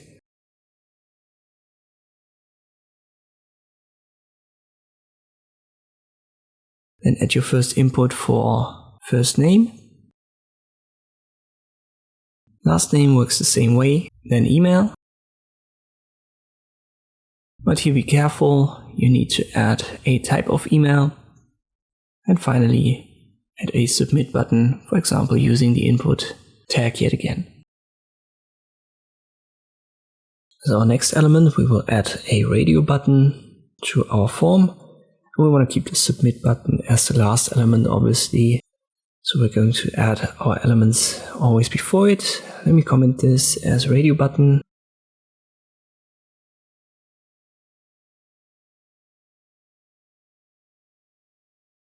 And we can simply make this about gender. So we'll ask the user, choose your gender, something like this. What is your gender?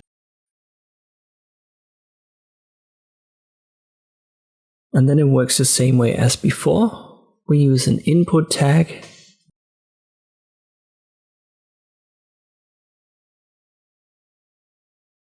And then let me add a couple of BR tags to have the same formatting going.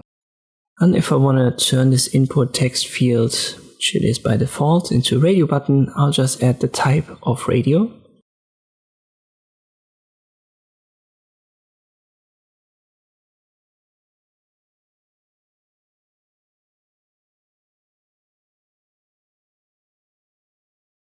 And now you can see this typical circle that you can select.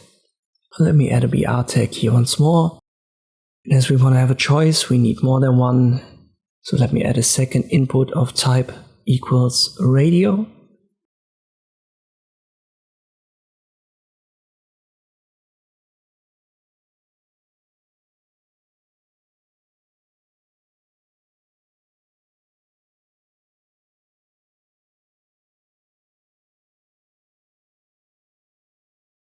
So we now want to have the user click on one and then it's active. Let me make that male and female.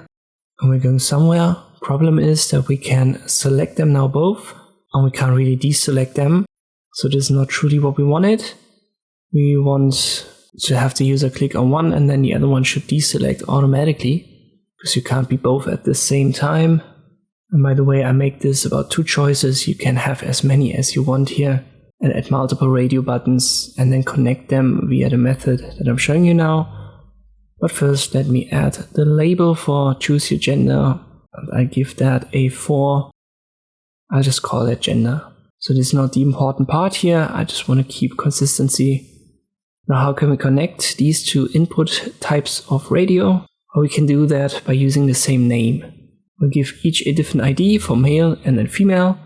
But the name, it should be the same. So I make that male minus female as a value for the first one, and this needs to be the same value for the second one.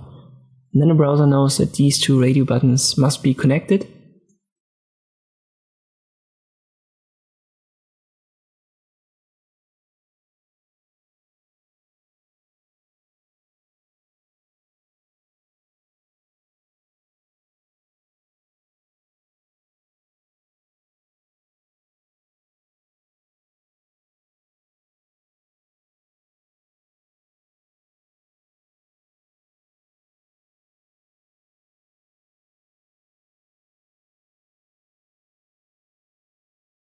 So if I just give that an ID, nothing is going to change, but I copy paste this name attribute with the same value. And now if I refresh it, this is the behavior that we wanted. So we click on one and the other one is automatically deselected. So it's the name and its value that causes this. Be careful here with typos. So if it's not connected, you may have missed the minus or have done a typo somewhere. It's a good idea to simply copy paste and then check it out. One more thing to add, it's a good idea to add a value for each. So if this is just selected by the user and then submitted, in the backend you don't really know what was the value here. So let me give the male a value of equals quotation marks male, and obviously the female gets a value of female. And this is now the value that would be sent to wherever you store the user data in the backend. So always add a value to these radio buttons. And that's already it. Try to set that up yourself. Make it about gender or whatever you want. Add a couple of more choices if you want, but definitely have 2, and then check if the connection works via this name attribute. And don't forget to add a value.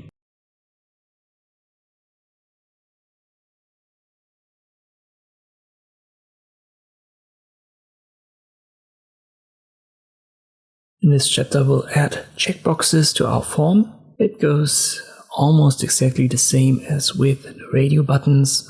Let me comment this above our submit button.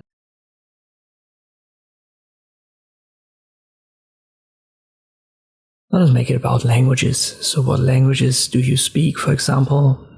And then we have an input field.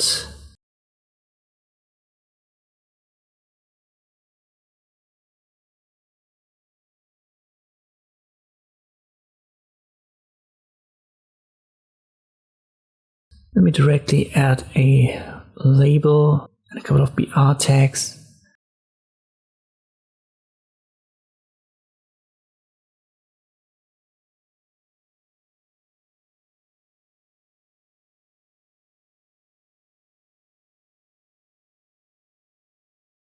I'll make that language, and for the input we have our usual attributes, an ID, a name, a type, and a value.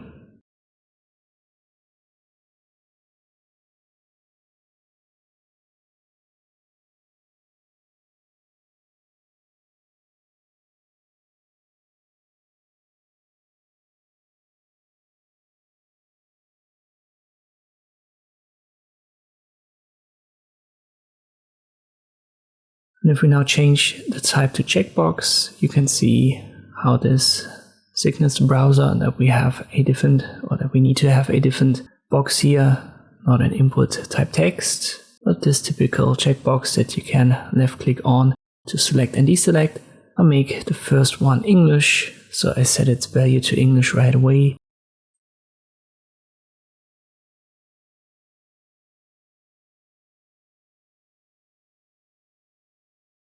I also give this the same ID, and for name I'll stick to language.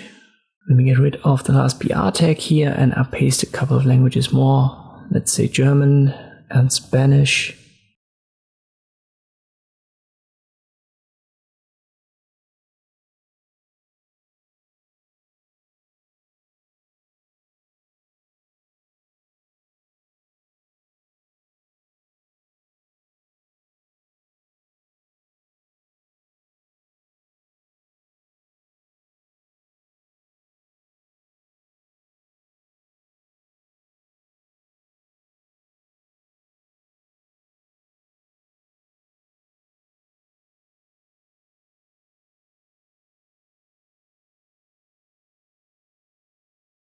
And in the last case of Spanish, I add another BR tag again to have more separation between the submit button and this final checkbox.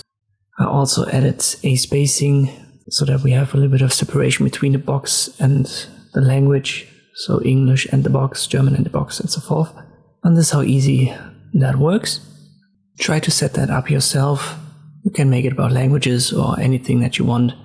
Maybe different card types, whatever. Just try to have the same results, add at least 3 options, maybe a couple more, and then come back for the next chapter. Next element that we want to add to our form is a select option. This will give us a drop-down for the user to pick predefined options. We'll yet again place it above our submit button, so directly below the checkboxes. And when we add the select tags, we can already see the drop-down. It doesn't have any options yet, so there's nothing in it, but we can see the button at least, or this drop-down placeholder.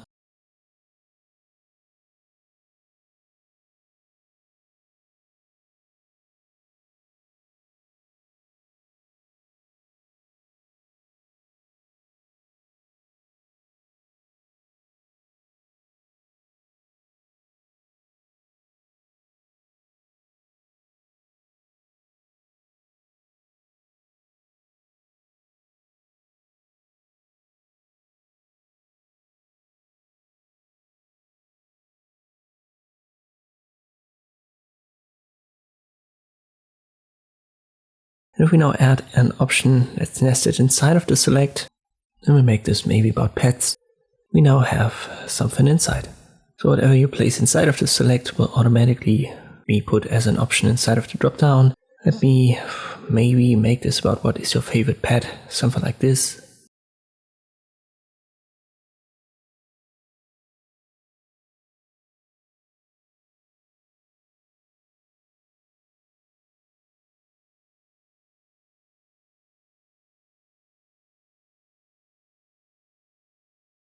I'll add BR tags and there's a label. When it's connected, it's for pets. So I make the select an ID and the name of pets.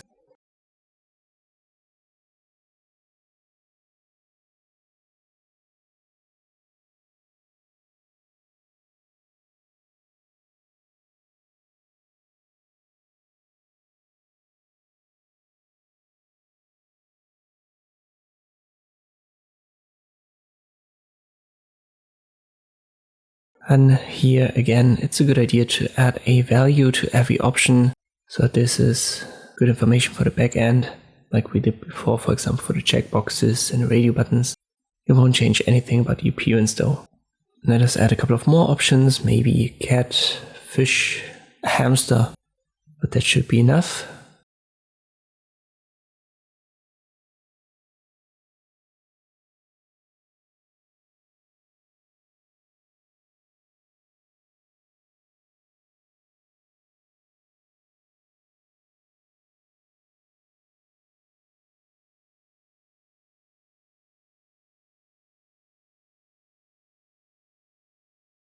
And now the dropdown contains all of these options to choose from.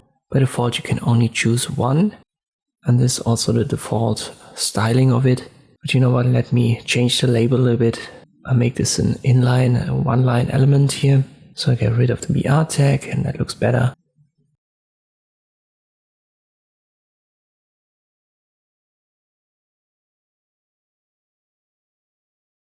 You can adjust the appearance though using the size attribute, and you can also adjust the option to only pick one if you use the multiple attribute. Let me quickly show you that, even though I don't want to use it in this form, but I want you to have it at least seen once. We'll put that right here in the select. Size of value 4, for example, and this will now show all 4 options by default. So it has resized this dropdown. And when we use multiple, we can now hold Control and left click to select multiple of these options or deselect them. If we, for example, want to have 3, we will do that like this. I want to keep it like this, so default styling, only a single option. And now it's up to you to recode it. You don't have to make it about pets, obviously, but try to have at least 3, 4 options available and make sure that this all runs smoothly. And then we're ready for the next chapter. Next up on our list is a color input. And let me add a label.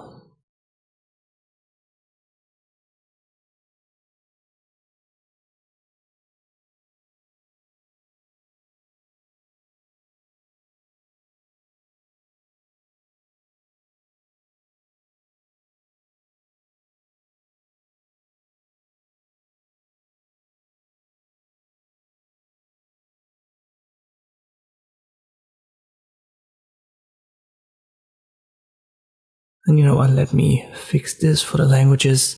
I've written that differently compared to all of the other text elements.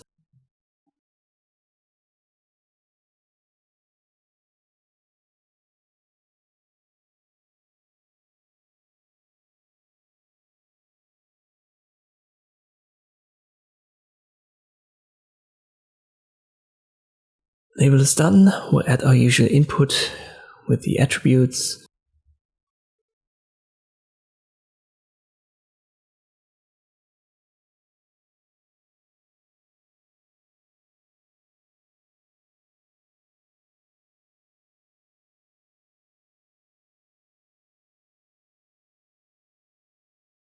And if we now change this type to color, we have a color swatch.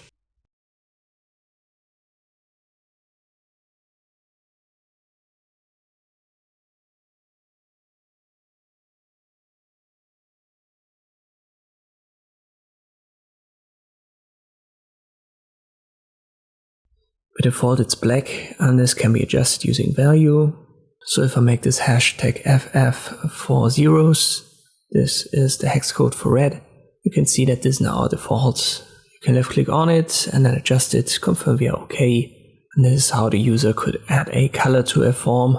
Sometimes, for example, you want to sell a product and it's available in every color as you print it directly or as you create it directly for the buyer. Therefore, it may be interesting to add such a color swatch. I want you to add the same. As you've seen, it works like all of the other inputs, fairly easy. Our next input is a password input. Let me copy paste one of these elements from before. It's not that much different. We'll change the 4 for the label, ID and name.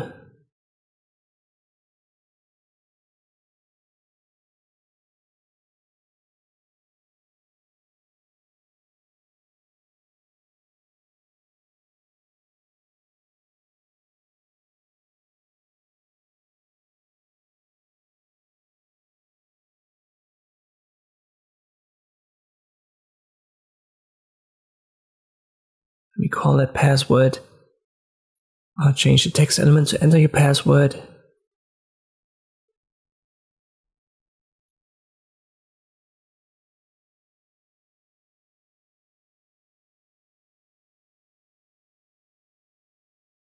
I'll leave the type empty for now and change and get rid of the value. And this is what we've got now, simple input field. And now if we change the type to password, And you know what, let me change the other values to PWD so that you can see this is not what makes this input field a password input. It's just to connect everything and have it set up properly.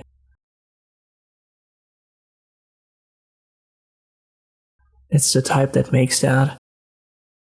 What it basically does, it gives us a text field in which everything that's being typed in is masked. So we get these typical bullet points, these circles, as placeholders for every character when we type something in. And this is what the password does. Again, set it up yourself, add it to your form.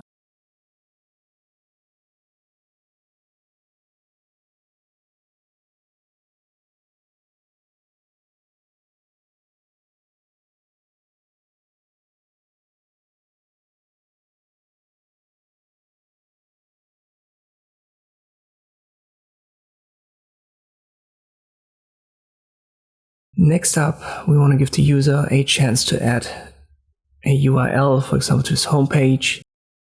Yet again, works the same way. We simply have to adjust the type to URL.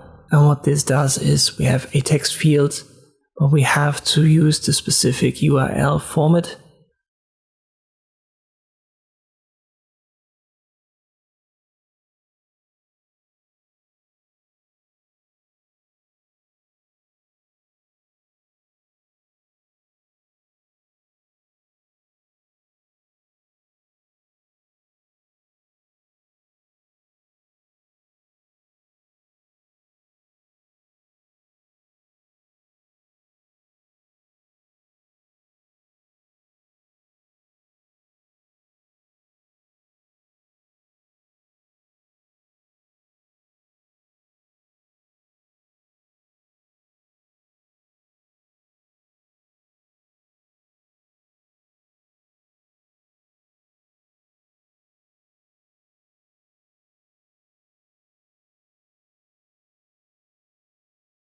So let me, for example, use a link to my YouTube channel.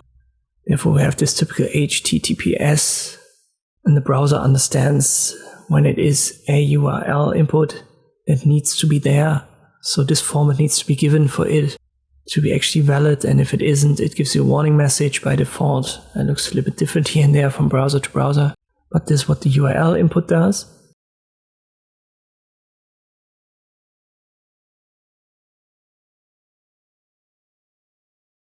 We also want to give the user a chance to upload, for example, a profile picture. We can do that using an input field yet again.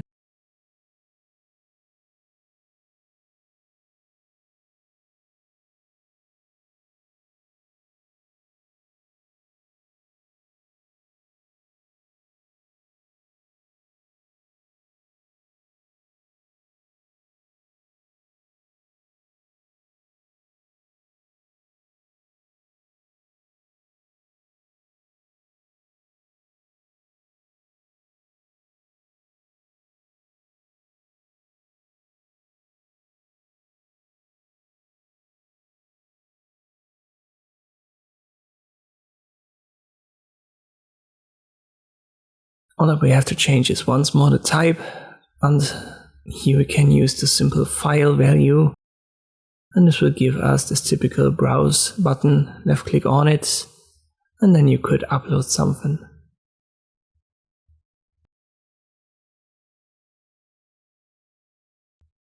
One more element that we want to add is a reset button. So it would be nice to have a button that resets all of the values given.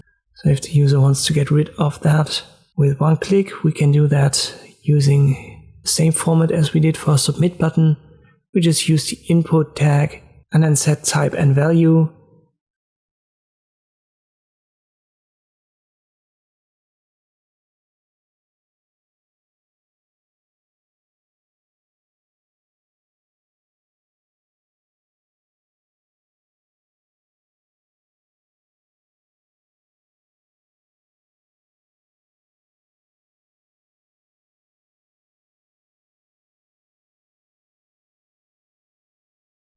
Just like we did here. In this case, the type defines the function. So if we set that to reset, it's going to be a reset button no matter what value we give it.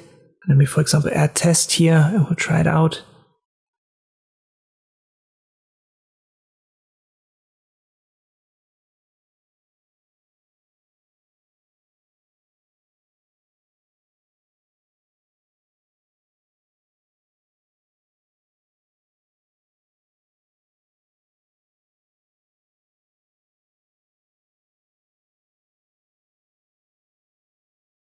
It works, resets everything. Value is just for the text inside of the button. So whatever you type in here, as long as the type is a reset, it's going to be a reset function. But as a value, using reset would be a good idea. Or reset all input, something like this. I want you to set this final element up for your form. And then we're actually done. At least for this form, I think it covered the basics. And if you follow me through this entire course, you now know, I would say, at least 95% of HTML, if not more. If there's still open questions, you can check out my channel. I've got an entire playlist about HTML where you can find specific shorter videos about certain topics.